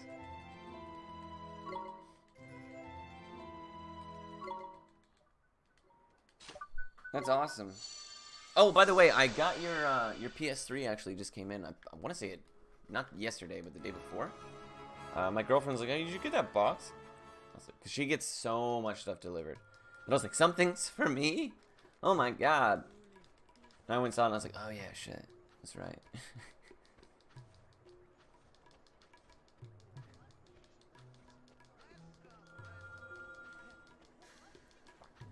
Oh, I am everybody coming over from Wodie's stream. I totally forgot. I'm going to drop this on y'all real quick. If you guys wouldn't mind clicking that link right there or clicking like my icon below the stream, it'll drop the referral raid link and you guys will count towards my viewership for partner, which is something we've been grinding out. So if you feel so inclined, would appreciate it. Dude, I know. I don't know what he's doing. He's literally sniffing around for crumbs. There's a skunk in my garage right now with my 2 cats. And he's looking for food, but the other skunks already ate it all, so I don't know. I don't know what he's after, bro. He's pissed though. Look at him. He's frantic.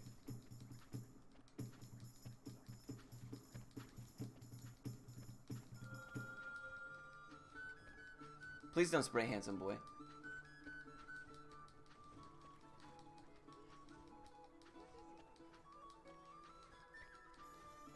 Just leave, skunk.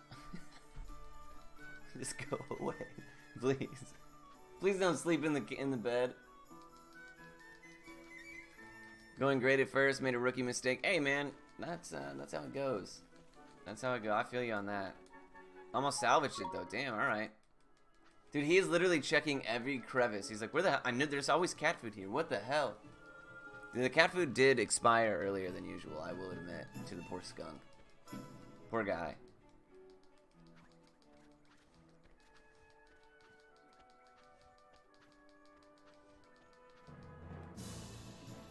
Yeah, that's awesome though, man. I've actually never played 7R, but I've watched, you know, Roy run it multiple times. I watched both of you do it at ESA, and it was awesome. But so I mean, just as somebody from the outside looking in, you know, I just don't.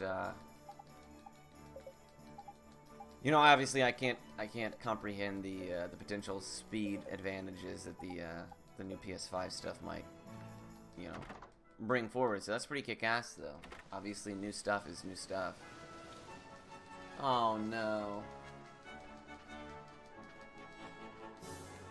Yeah. I mean, it's got a lot going on for sure. It's one of those runs.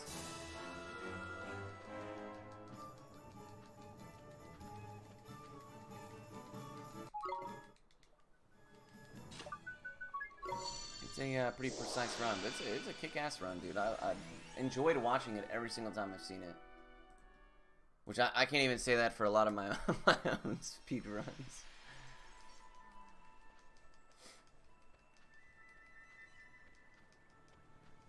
No, it's over there somewhere. I think it's just off camera right now. We still have it. I don't know. Lauren might have put it away. It did smell a little like pee.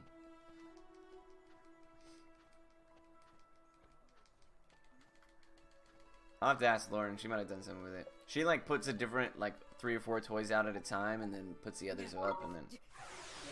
So I don't know.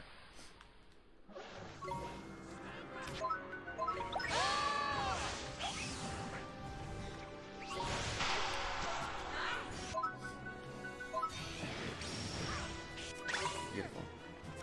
I'll do my best. Now this guy right here has huge hitboxes, so even though you're countering, you're almost always going to get smacked. Roger. The trick is, get smacked intelligently. Know what his damage ranges are. He doesn't have ill will up, so I know I can live more than likely through a smack or two. Bro, he's back. Dude, there ain't no fucking food for you. And if I go out there to give him some food, he's probably gonna be scared.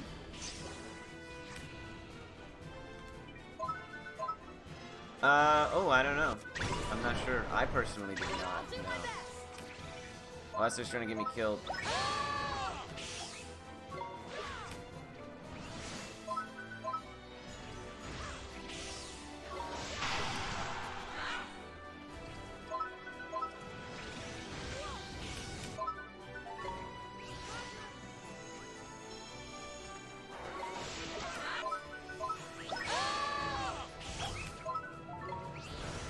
Shit, if he, get off. Nice. Poor Steve is desperate. He's hungry. Handsome boy, don't. Handsome boy looks like he's trying to play. Please don't try to play with the skunk, bro. For the love of God.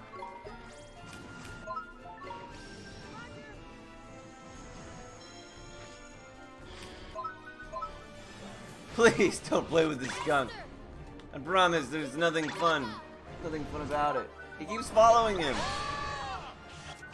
Oh no, bro.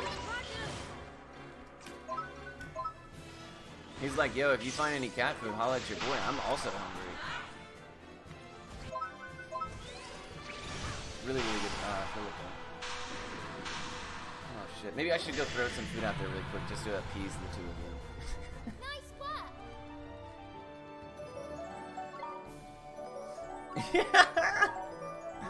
Oh, what a mess, what a mess.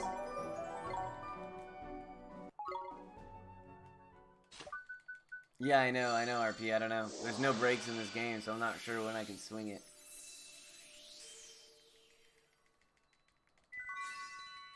Oh, yeah, so if you guys are not, you guys might not have no idea what we're talking about, I'm sorry. I have a live stream that broadcasts from my garage 24/7. and it's called Live Kitty TV on Twitch. And it's a bunch of feral cats that come and stay with us in our garage and eat. But we get skunks and opossums and all kinds of different stuff. You can listen to some lo-fi music and watch the wild animals be cray. But anyways, yeah, there's a skunk. The last skunk came in and ate all the cat food. And then this skunk comes in and he's like, where the fuck's all the cat food? And then our cat is like, I agree, where is the cat food? Now he's following the skunk around. And I'm like, bro, you really just... Leave the skunk alone, homie. There's just a few people you don't mess with. One of them is Steve the skunk, okay? Just let him be. We got a ton of opossums that show up, though. They're really sweet. They're all super shy, really timid, really polite. They do make a mess of the food bowl, though.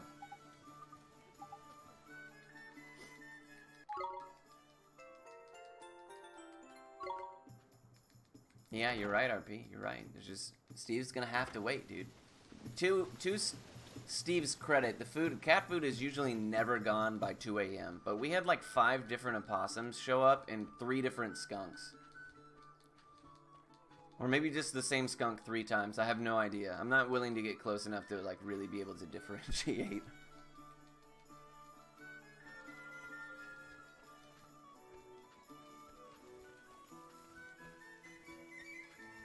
Yeah, it's a Twitch channel, exactly. It's in my garage.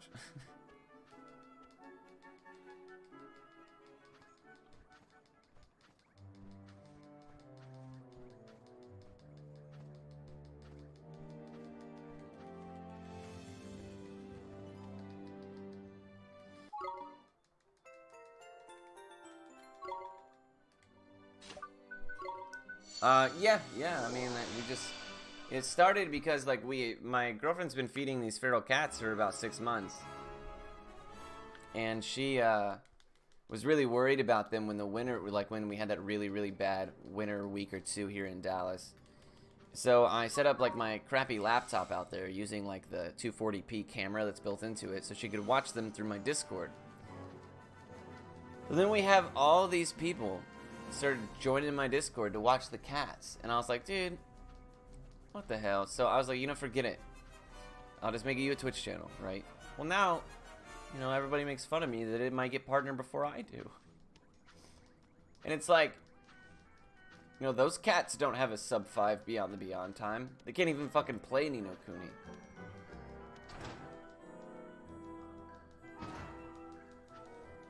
That is when you recommend it. That's pretty weird. It's crazy. Yeah, we got affiliated and like 400 followers and emotes and like half as many subs as I have on my stream after 4 years of streaming. They have in like 2 weeks, so I was a little bit salty.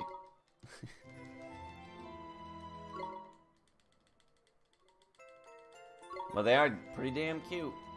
Can't argue with facts.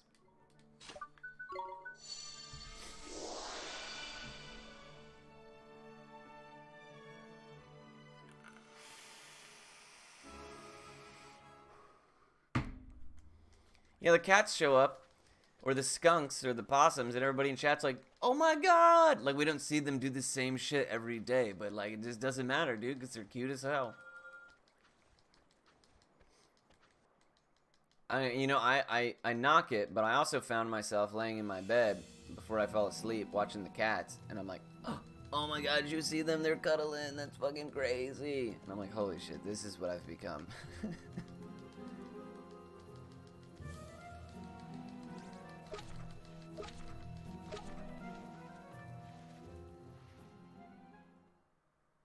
So we have to skip these cutscenes slowly here, otherwise we will force a soft lock, because one cutscene will be skipped before the other one's finished loading, and it will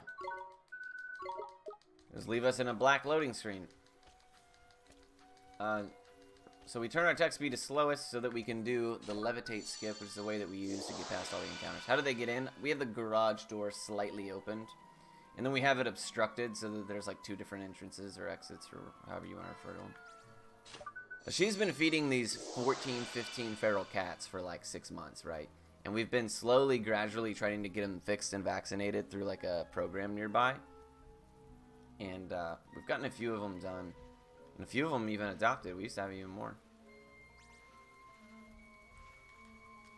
Such a cool skip. Yeah, so, so this skip is anytime that there's text on the screen, similar to like when I'm jumping and opening and closing the map or the spell menu in the PS3. Or the Switch version uses spell menu as well. Anytime there's text on the screen, there is, the enemies can't move. They actually can't, look, they can't interact with you. They even can't spawn. So if you're not careful, that's why you see me sticking to the sides here.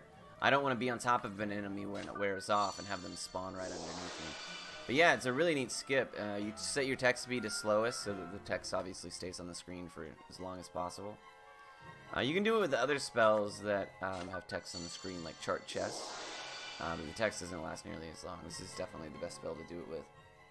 And in the speed run, we don't get Chart Chess because it's a Horus spell, so we don't keep up with Horus.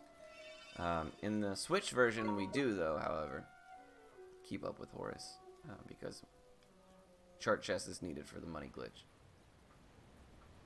But yeah, this skip works in every single version. Same thing with the jump and counter skips. Ni no Kuni has a lot of really kick-ass speed tech, man. It really does. It's a pretty neat game, especially for, you know, being under 6 hours. It's pretty much just a boss rush from start to finish. I love this run. It's a ton of fun. Hey, Desu, thank you so much for the luck, man. I appreciate that. Okay, the siblings are back. There's no skunk. Everybody can rest easy. I can rest easy. I'm just trying to convince myself.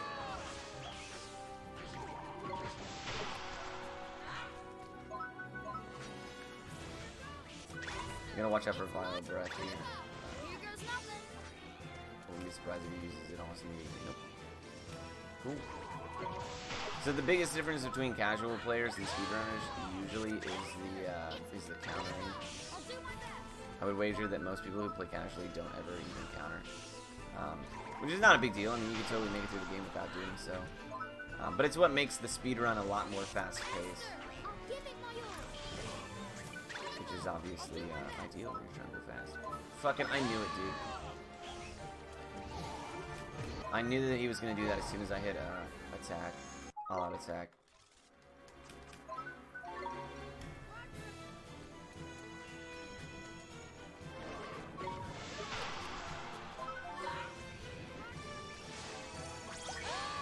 So typically, like, casual players of the game would you know, catch a lot of familiars, use them primarily as their main source of combat.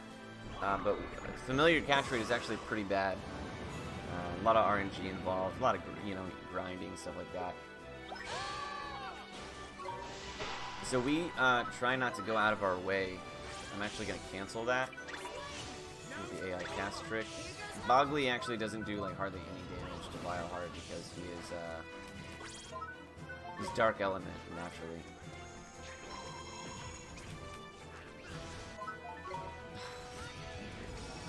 Pretty hard punish. I don't want to use any of my Great Sage's secrets now, particularly because they'll be more useful in not only the final boss, but like K2, the big 3, Lola, stuff like that. And I don't know if you know, I'm not super familiar with Kingdom Hearts, but this boss right here always reminds me of like a Kingdom Hearts enemy for some reason.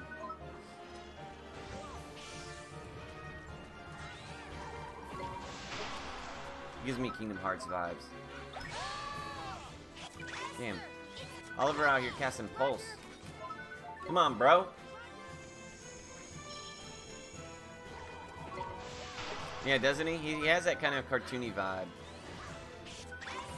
It's my turn. I'll do my best. So we want to stay near him to incentivize him to do melee attacks that we can then counter, which obviously put him immediately right back into stun. So the closer that you are, generally, will mean that he won't. Wow, even through Adam Bench, huh? He must have been low HP already. Generally, he'll use less of the. He'll use less of the cutscene abilities, the big abilities. If you're sitting next to him, you can try to bait him into a cutscene or into a Oh, we got it off. Nice. Into a melee attack. Keeping the enemies in this game locked down via counter is really the bread and butter of the speedrun.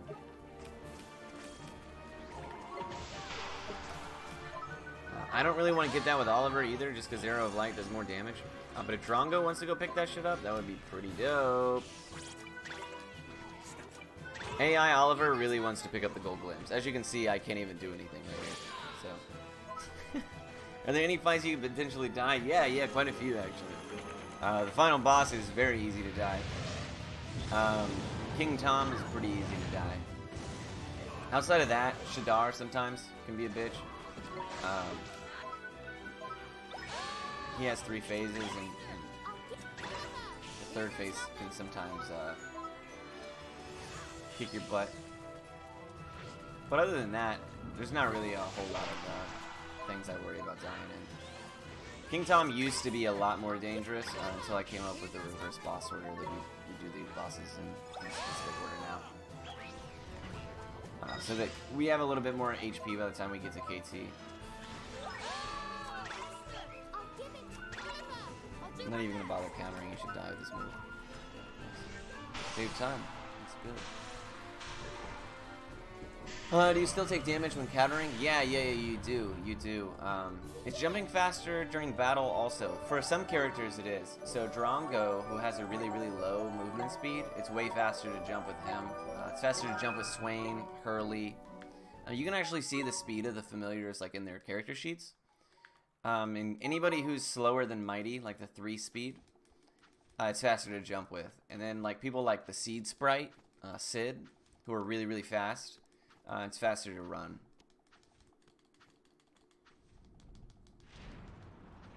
Yeah, you could potentially die on all of them. I know that when people first learn the run, Royal Jelly is a big one, Porco Grosso is a big one, KT is obviously a huge one, and then the final boss. But, you know, I've done enough runs that I don't worry about much outside of potentially King Tom and the Zodiarchy. How do you figure that out? If you open up, you're talking about how fast your familiars are?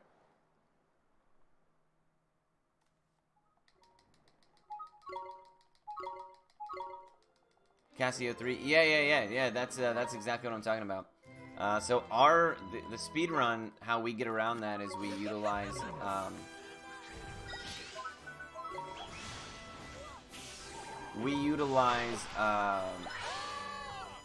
the Adamant badge. The Adamant badge is an item, is like a cheap item you can get in Alma Moon, and it means as long as you're wearing it, you can't be one shot. So, for instance, let's say you are, let's say you're fighting Zodiarchy. As long as you have more than 38% of your HP, you can't be killed in one hit. So you'll be reduced to 1 HP instead, which is important because there's a lot of times where we're doing that battle and everybody dies except Esther, who has the Adamant badge. She has 1 HP. And then we use her to get our team back up. That happens a lot. So often that it's really not even that scary anymore. But I remember my first dozen or so runs of the game, I was definitely nervous. It was nerve-wracking. You clinch a little bit when that happens. But now you just kind of get used to it. As long as you have the Adamant badge on Esther, you can feel a little bit more safe. Now, one thing that's worth mentioning is that World's End, which is Shadar's 3rd phase, he uses an ability called An ability called World's End, and it can actually go through defense.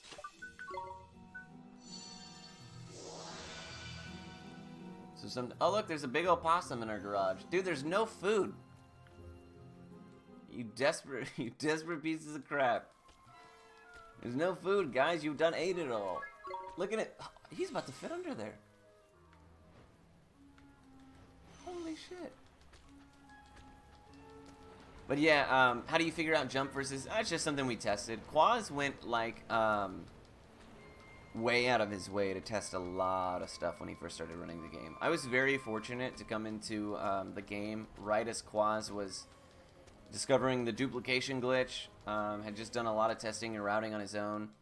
And it was an amazing relationship between myself and Quaz because I was just a grind monkey who was just grinding the game out every single day. And Quaz was literally coming up with the craziest strategies and route adjustments. Try this. Try this in the next run. I think if you do this in the next run, I think in the first 2 hours you do this. In the 5th hour, you might save 30 seconds in this fight. But he's just a genius router. So I basically was just like, all right, what are we doing? All right, cool, I'm doing it. And I was very fortunate in that regard that I didn't really have to do the heavy brain work. Similar to Togatune and Beyond the Beyond, I let these people come up with these genius routes, and I just say, okay, yeah, no, I'll grind it out. Just say less. So yeah, I definitely OK and Quaz really did all the heavy lifting for him. Yeah, I talk to him every once in a while. He's obsessed with gacha games now, so we lost him to the dark side. Quaz is good people. He's a really good dude.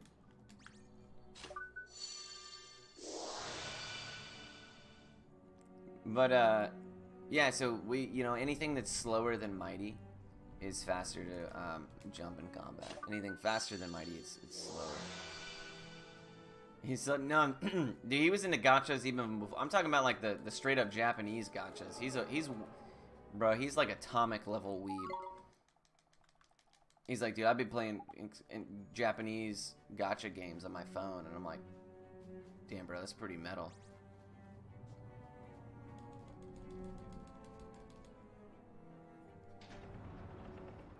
He's a brilliant speedrunner outer. He's actually, he holds the world record in Ni no Kuni 2. He's a big fan of that one.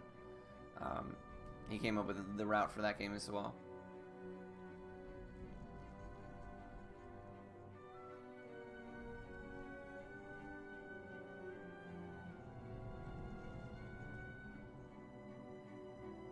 That's crazy. I can't remember the last time that we made it so smoothly through here that our fucking levitate wore off. That's pretty funny.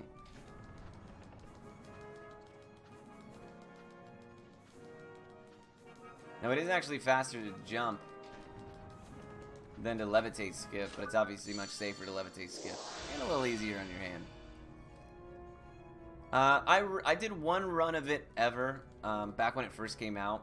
It's definitely something I want to revisit. I'm gonna do what's called the the King of Kuni challenge, where I try to get all the world records and all the Ni no Kuni titles. That would include the DS Ni no Kuni game, this one, and then Ni no Kuni 2. So we'll start working on Ni no Kuni 2 probably not this week or next, but the week after.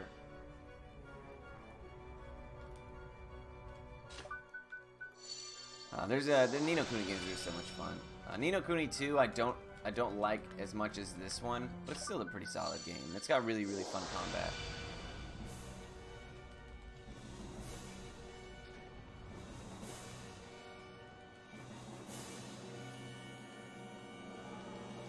But yeah, Quaz is super good at Ni no Kuni 2. Really crazy micromanagement. It's not worth doing Horus riddles for Valent. Nah, it's not. Not in this route. Now on the Switch, you would obviously have vacate, but anytime we ever want to vacate, we can actually just travel. For instance, like the Tombstone Trail, you can actually travel out of, as opposed to having to vacate first. And then all the other dungeons will usually like warp you themselves once you've defeated them. In the Switch route, because of the money glitch, we have to keep up. We have vacate. We don't get Veil though. Veil's pretty late. Yeah, they definitely can, casually especially, because you're not doing the counters and the stun locks and all that mid-matching and stuff like that. Oh my god, yes. Dude, on normal, bro, the normal speedrun is like almost an hour longer, and it's purely because the bosses have more HP. It's just, it sucks. I hate that that's how they gauge difficulty. They do the same thing in Ni no Kuni 2. They don't make the bosses more difficult. The savior. They just make them tankier. So we're not playing around turn 1 mid-winner. Okay, nice.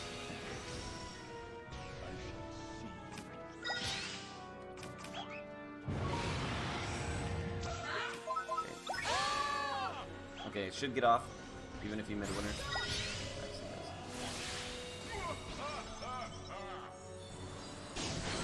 Yeah, torture. Didn't bother me. Okay, so now he's gonna prep even star. He might fell wind first. It sucks because Fell Wind flushes out my, yeah, that's why I'm not going to do anything here. Fell Wind flushes out my defense call on my teammates, so they're not going to defend it, which is why I chose to throw that pixie on top of this.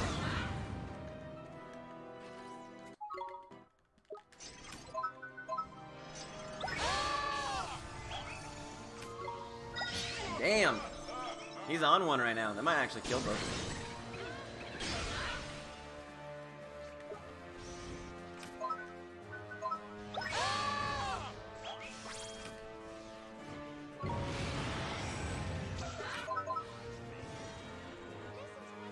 Oh, bruh, you know, we actually hope that we never... We actually hope that we literally never see Drippy. You're talking about Tidy Tears? Yeah, it's awful. It is super awful.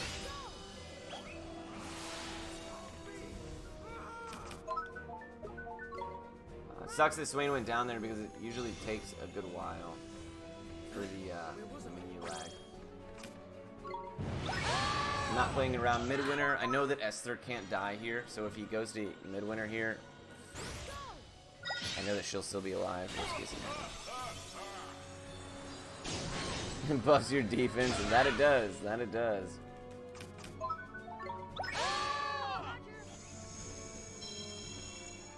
I can get this off before it even starts. Nice. Ooh, that was not the greatest phase 1, but we'll take it. We'll take it. We'll move on to the next. The next phase is significantly easier. Immediately open up with a helping out our teammates. He's gonna Dark Aegis.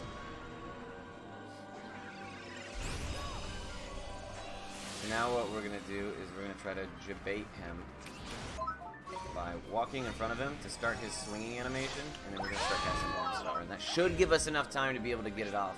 He can shield your Morningstar cast, which is really unfortunate, obviously.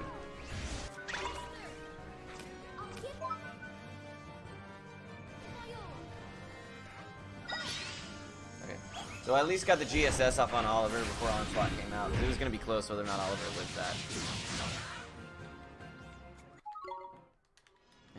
Sucks. Doing the AI cast trick in this fight is really risky. It obviously roots you in place. That was not ideal. But now that one Onslaught has come out, we can feel pretty comfortable that he's not going to immediately throw out another. Having these infinite pixie doos essentially really go a long way in keeping your bozo teammates alive as well, because they're pretty famously bad at doing it themselves. Alright, we do run the risk of Onslaught here, but Oliver should live it, worst case. Still got the damage off, it's important.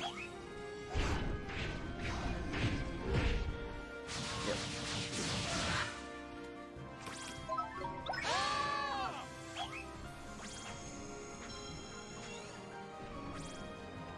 Wow, I almost got killed because my teammates got in my way.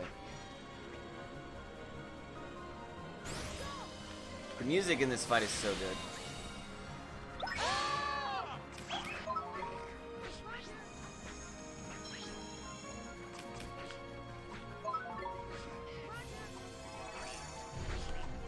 He's used like 3 Onslaughts in a row, so Dark Ages is probably next. Oh, we got the damage off. That's all that matters. Yeah, one of the possums is just looking around for some grub, it looks like.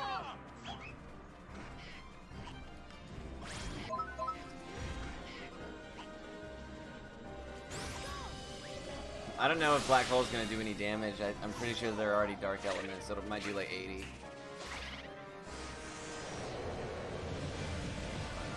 Not as bad as I thought it was gonna do.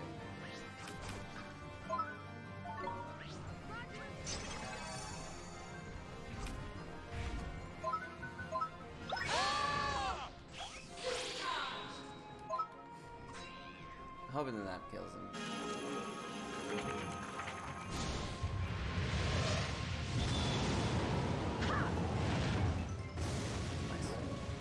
That actually did more damage than I expected. We must have had Cheer or Crescendo up still. Ooh. It's going to be hard to maintain this time save. That was a pretty good fight in my PB, I think. Alright, this is the, I actually really enjoy this fight. If my teammates, don't act foolish. Don't want to see Circles of Hell. Okay, cool. Because you can actually AI cast trick pretty safely here. See Oliver's casting one star. The only thing that really shuts you down is Circles of Hell. So Blast from Beyond is to my left, Despair is to my right. Circles of Hell is AoE. And World's End is obviously a huge pain in the ass, and is about to happen here.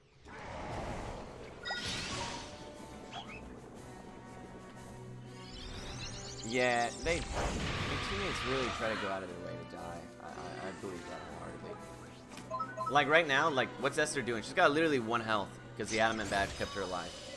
Is she choosing to do anything worthwhile? No, she's not healing. She's just running aimless. Okay, that's pretty safe.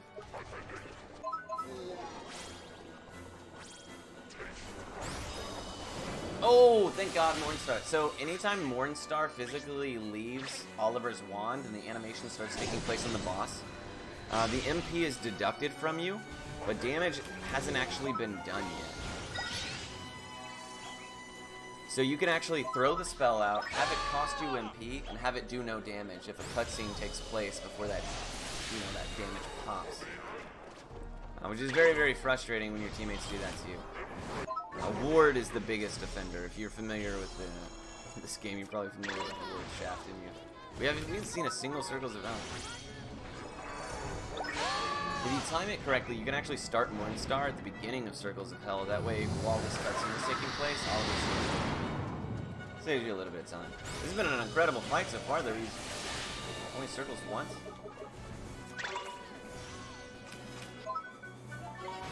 Come on, Mornstar. Gonna watch for what he's gonna do next. Okay, it is circles. There we go. So see how I started charging it?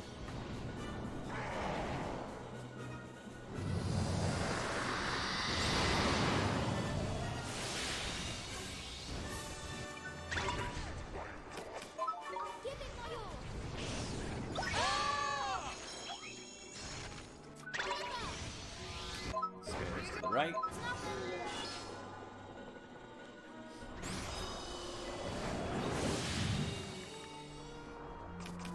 If you drag on the fight too long, he can actually World's End twice. We're doing really, really well though, so AI cast trick. Usually you can incentivize your AI teammates to cast their biggest, strongest spell if they're a higher MP total. Sometimes they're a little skittish. Damn, that was an insane split. Sometimes they're a little skittish about utilizing really, really big spells if they barely have the MP to do so. So that's why I'll try to throw a Cappuccino on Oliver, especially if he's charging Mornstar. I can use that time where he can't be doing anything to at least top him up. Or cast Cheer. Cheer is a really, really, really good ability that Esther has. Is this the God run? No. I've had better runs on PS3 for sure. We still gotta finish it, right? And Cassiopeia can lose us like 10 minutes pretty easily. She's cool as hell, but man, she is brutal. The first phase of Cass can go like 5 minutes long, a minute long. Depends on if she Fallen Stars. If she does the run killer, the Fallen Star into immediate Starbolt, that shit is unstoppable. You just die instantly. But we are doing really well.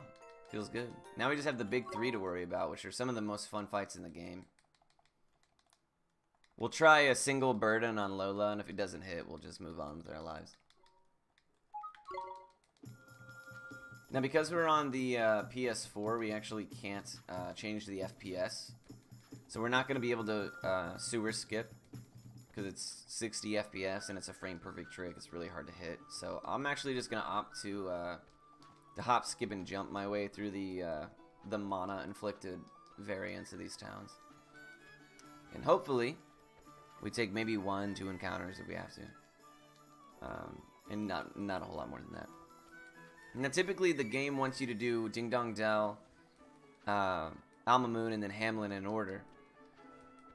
But you can actually just travel and leave whatever you want. So right away, after all these scenes here, it dumps us in Ding Dong Dell, and we're supposed to go fight King Tom. But I came up with the RBO, the Reverse Boss Order, which lets us we go do Porco first, and then Lola. And by the time we get to King Tom, we're actually a high enough level with high enough stats that we can survive Itchy Scratchy and Cat Slap and all the craziness King Tom has to offer, which is quite a bit of craziness. Now we get Marcuson, though, who is significantly better than Swain.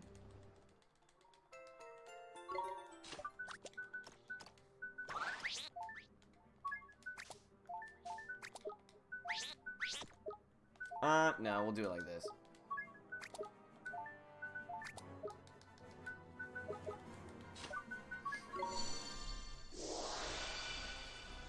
Still here? Yeah, where else would I be, man?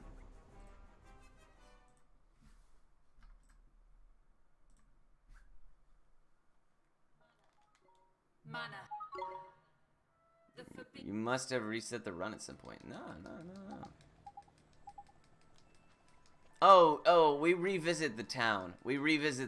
You're talking about Ding Dong Dell. You're like you're talking about the city we're in. Yeah. We just revisit Ding Dong Dell.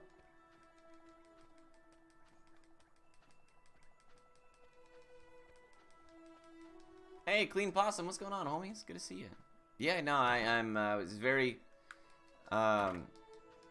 fortunate enough to have some kind people raid me. We had Vanny and Kios and Wody and some people that have been willing to hang out, so I do appreciate all you guys. You're free. You're free.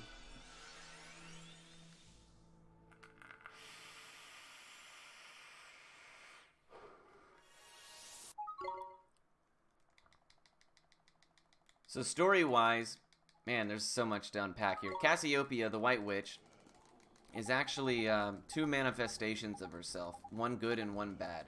The good one is represented by P, the small little girl with the green hair that you've been seeing there, and the other one is the White Witch. Now, it's basically her good half and her bad half. She went through so much emotional turmoil that it literally split her psyche into 2. Anyways. The reason for this turmoil, however, is once upon a time, she was the queen-to-be of a city after her father passed away. She was a princess. And by hitting this guy from this, I guarantee a first try run away here, so that's important to do. Come on. Anyway, so when her father passed, the council that oversaw, the kingdom convinced her, like, hey, let us run the kingdom, you don't know what you're doing, blah, blah, blah. And really quickly, they reduced the people to be extremely poverty-stricken. People were dying, people were ill, not doing well. And Cassiopeia was just, they blamed her for it, and she was just, crushed that her people were suffering in such a way. So she went and researched some forbidden magic. And found one called Mana, and the text said that it gives a new life. But in fact, the life that it gave you, she casted it in hopes that it would give new life and save all of her people. But in fact, it turned them all to zombies. And there wasn't an Oliver in the time, the pure-hearted one, to be able to save them all. So eventually they just unfortunately just succumbed to their condition. And it literally broke her so hard, crushed her so deeply that she quite literally split into 2 manifestations of her despair and her good half, essentially. Which is basically like my girlfriend when she's hungry and my girlfriend after she's been fed. And what we're seeing now is Cassiopeia redoing, or the White Witch recasting the mana spell. We must beat a hasty retreat. And turning all the people of Ding Dong Dell, Alma Moon, and Hamlin into zombies now, so that they can suffer the same way that she did. And that's why everybody is wanting to beat our ass. And that's why you have to fight King Tom now. Yeah, I know, dude, I know. Lauren gets hella hangry, bro. If I angled my jump a little bit better, I could have snuck past them with and triggered a surprise attack. In the PS3 version, we would sewer skip, or the Switch version, because it runs at 30 FPS, so the frame perfect trick is a lot easier to hit. You've got women in chat. Hey, no. Hey, I get hangry too. Dude, my daughter, bro, my daughter and Lauren together, when they're both hangry, boy, you swear it's like a teenager and her mom fighting.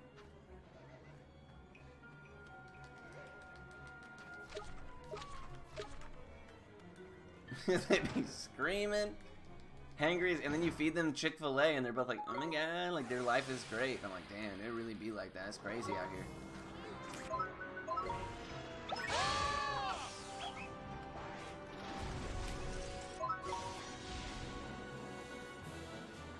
I accidentally casted an even star. That was I didn't even realize it until I saw the animation.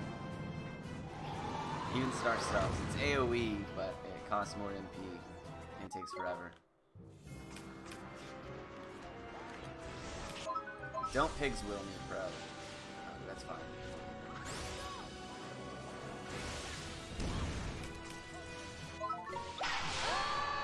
I'm angry on Sunday. Yeah, see, I really don't get bad when I'm hungry. I get it sometimes, actually, I'll admit. But not to the same degree. Lawrence actually gets impressively angry. Damn it, I was hoping I could time that better, and I missed that.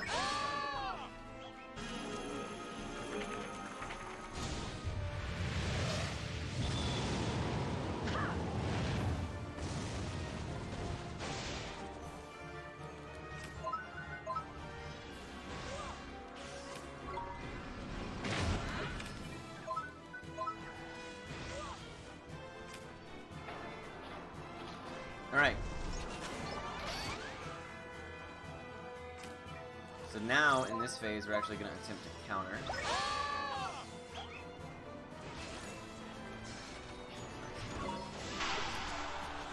Porco goes down pretty quick.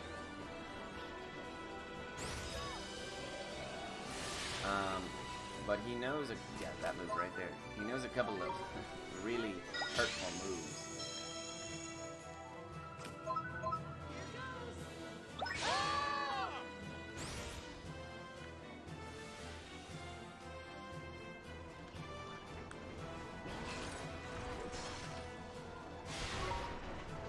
Get wrecked! Perfectly timed counter.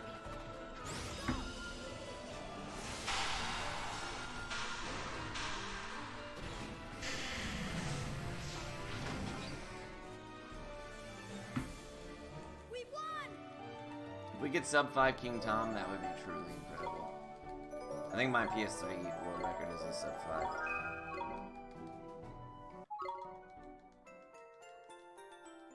Yeah, no, we're doing really well, time-wise. Dude, I forget to eat all the time, actually. We were just discussing that a few hours ago.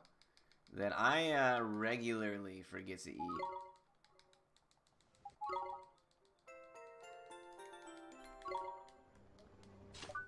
Oh, sorry. I'll be at work, especially if I'm, like, doing stuff, and it's like, it'll be like 2 o'clock, and I'm like, damn it, well, now if I eat, then I won't be hungry for dinner. Yeah, Porco Loco is pretty funny. Porco Grosso is based off of the movie Porco Rosso, which is a Studio Ghibli film about a pig who's a pilot of a plane. Really good movie though. I mean, it sounds silly, but it's Studio Ghibli is the best. For anybody not familiar with this game at all, Studio Ghibli had a lot to do with the story and the animations and stuff like that. So, oh really? I didn't know that. Dude, it's a kick-ass movie. It's one of my favorite Ghibli films ever, and it's just criminally underrated.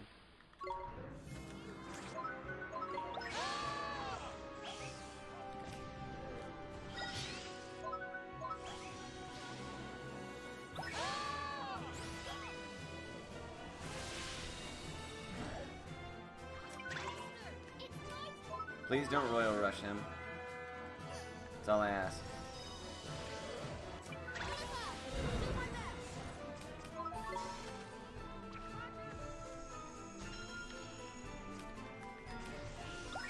We're not playing around Royal Rush. We're just gonna have to hope Shihadi snorts. Oh, it was on Marcuson. I don't care.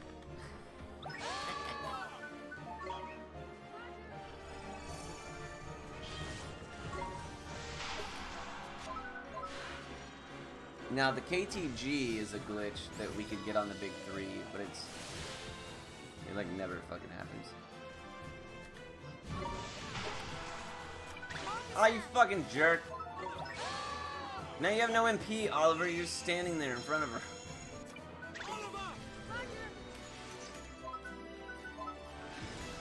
We don't care about Marcuson. I mean, we kind of do, but like, not really.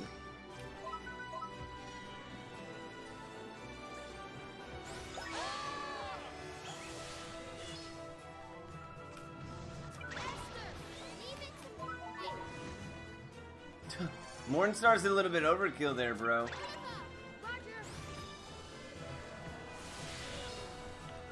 Ooh, shit. Excellent. So now we can go into the second phase with no fucking help.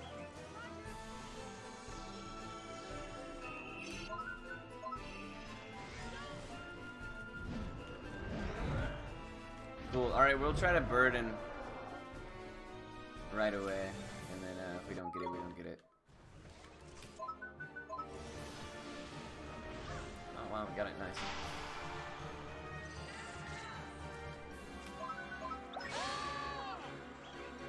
Now we have to be careful because flying cows will come out from all over the place. The only way I feel safe about casting a Morningstar now is if...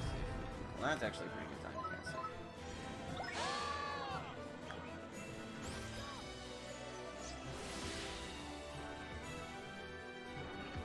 Oh, shit.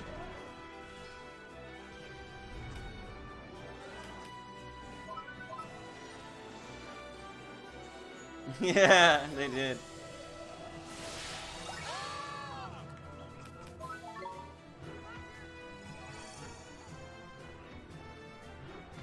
Oh, I totally missed that. That was impressive. I hope that we have enough time to drop a provision because... Oh, nice.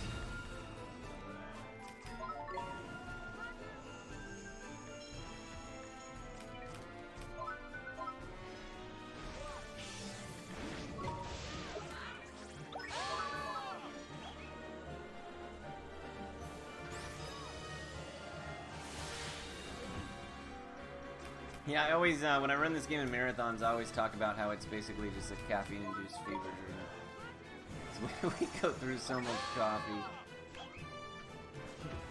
Oh, that counter was sick!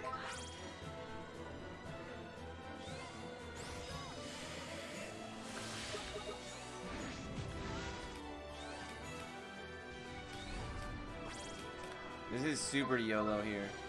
Oh, never mind. I must have got healing handed. Somebody hit her! Bro! Somebody please! Watch her flying cow, like, right now.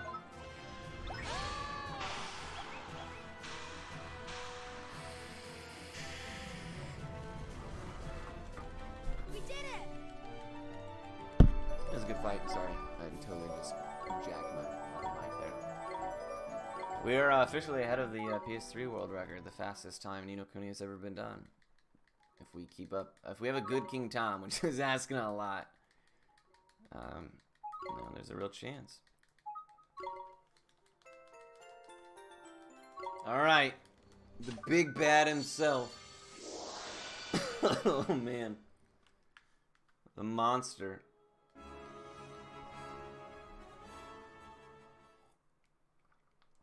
Yeah, they're under leveled. Marcuson does a little bit of damage, but still, yeah, not a crap load, that's for sure. Now, I gotta keep skipping through here because there's a guy who sneaks up on you from behind that well right there. Yeah. I'm not falling for your tricks again.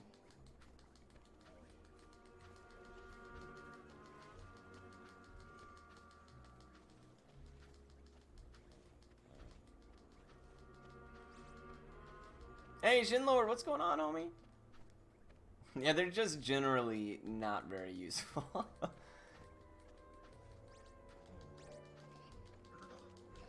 The big bad. The goat. The monster himself. Let's dispense with the Hey, foreplay. Shinlord, thank you so much for dispensing the foreplay for 11 months, my friend. I appreciate that. Alright, we're not playing around Crazy Claws.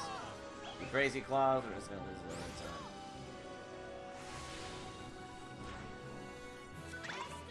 Morningstar. That's alright, but dang Morningstar, homie. Here goes nothing.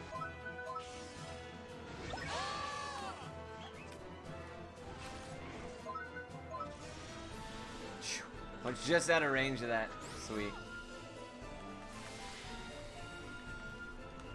Oh, he pulsed him closer to me. Come on, bruh. Crazy Claws hurts. Damn it. And it canceled my Morningstar. It ate my Morningstar. At least all of them rested. Or, defended, rather.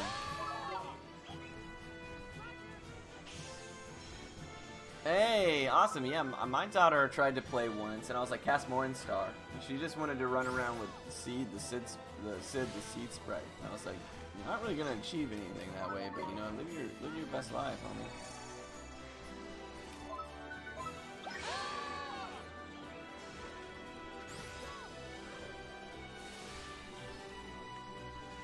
We're gonna top up here just because the next phase is the big one.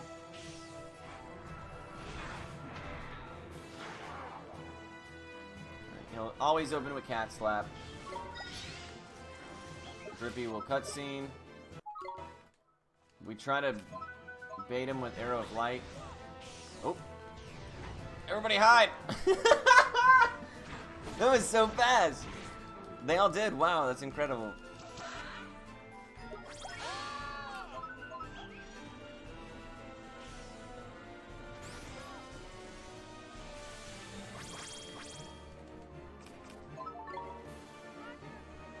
Come at me, bro.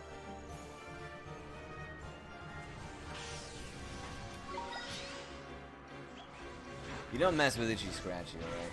That shit is pain. Dude, he really wants Marcus dead, bro.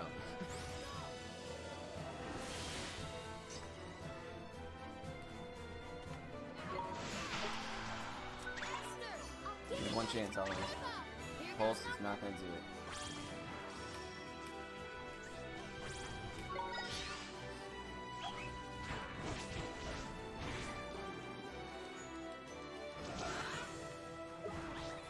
Yeah, I agree. You know, kill Marcus if you like. That's totally fine. That hurt!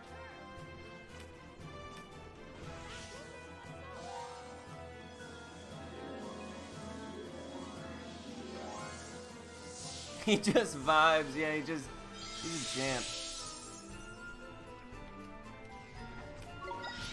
Homie's like, I'm gonna pulse this guy to death.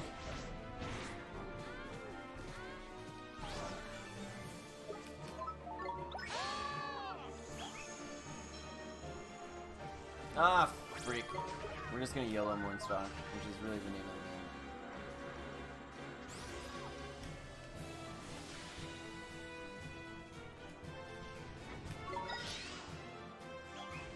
The reason that we give Marcus and Drongo is because he won't cast Ward if he has a familiar.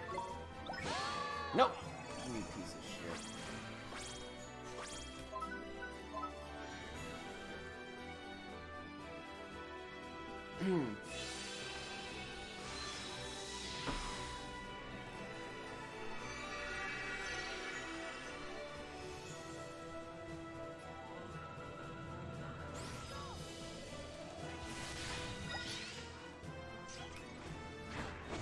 At least we got the Morningstar off. I was able to time it, at least with the Princess Blessing that achieved literally nothing. Look at Marcuson over there, he's just like, I'm gonna melee this dude to death, say I won't. There's another gold bloom, but too bad, I swear to God, Esther. Please quit picking them up. Hopefully that'll knock her down and cancel it. Welcome to night. Hey, nice indeed. Nice indeed. Get fucked. I'm the counter god. Tell your friends I'm the counter god. Hey, Crystal. Thank you so much for the host.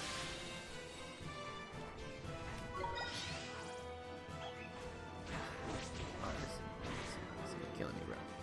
Fucking killing me.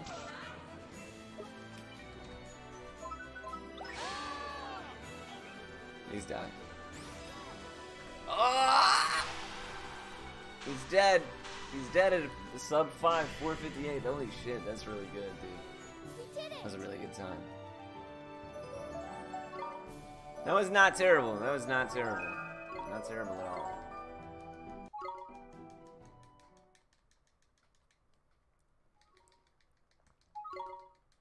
What have you been up to, Crystal? You doing any of the new Druid stuff on Baldur's Gate 3? Yeah, Tom going well enough is we'll take it. You take well enough when it comes to Tom.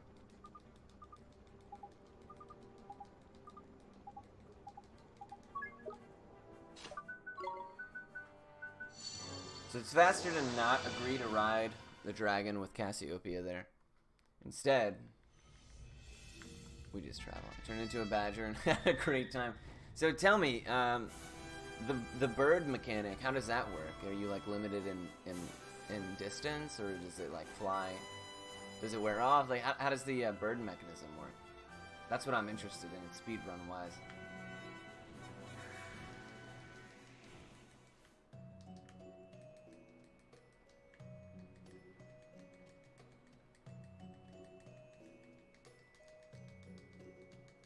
I love the music in Our Memoir. I haven't been able to turn into a bird yet. Oh, okay, that makes sense. That makes sense. Yeah, for sure.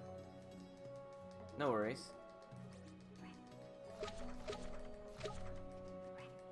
I love Our Memoir's music. And it's also like, when we're doing platinum percent speedruns of this game, which requires us to catch 250 familiars. 250 unique familiars. This is one of my favorite areas to farm. For alchemy and familiars. I love this area. It's a good zone.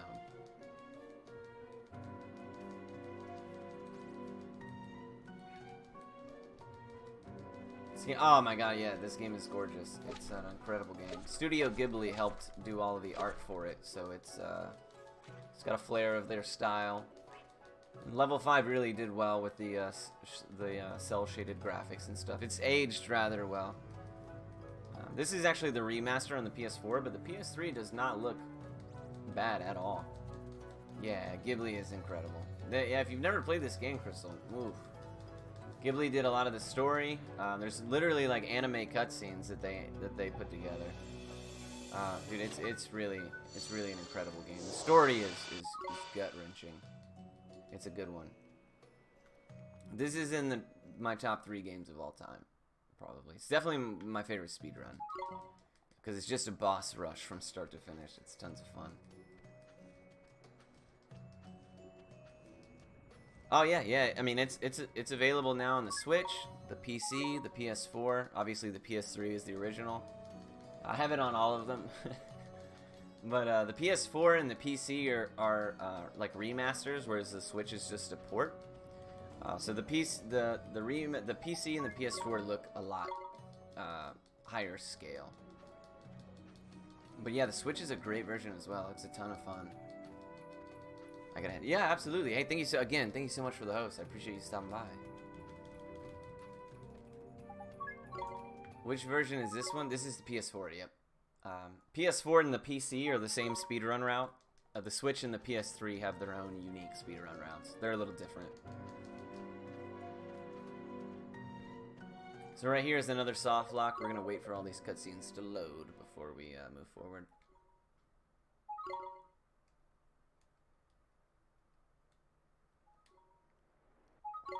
Anytime that you see like the anime cutscenes sprinkled in between like the 3-dimensional cutscenes, you have to be a little cautious because the The anime cutscenes have a longer load time. What are the time comparison between... So the PC, PS4, and PS3 are almost dead even though their routes are different. That's why I'm busting my butt to get this PS4 time to beat my PS3 time. Which is a 529 something.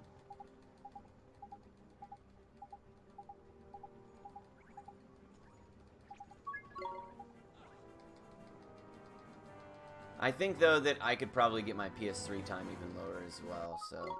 I'm not truly sure what's the Switch is the slowest by far. Yeah, Casino Coin, you saw that, huh? Don't worry, don't worry. Do you get nervous on runs? No. Not runs like this. You know, Kuni, be on the beyond a little bit, because it's super RNG dependent. Maybe in the final boss, especially if we're on, like, really good pace, but... I'm more or less pretty relaxed right now. Yeah, I mean, we still have the final boss, so, like, nothing is, you know, she really can go 1,000 different ways, so, you know, I'm not a little overexcited yet. Now, if it was Parasite Eve or something, my heart would be going 1,000 miles an hour for sure. Just because that game, you have a lot fewer chances to do well than you do in this game. This game, the runs are pretty consistent. You can finish really every run. It just comes down to, how fast you do it. Believe it or not, it's crazy. I will be frustrated if we don't at least PB with this amount of time save, because Zodiarchy treats us like garbage. Like, that'll be frustrating, but I'm not really nervous. I've done a lot of runs of this game. It also probably helps, like, I'll be totally honest with you, it probably helps that, like, I would just be beating myself, so... I don't know if that sounds conceited or not, I apologize, but I think that kicks down the nerves a little bit.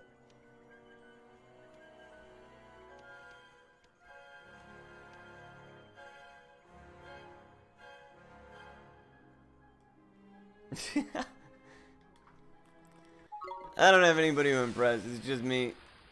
Show me the extent of your... it's just me out here in the Ni no Kuni streets, you know what I'm saying?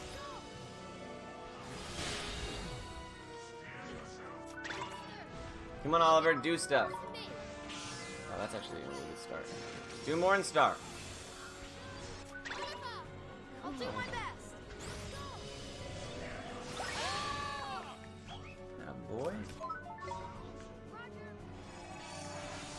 Alright, now what we don't want to see is an immediate Terra Inferno.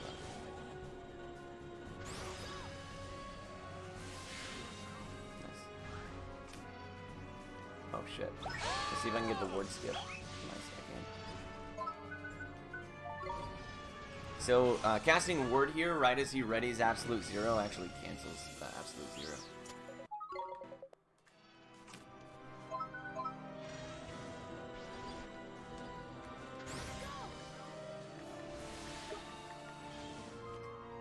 Right, Fire Trident does hurt. So we're gonna run behind him, and we're safe back here.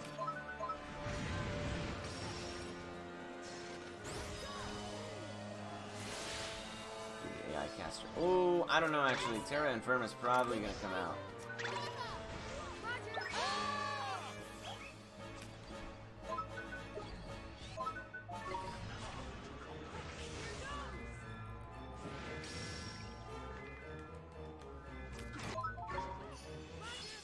I'm like playing around. You know, screw it. We're just gonna YOLO.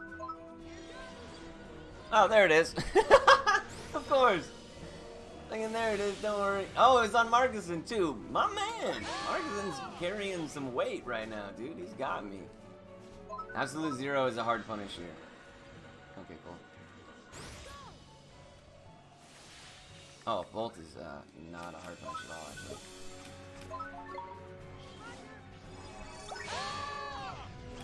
Markusen, he is definitely the tankiest of all of us. He's like 20 levels ahead of all of us. I think Markusen's like level 50 and we're like level 30 something. Oliver, you have plenty of MP. Do the fadeaway jump shot. Coward. Dude, is that 3 ward cancels? That's pretty BM, dude. Poor guy. Now you can actually counter like 2 of Galaxy's melee attacks. I'm not gonna worry about it, just because it's really quick. Please be on the right team, that would be dope.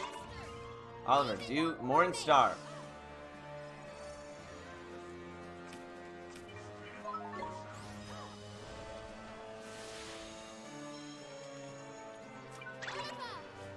We're gonna wait this one out, let him move.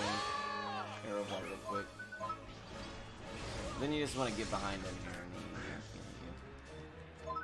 here. Yeah, idiot. Oh my god. You see that? Oh shit, it's definitely gonna be on me this time. That hurt. I'll see. See what your best move is.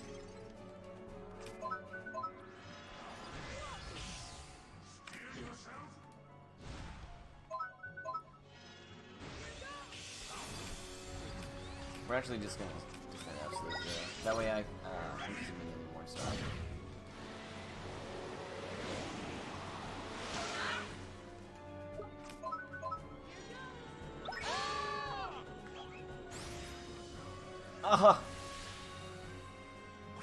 Okay, do stuff.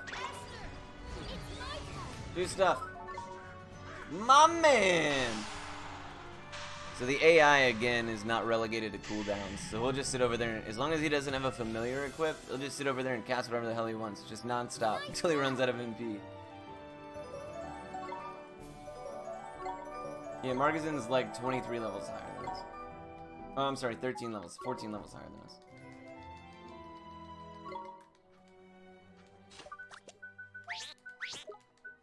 Oops.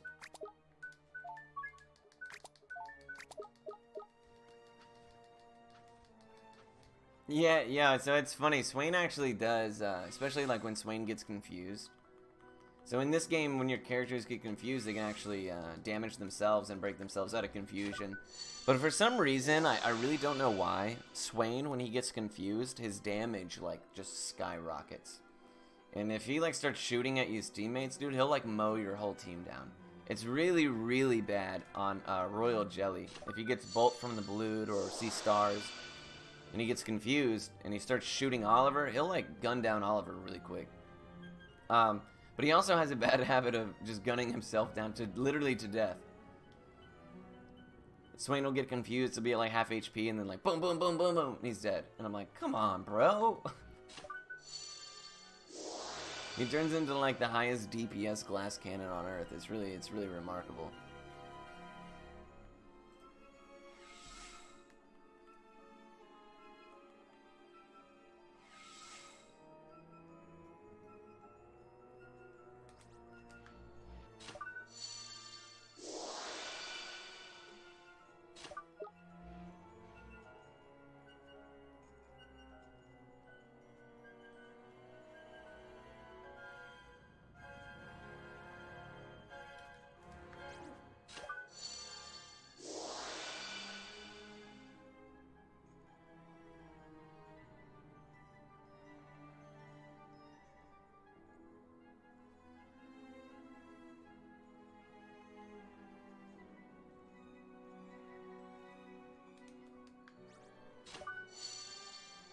Alrighty, we made it. So Cass Phase 1 will be a pretty good tell of our pace. If we struggle with that one, we're going to start bleeding time. You got to deal with the first phase quickly. Second phase is kind of a joke. And then Zodiarchy, you know, like depending on how many times he chaoses, you just see how it goes. We are equipped well enough. We have plenty of GSS. Yeah, should be a reasonable fight. By the way, the architecture in these bad guys' castles, always flawless, like super on fleek, right? So you have to imagine, like, who's doing all this incredible castle building for all these villainous people? It is a long game, Sheen. It is a long game. And there's a lot of dialogue and lore and stuff like that, but Legend of Dragoon kicks ass. Hopefully you enjoyed it. Alright, so very first, right off the bat, we gotta get a counter. The savior of this doomed world. Die! I fucked it up. Damn it, that sucks. Maybe we can get another one. Nope. We're just gonna arrow of lighters to death then.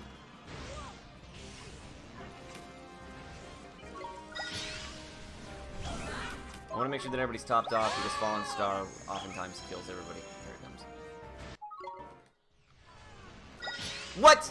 Bro, it didn't tell me she was using it, so I didn't defend. God damn it. The spell ability didn't come up. It's okay. The other idiots defended.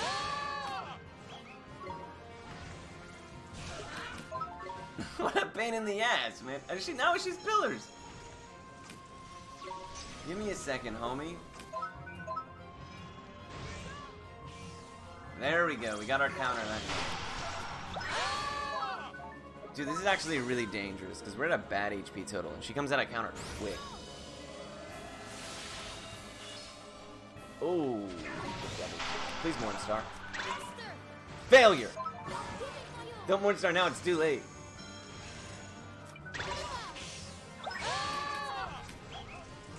Oh, we don't have enough. Damn it. And that item's not going to get off. That was almost done.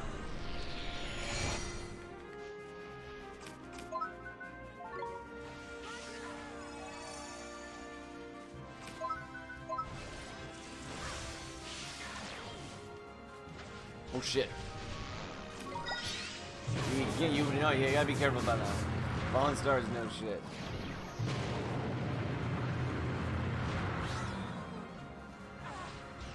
So, Oliver's dead. There's nothing you can do at that point.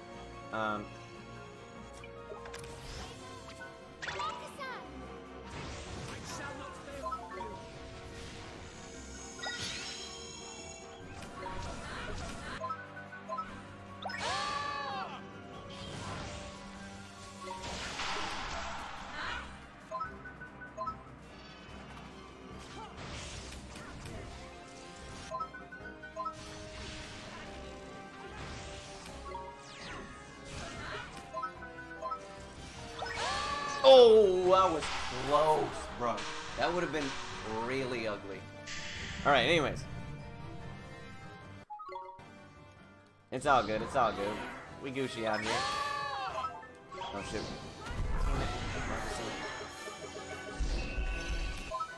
Thank God that Cassiopeia wasn't focused on me because that would hurt.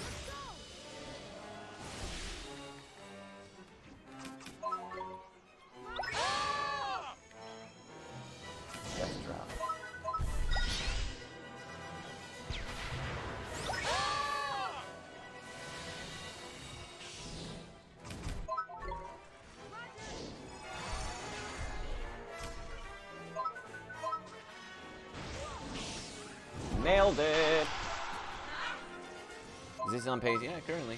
We'll have to see how Zodiarchy goes. If we can finish this by 20, this phase, that would be nice. Annihilation. Oh, she's cheering me.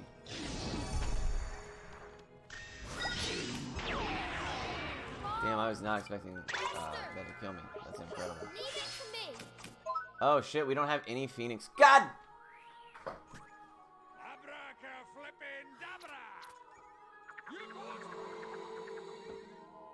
Check my email, maybe send a fax. Useless. That was a bad misplay on my part though, guys. I will totally admit to that. Usually this fight is a joke. Yeah, I definitely cost myself about at least a minute there.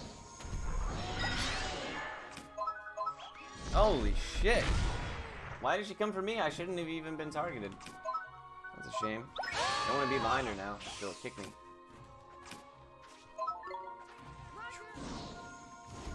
Alright, we need to get her on a counter cycle.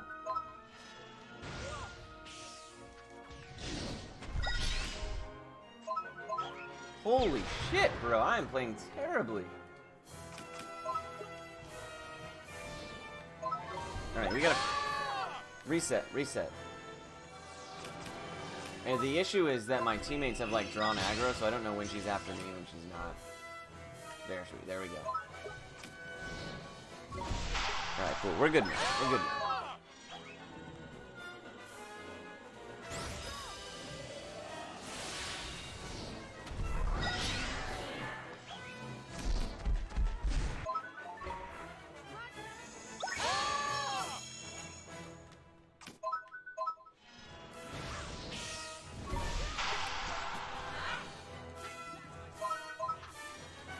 No, no, fucking Drippy, dude. He's like this AI that comes to help you, and it takes like forever, and it doesn't achieves like literally nothing.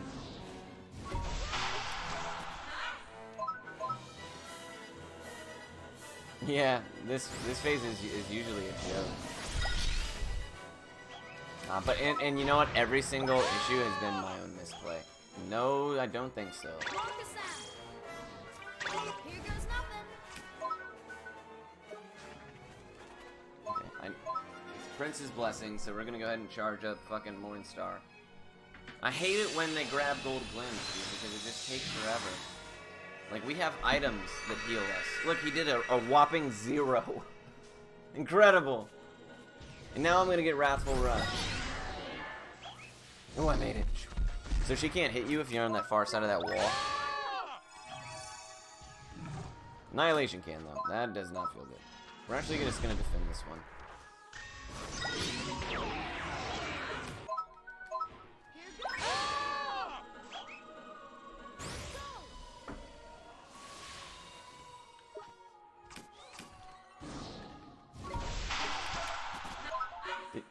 Bro, if he Prince's blessings again, I swear to God.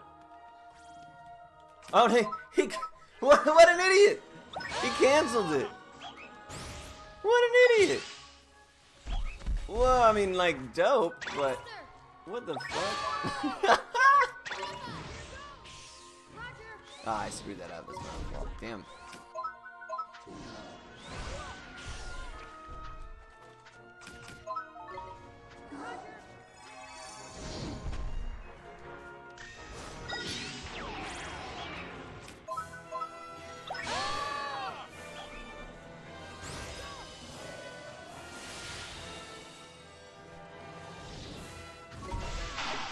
Morningstar. Do Morningstar.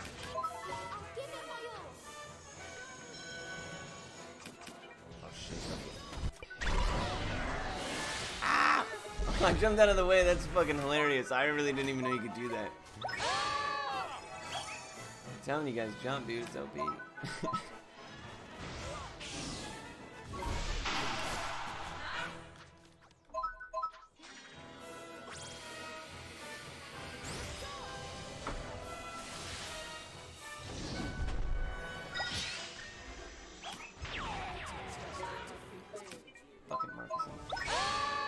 I don't know if I actually want to take the time to get him up. I probably do. We never picked up the Phoenix tiers because I never did a sewer skip, so that's pretty interesting.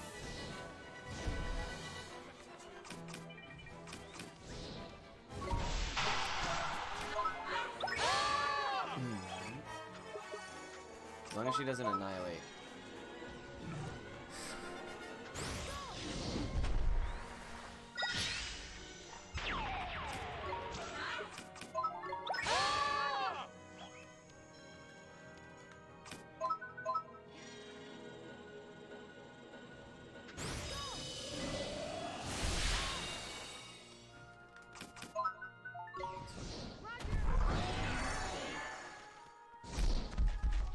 She might kick me here. She should get it off.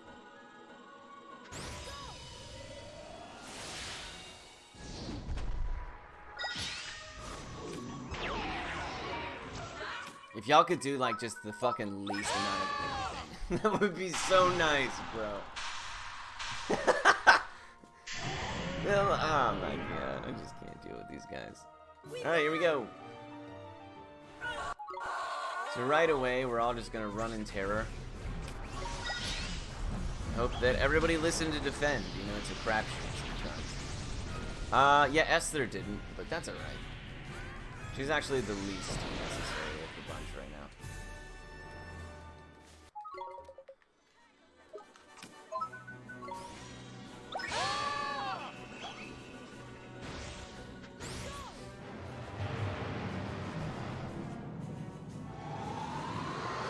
now we're gonna switch to Marcushin, who's already casting Thunderstorm. My man! Yeah, RP will probably be a bit of a fight there, but we'll see. We'll see.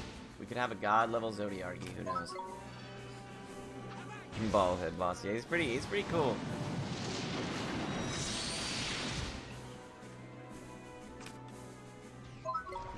It sucks. It's gonna lower my magic damage.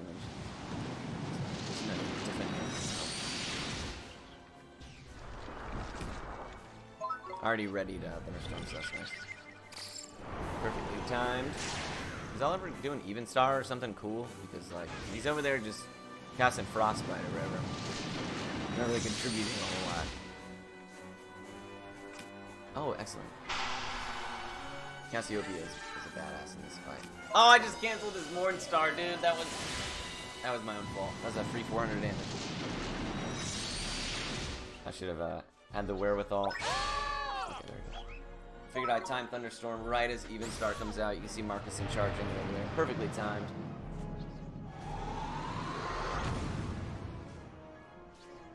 I should kill all the satellites, I hope. Wow, really, really clean satellite phase. Oliver, what are you fucking doing, bro? So I'm not sure if he's actually focused on Oliver right now, or okay, so there's like no. Got him. Esther rooted me in place, which almost made me miss the that counter there.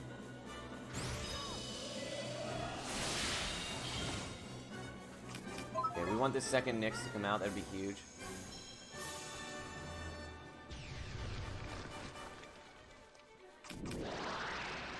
That should be free Nyx.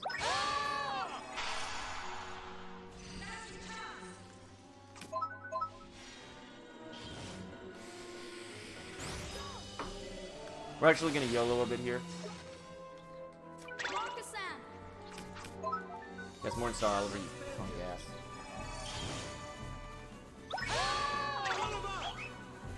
I'll do my best. Excellent. Perfect. The satellites will probably come up soon, so I'm gonna GSS on Oliver. Don't want to save Chaos right now. That's actually fine.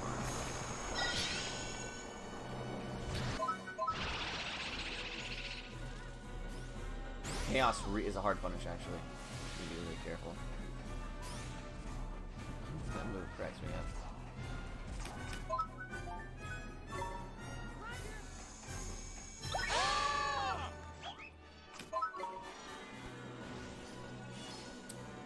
Is that Chaos? I sure hope not, because we're not prepared for Chaos. Sure is. Console, PS4, PC, and Nintendo Switch, it's all available on. The PS4 and the PC are the remastered versions, though, so they're a bit prettier. So if I had to recommend a version, it would be one of those two. Unless you're like really big on playing the game on the go.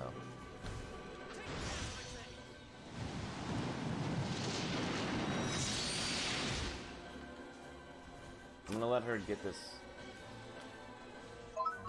I think she's casting Nyx. So I'm gonna try to draw aggro off Oliver here, and then I'm gonna use a GSS on him to top him up, and then I'm gonna hope that she gets Nyx off.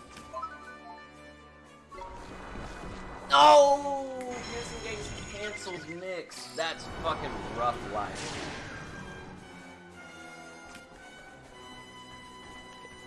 Even Star should actually bounce the aggro back.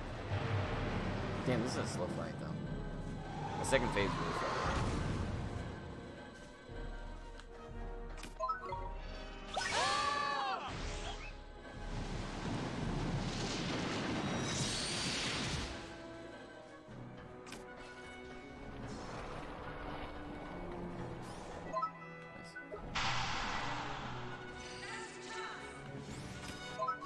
Cancel Morningstar, but I'm also trying to stop all of them from dying here.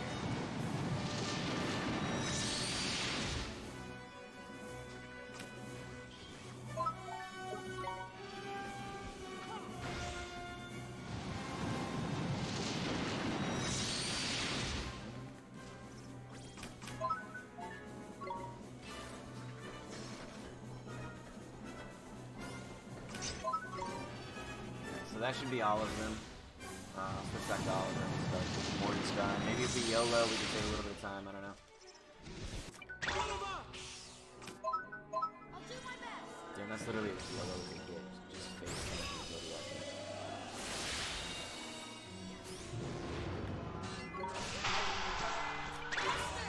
Oliver, don't cast Healing Hand on yourself, bro. Just cast Morningstar.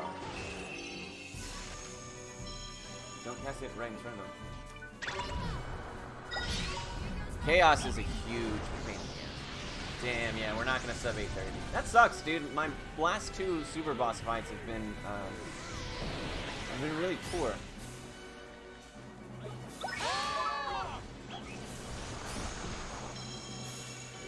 It's okay. We'll still PB, and that's the most important.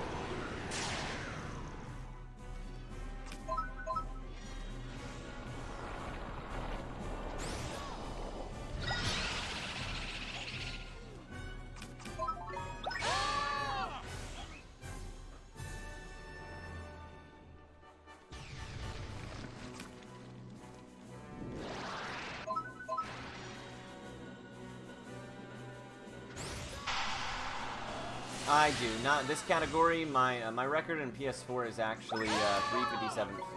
Or I'm sorry, 537.50.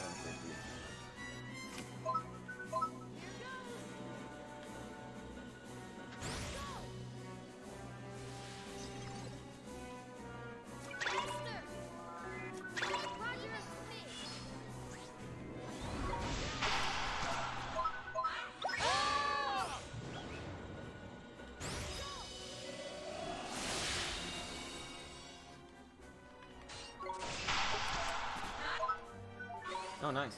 Thunderstorm is good because it'll pull all that aggro immediately.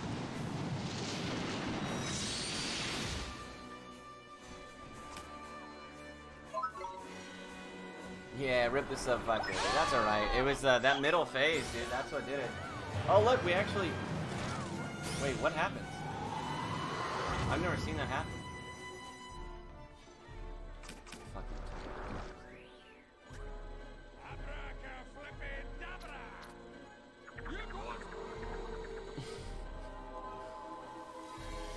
Bummer.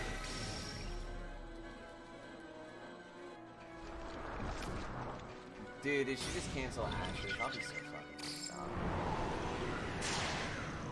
Sure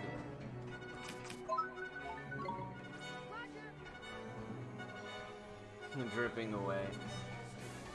Really do be like that. Shot blast. Oh, I don't... Oh, fuck. We might actually be dead. No, wait. Esther will have... Dude, we might not even PB now. Holy shit. I fucked this up, guys. This is all me.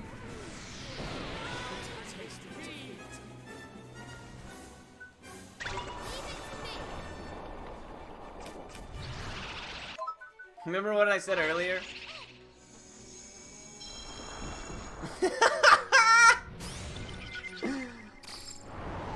That was fucking funny, dude. I was not prepared for that chaos. That was actually crazy. Oliver, do some cool shit, bro.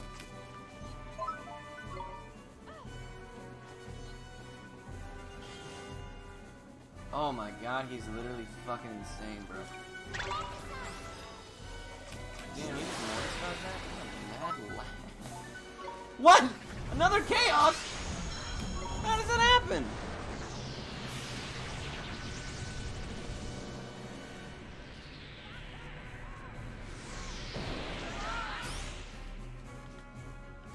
Okay.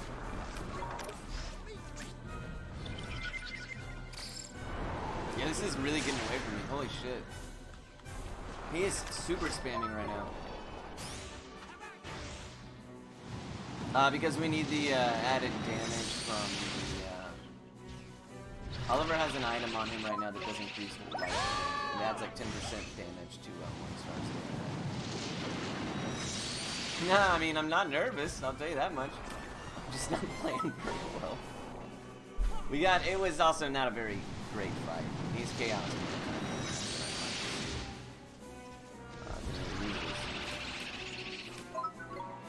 Cassiopeia canceled 2 Nixes as well. Which sucks. We need those.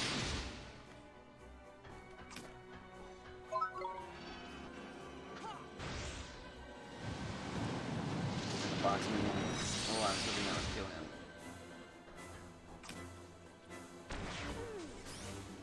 Okay, let her get ashes off.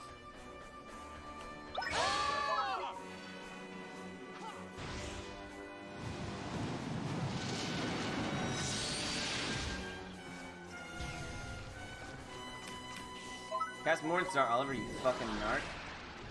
Hey, my man! Bro, what are the chances? What are the chances, bro? Fucking chaos. He's dead again, dude. Holy shit, boss.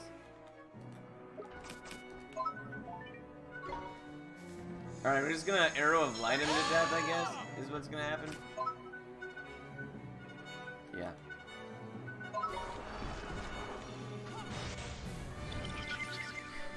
Damn, we might not even PB, dude. We gotta hurry. He's almost dead. But he keeps using cutscene moves and canceling Cassiopeia.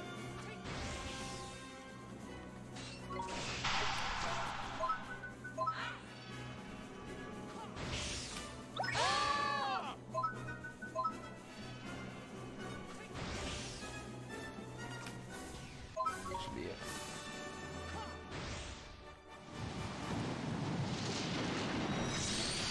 There you go. New Nino Kuni PS4 world record. Does feels bad because should have been a lot better than that. Should have been a lot better than that. But yeah, I'm upsetty too. But that just means, hey, we'll be back here again tomorrow, everybody.